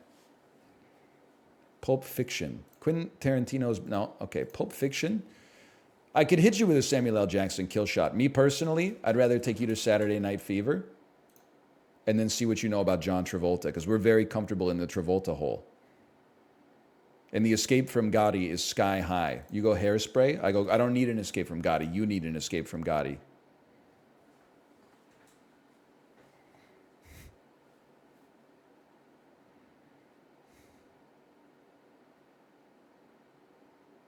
Good game.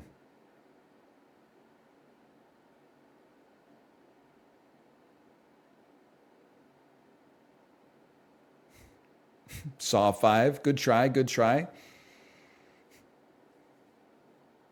You want to go? I didn't see any Googling, so I think we're good to go again.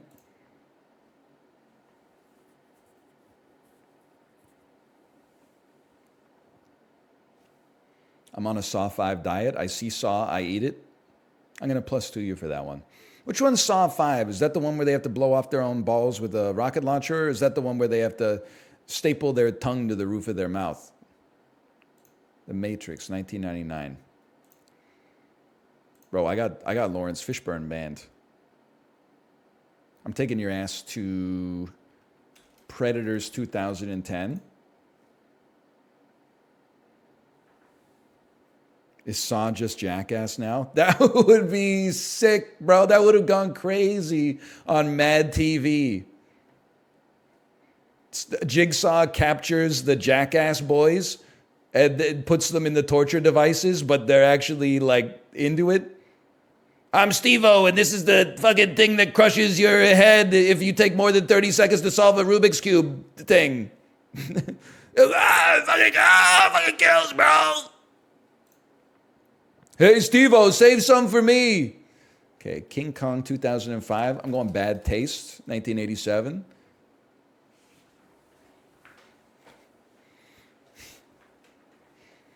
That would have gone crazy on Mad TV. SNL doesn't have the balls. Okay, we're going Brain Dead. Wait, I don't remember how to get out of it. Never mind. Let's go Eastern Promises.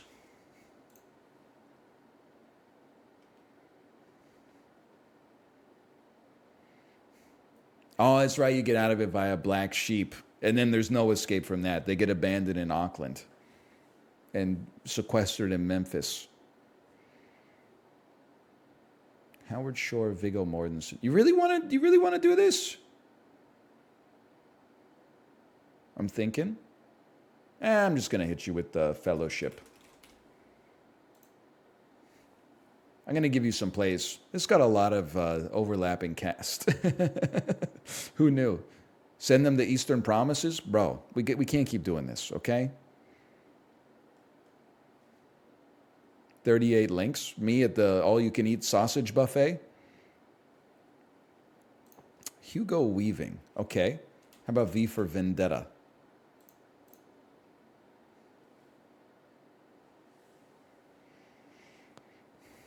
I have a great idea for a business, okay? It's a buffet restaurant, but it's the first, bless up, it's the first buffet restaurant that delivers via DoorDash.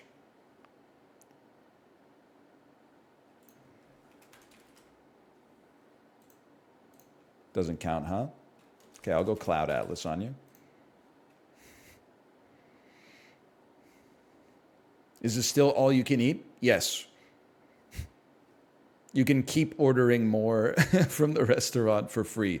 You're just going to skip me on Cloud Atlas? Welcome to Music and Lyrics, bro. 2007.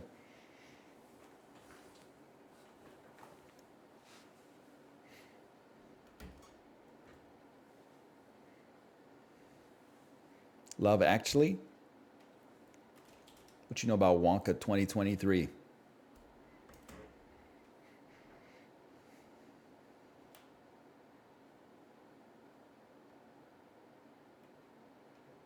Dunk 2021.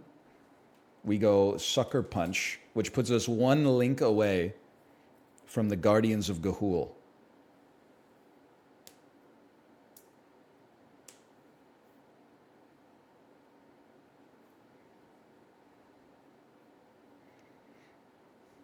I know you thought maybe after you hit me with Dune, I would throw something at you, throw me a little Call Me By Your Name. No. We're not going Timothy Chalamet off of a Timothy Chalamet. We're ricocheting. We're taking you back to one of the regrettable choices of Oscar Isaac's early career, okay? Now, if we're going to try to, I'm going to just bet, and I could be wrong. I'm just going to bet you don't know shit about Domhnall Gleeson, okay? His name is written right there. I'm going to bet you don't know shit about Alicia Vikander.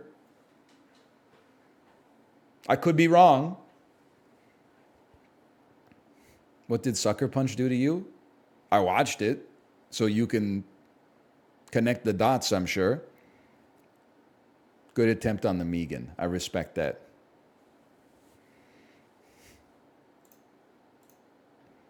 $400. Now we're talking. Kill Bill Volume 1. I haven't had too many opportunities here. Who do I have banned? John Tra. I'm probably not going to abandon you in Lucy Liu.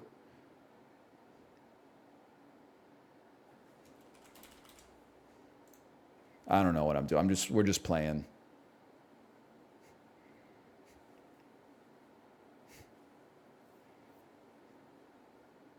We're just bantering. Sucker Punch is my best friend's favorite movie. It's crazy, but your best friend is like so normal. I'm a little jealous, honestly. I'm not going to abandon you in Tarantino, but what I could do is take you to Kill Bill Volume 2, where the cast is much less star-studded, and maybe you don't know any other Michael Madsen movies that Quentin Tarantino didn't make. That's tough. Maybe you don't know any David Carradine movies. Maybe you don't know any Uma Thurman movies. You know some Uma Thurman movies. That's a problem for me. Uma Thurman. Yeah, that's an issue. Is this Keanu Reeves, The House That Jack Built? It's not. Give me a cast on this one. Let's learn something. Matt Dillon. Now we're talking. Take me to One Night at McCool's. Jeremy Davies was also in Solaris. So I'm connecting links in my head here.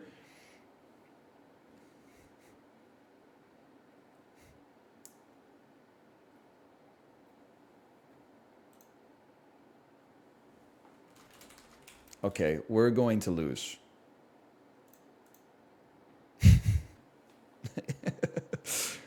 The person we are playing against is very good.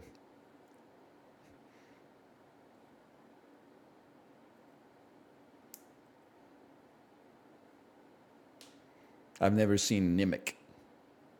Wayne's World 1992. Okay, smart play. I'll take you to the Master of Disguise.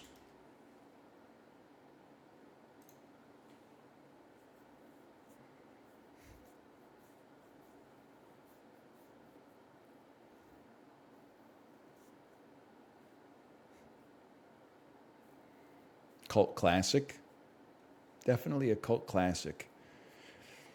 I love being in the Mike Myers universe. So I'd play like So I Married an Axe Murderer, and you may be forced to play a second Mike Myers movie if you don't know that Michael Richards is in this one, I think. At which point I play the Love Guru, which I can get out of, but you might not be able to get out of without using a lifeline or a love line as the Guru, whatever his name was, Guru Pitka, Mariska Hargitay.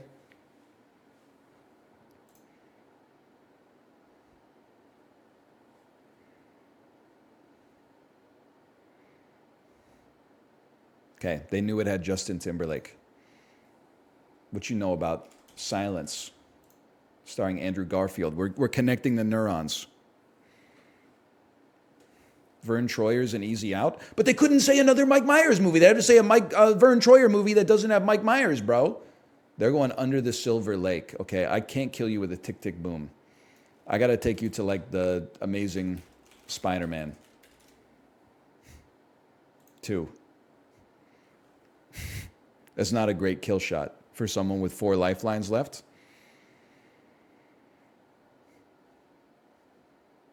Poor Things. Based. In the Cut, Mark Ruffalo.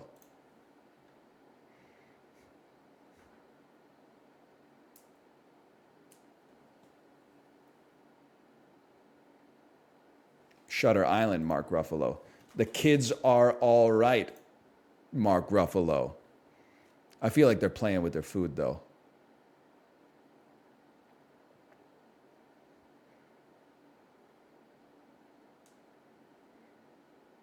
Oh! Even a god can bleed. Now they're going to know, like, this is a star-studded cast. They're going to get out of it. May they finally added May December. Let's go, bro. I got to take you out with a 1-star Natalie Portman. Let me get Closer. Oh, but then that gets me in. I got to take Star Wars Episode 2. I went with 1. Please don't give me some Ian McDiarmid stuff, okay? I wanted to play a broad Natalie Portman and then try to... Okay, I was going to close you in a little bit, but that's fine. Virgin Suicides 1999. We'll take you to... me personally, I play a Kirsten on top of this. I'll take you to... I don't want to take you to Melancholia because I don't know the director's oeuvre. I will take you to Dick 1999.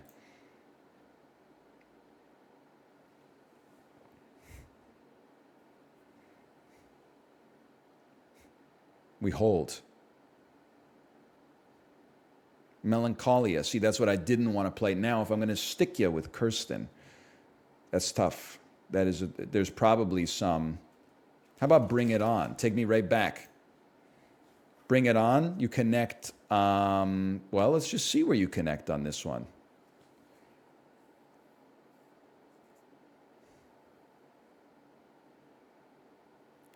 Cast Lifeline. I don't have to. You get me out. I don't have to get out if you get me out. Oh, son of a gun. Save the Last Dance. Girls Trip. Are we there yet?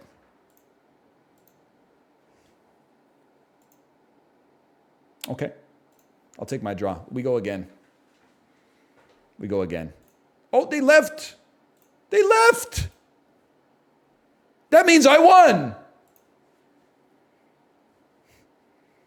They got too scared to go again, which means I won. There we go.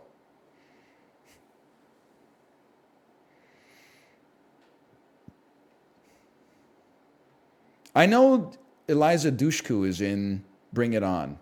She plays the one who gives Kirsten Dunst the middle finger before she brings it on. The Sonny Chiba, he be sipping amaretto. The problem is I can't think of anything else non-TV that Eliza Dushku is in. Kill Bill Volume 2. Take me to Charlie's Angels Full Throttle. She isn't the new guy. Broke dick. Thank you for the information. Thank you. Bro, you cast on Charlie's Angels Full Throttle? Drew Barrymore, Cameron Diaz, Bill Murray? Come on, night and day? Okay. I'll give you a little Tommy C. Bernie Mac, Demi Moore, Sam Rockwell, I think. Probably Tom Green then.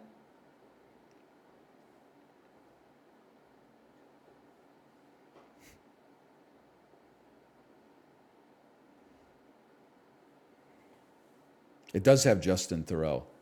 He has that scene where he breaks out of prison while Firestarter by The Prodigy plays and the camera spins around like on its axis while flames are around him because he started the fire. You know, a Tom Cruise kill shot, I'm not going to disrespect you, man. I'm just going to say Mission Impossible. We'll take it back to Mission Impossible 1, though.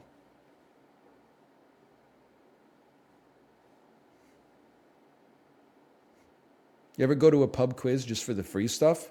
I used to go to trivia night in university, and we would, like, they did 4 rounds. I would say once every 2 weeks we'd take a round or 2. So we were doing okay. Pulp Fiction, you don't want to be here, brother. From Paris with Love. Nowadays, I would need a squad. Also, I feel like the real downfall of society is that, nice try. You're going to Gotti me? You think I don't have another John Travolta kill shot? How about Speed Kills 2018, brother?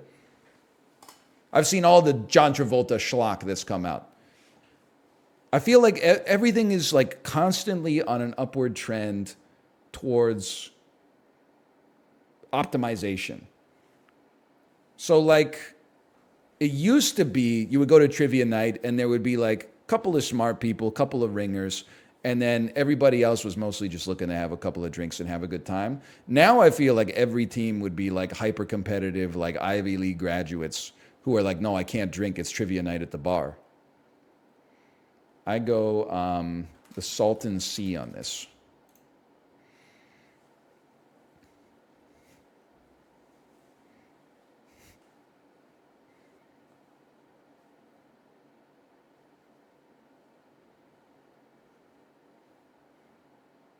It's Turbo Nerd season at Trivia Nights now. Feel sorry for the kids these days, man. They'll never know. I don't know shit about Orphan, to be honest with you. I'll take you to Garden State.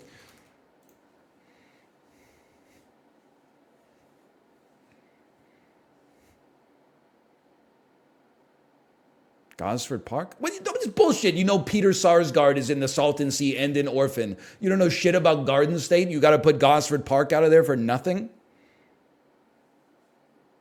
It doesn't make sense, hot dog place. It doesn't make sense. You're going to skip me on Garden State? Ridiculous. I'll take you to the Batman. I'll give you a second chance. I'll play with my food a little bit. Orphan has Vera Farmiga? No wonder I get confused, bro. She's in Orphan. She's not in Annabelle. She's not in Insidious, but she's in Malignant, or like, what is going on? There Will Be Blood. So true. How about Boogie Nights? She's in The Conjuring. I had to listen to the Garden State soundtrack so much in college. You have a sensitive roommate? Maybe I go home and talk this over before I shove it down my throat. Don't let in the fact you're dead again. I know what you're talking about. Licorice Pizza. How about Inherent Vice? Never get cold wearing nothing in the snow. It was way before. It's been a while. Bridesmaids. Away we go. You did it to yourself, hot dog place.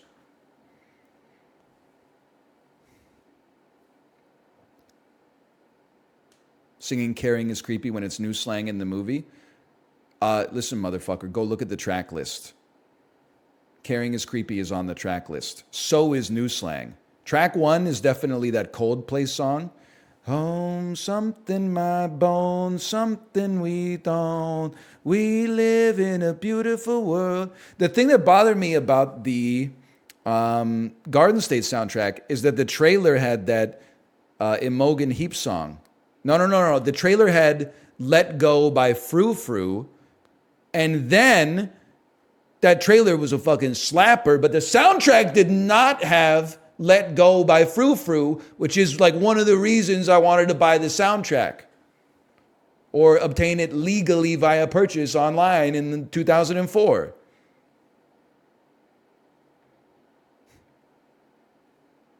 Rematch me. It was on there 100%. Maybe I should have got that shit from the HMV. You ever like listen to an album a lot and think you've got it mastered? And then like when you get older, find out that whatever CD you bought for some reason was missing like 4 tracks? People are like, what's your favorite song off of The Moon in Antarctica? And I'm like, I don't know, maybe like Dark Center of the Universe or Gravity Rides Everything. They're like, oh, I like Perfect Disguise. I'm like, what the fuck is Perfect Disguise, bro? That's not on that album. Turns out that bitch is on the album.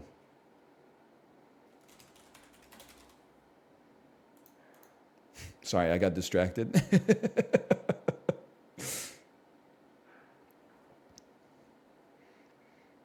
It's true, the UK always got like 2 extra tracks for some reason.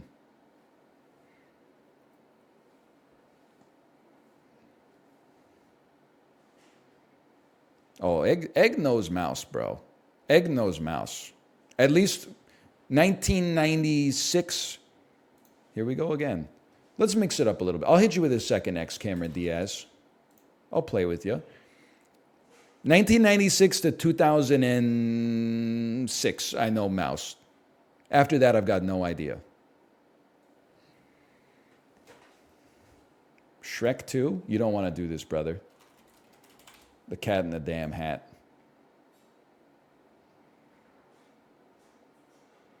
What's the Cameron Diaz movie where she fucks the car? You thinking of Titan? I think you've got your movies confused. I think you were on an acid trip and you got Titan confused with Vanilla Sky. So I married an axe murderer. Oh, it's the car fucker too. My mistake. Actually, it's The Counselor. It's a real movie? Really?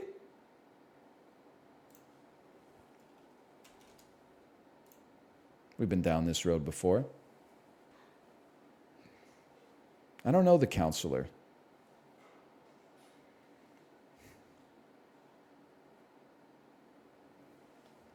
Weird, the Al Yankovic story. Playmobil the movie. I'll take my +1, please.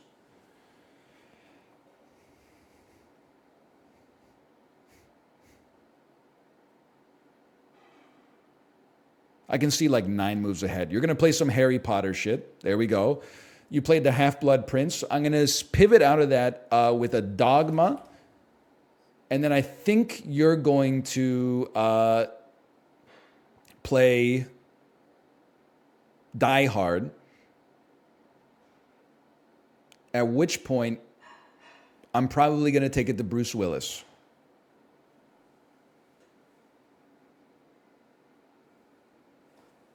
Okay, so I'm going to take you to Bruce Willis because I don't want to do an Alan Rickman kill shot necessarily. Actually, you know what? Maybe that would be good because we got the Daniel Radcliffe kill shot lined up as well, right? We got 2 of those on him. Oh, the third one would be the kill. Well, then I could just skip him anyway. Whatever. Little Women. Nobody has not seen this movie because it's pretty good. Today I learned Vern Troyer played the Goblin Grip Hook in Harry Potter. I did not know that. That's good to know. Zendaya is Michi. And Vern Troyer is Grip Hook.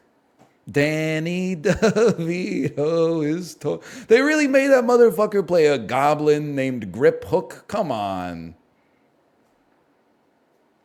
He couldn't play one of the professors at Hogwarts. They made him play Grip Hook. That's messed up, man. All right, good games. Holy...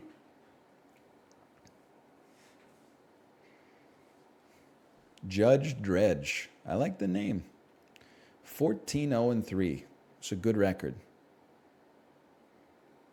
Mr. Bean's Holiday. That's a horrendous trap, bro. You got the second Willem Dafoe X to go to inside, or you end up going to Rowan Atkinson, bro. I don't want to be in the Rowan Atkinson verse, but I gotta play Bean, and then I gotta give you like, because I can't let you play Bean. I gotta be the dude who plays Bean. But I'm sure you've seen that before. That's a busted opening, bro. You play the Lion King, and I don't know what... I'm scared of where to take you on well, maybe I'm not. I got double the lifelines of you. I'm going to take you to Johnny English 3. And if I'll happily go lifeline for lifeline with you because I got the lifeline advantage. Rat Race is good. Listen, I'm not trying to be rude. It has 900 A-list actors in it.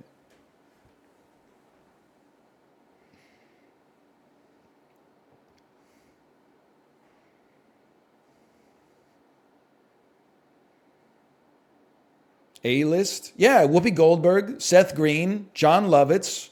Okay, The Death of Stalin. I'm going to take you to Hot Fuzz, which is dangerous because we're spending too much time in England. I'm going to take your ass to Tangled via Jeffrey Tambor. There's a lot of plays off of that. John Cleese, Dave Thomas, not the Wendy's guy.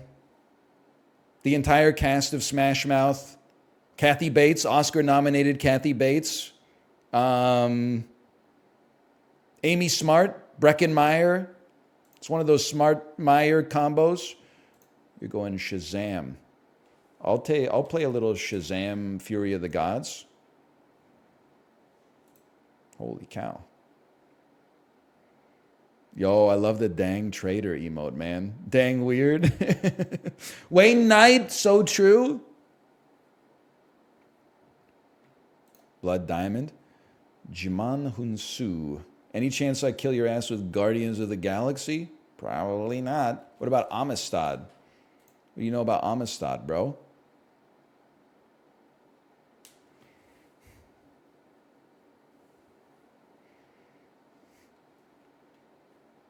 What's your favorite movie? White Chicks. Fuck, no. Little Man. The Shawshank Redemption. I meet your Shawshank and raise you a Hudsucker Proxy. Shot by the inimitable Roger Deakins. Tenacious D in The Pick of Destiny. Sure, I respect that. How about High Fidelity? I wish I remembered that had Jack Black in it. He's like the second billed actor.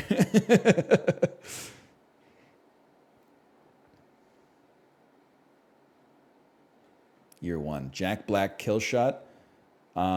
We usually go, I mean, the Never Ending Story 3, but they have a skip. So instead we go Bernie, but everybody knows about Bernie. We go the D Train. That's right, the D Train.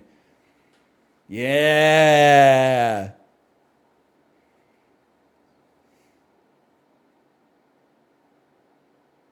That's a tricky one. You skip me, I'm in James. Oh, they know. Well, they probably guessed, but that's okay. We go Bad Education 2019.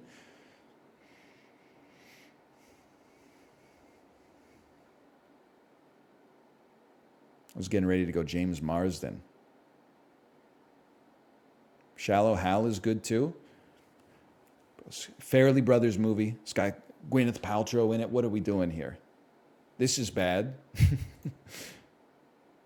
Okay, Daveed Diggs. That we're saved.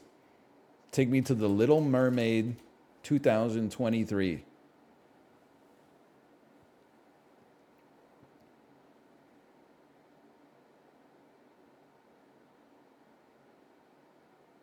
Nacho Libre. We've used Nacho Libre. I think Nacho Libre is pretty good. As a kill shot, that is. I'm just getting clever. Getting a little clever here.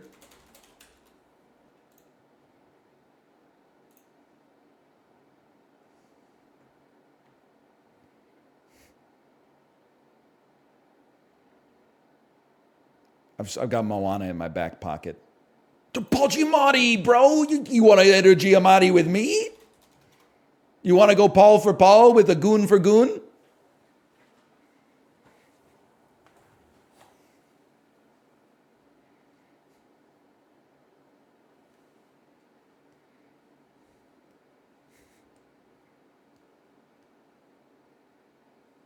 American Splendor. Great movie.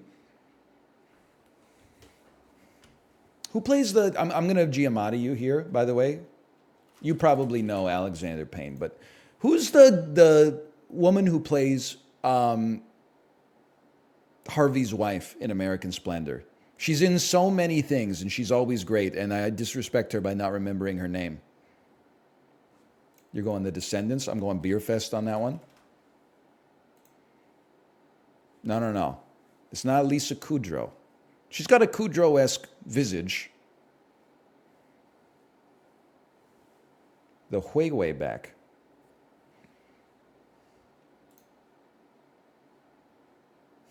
The Slammin' Salmon. I can't believe it actually worked.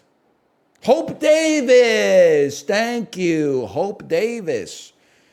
Green Lantern. Holy cow, we're doing this, huh? This is a gamer for sure.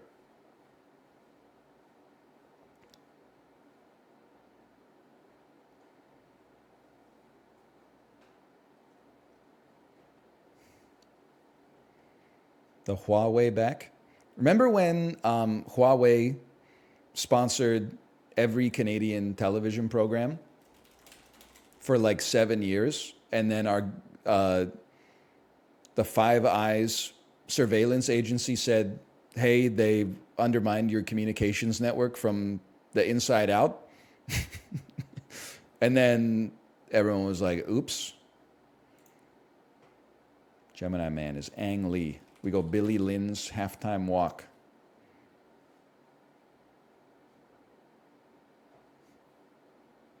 Did I do that? You know, I'm not trying to spread conspiracy theories or misinformation. Hang on, this is the thinking man's play. Ang Lee, I'm not going to get you on Brokeback Mountain, but I got to try.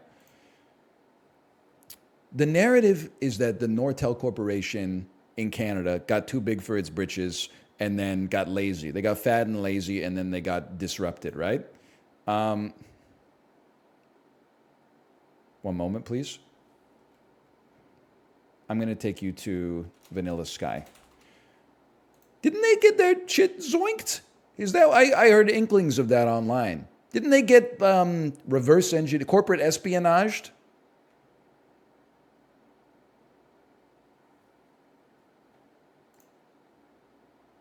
Hate this. Let's play Night and Day. I think we're going to end up using a lifeline on a Tom Cruise movie.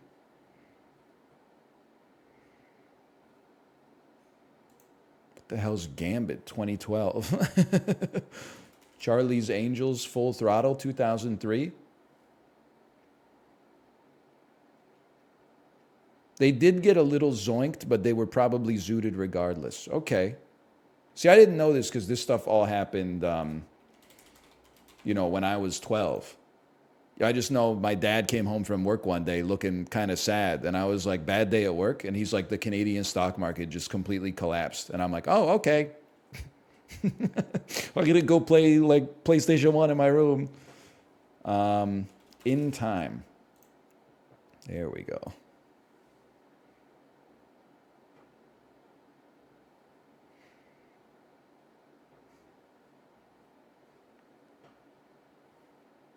Don't strand. You thought this had Mila Kunis. You tried to strand me an American Psycho 2 All-American girl? We got a ball player, bro.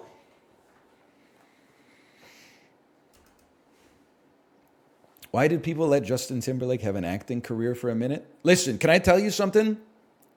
There was a Family Feud episode on TV yesterday that I was watching because my daughter had to come home sick from daycare. Oh, you son of a gun. I don't know how to get out of Babylon. I should be able to play any movie and get out of this, right? Wait, no, this is Damien Chazelle. We'll play La La Land. Anyway, so the Family Feud episode was on TV. It was name the most talented dancer of all time. First person buzzed in, Fred Astaire. Number 2 answer. Second person buzzed in, Michael Jackson. Number 1 answer with 1 more point than Fred Astaire. Where are we at with Damien Chazelle? I'll go Whiplash, I suppose. They said, we'll play Steve. You know what they said next? They said Chris Brown, talented dancer. We won't speak about his personal history. Number 2, I don't even remember who they said. Oh, someone said Selena. And I said, talented artist, okay. I wouldn't think of her as necessarily like one of the most talented dancers of all time. Then the third person said Usher. Now, me personally, I think Usher had a good chance to be on there. That would have been one of my guesses. But they got X'd on that.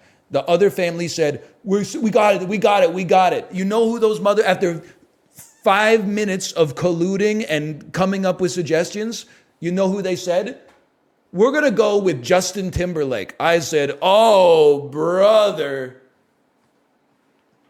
Better dancer than me, for sure, but at no point in my life has I ever been like, this dude's one of the top 5 dancers in human history. No, it was not on there. One of my guesses was on there, though. Jennifer Lopez. She was number 3.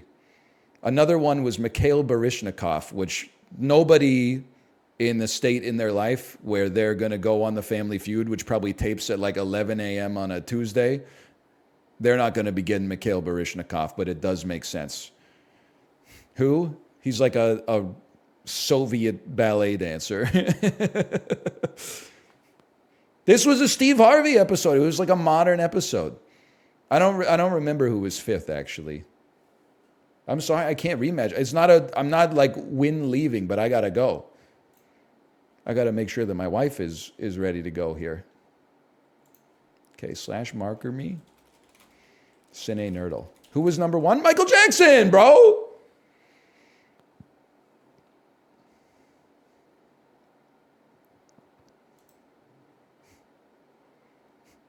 Justin Timberlake, good answer? No. Hang on. Let me see if my wife is ready to stream. I will say hello. Are you ready to stream? Smiley face. Leftover Korean fried chicken for lunch. Yeah!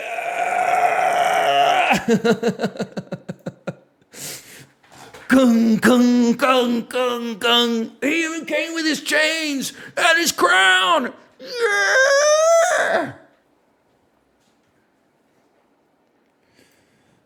Oh, dude. Oh, man. Oh, Kate said, hold on, let me get your food. Fresh food for lunch.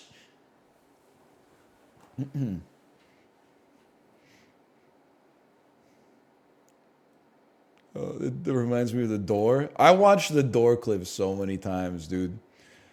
Oh, man. I was killing myself laughing. I'm just going to play it one more time. This when Apollo says hide. That's so fucking creepy, bro. And then, hang on, there we go. I'm scrolling. I was trying to find the Chiblee Scream clip. The Chiblee Scream clip is so good. CEO of scrolling. Listen, I'm already self-conscious, okay?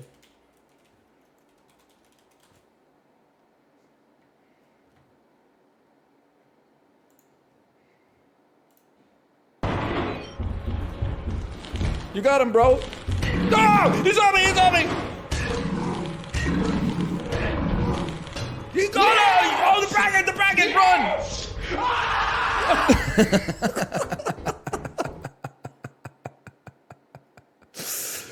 Oh. Oh man, the door. I'm sorry. I know this is a little self-indulgent here, bro, but the door clip gets me so good. Hang on, I'm scrolling. Oh man. He's dead, but Justin also died. Justin. No. That's what you get for killing my I want ass. it. What is this noise? Door? I hate this right now. It's so loud. The loudest thing in the universe. The absolute loudest thing in the universe.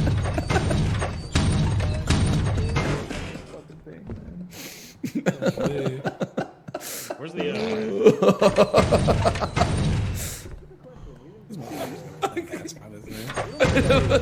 We can just teleport. It's so good, man. It's great too because he's not just opening the door like just to make the sound.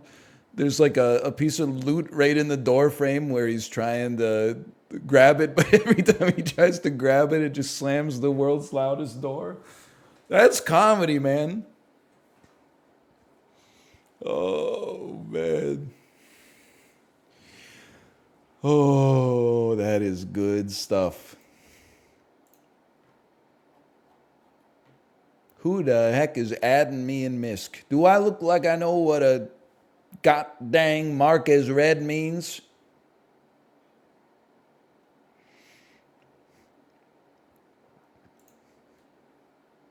It was me. What a clip, man. It's the recipe you asked for. Oh! What do you think of Abbott and Costello? Overrated. 90-year-olds will be like, check this out. The first time I heard this on the radio, I laughed so hard I fell off my horse. The guy on first base is named who? Oh, and the guy on second base is named what? What a hilarious series of misunderstandings. You would have a heart attack laughing if they came out with like Jackass 1941. It's like, my name's Cornelius Finch and this is the Stepping on a Rake challenge. Shit would be in the Smithsonian. My name's Cornelius Finch and this is the Stepping on a Rake challenge. Bring. His face pops back out to its normal size. Holy. Thank you. Oh, Look at this. Look at this. Lentil soup and a couple mandu. Thank you. I got some plates down here. It's like a banana that's turned completely black. One of the bowls was baked oatmeal this morning. One of the bowls, I had some pineapple spears last night. So there's a 2 a day for 4 days. The plate was the the plate was the mandu from yesterday. It's not the 8 cans. It's 2 a day for 4 days. Am I right? Am I right, Jake? 100%. You know what is crazy though? I'm not saying this to put my wife on blast. It's nice that sometimes she'll come down and clean my desk. But there are other times when I go up and I walk past her room and I'll see like 2 cans and a plate on her desk. And I'm like, she is taking a shot. She came down and cleaned off my desk to give me a little like, check yourself before you wreck yourself. But in her own room, she had... Only 2 cans. When you have 8 cans. I only have 4 cans on my desk right now. And it's 2 a day for 2 days, okay? I know it smells crazy in there. It kind of does smell crazy in here, but it's not like food waste. It's because the bike is right here. And then like it's literally 6 inches away from the wall. So I think my sweat like gets stuck on the wall and then just kind of soaks into the drywall. So I think it's probably smells like a piss factory down here sometimes. Then we open the window, we air it out a little bit, and then by 5:15 a.m. the next morning, it's good to go, which is great because that's, like an hour before I start riding.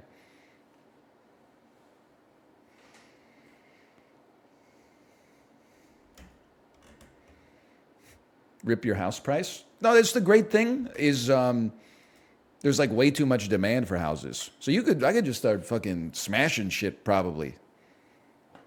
And then I don't think the price gets affected at all. Doesn't make any damn sense.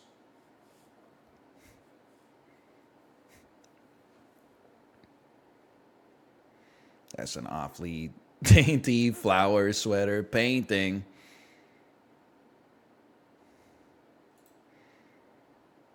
All right, I'm going to send you over to my wife's stream. Enjoy yourself, and I will see you tomorrow. Thank you for the stream. Top 3 this year. Let's go! Yeah!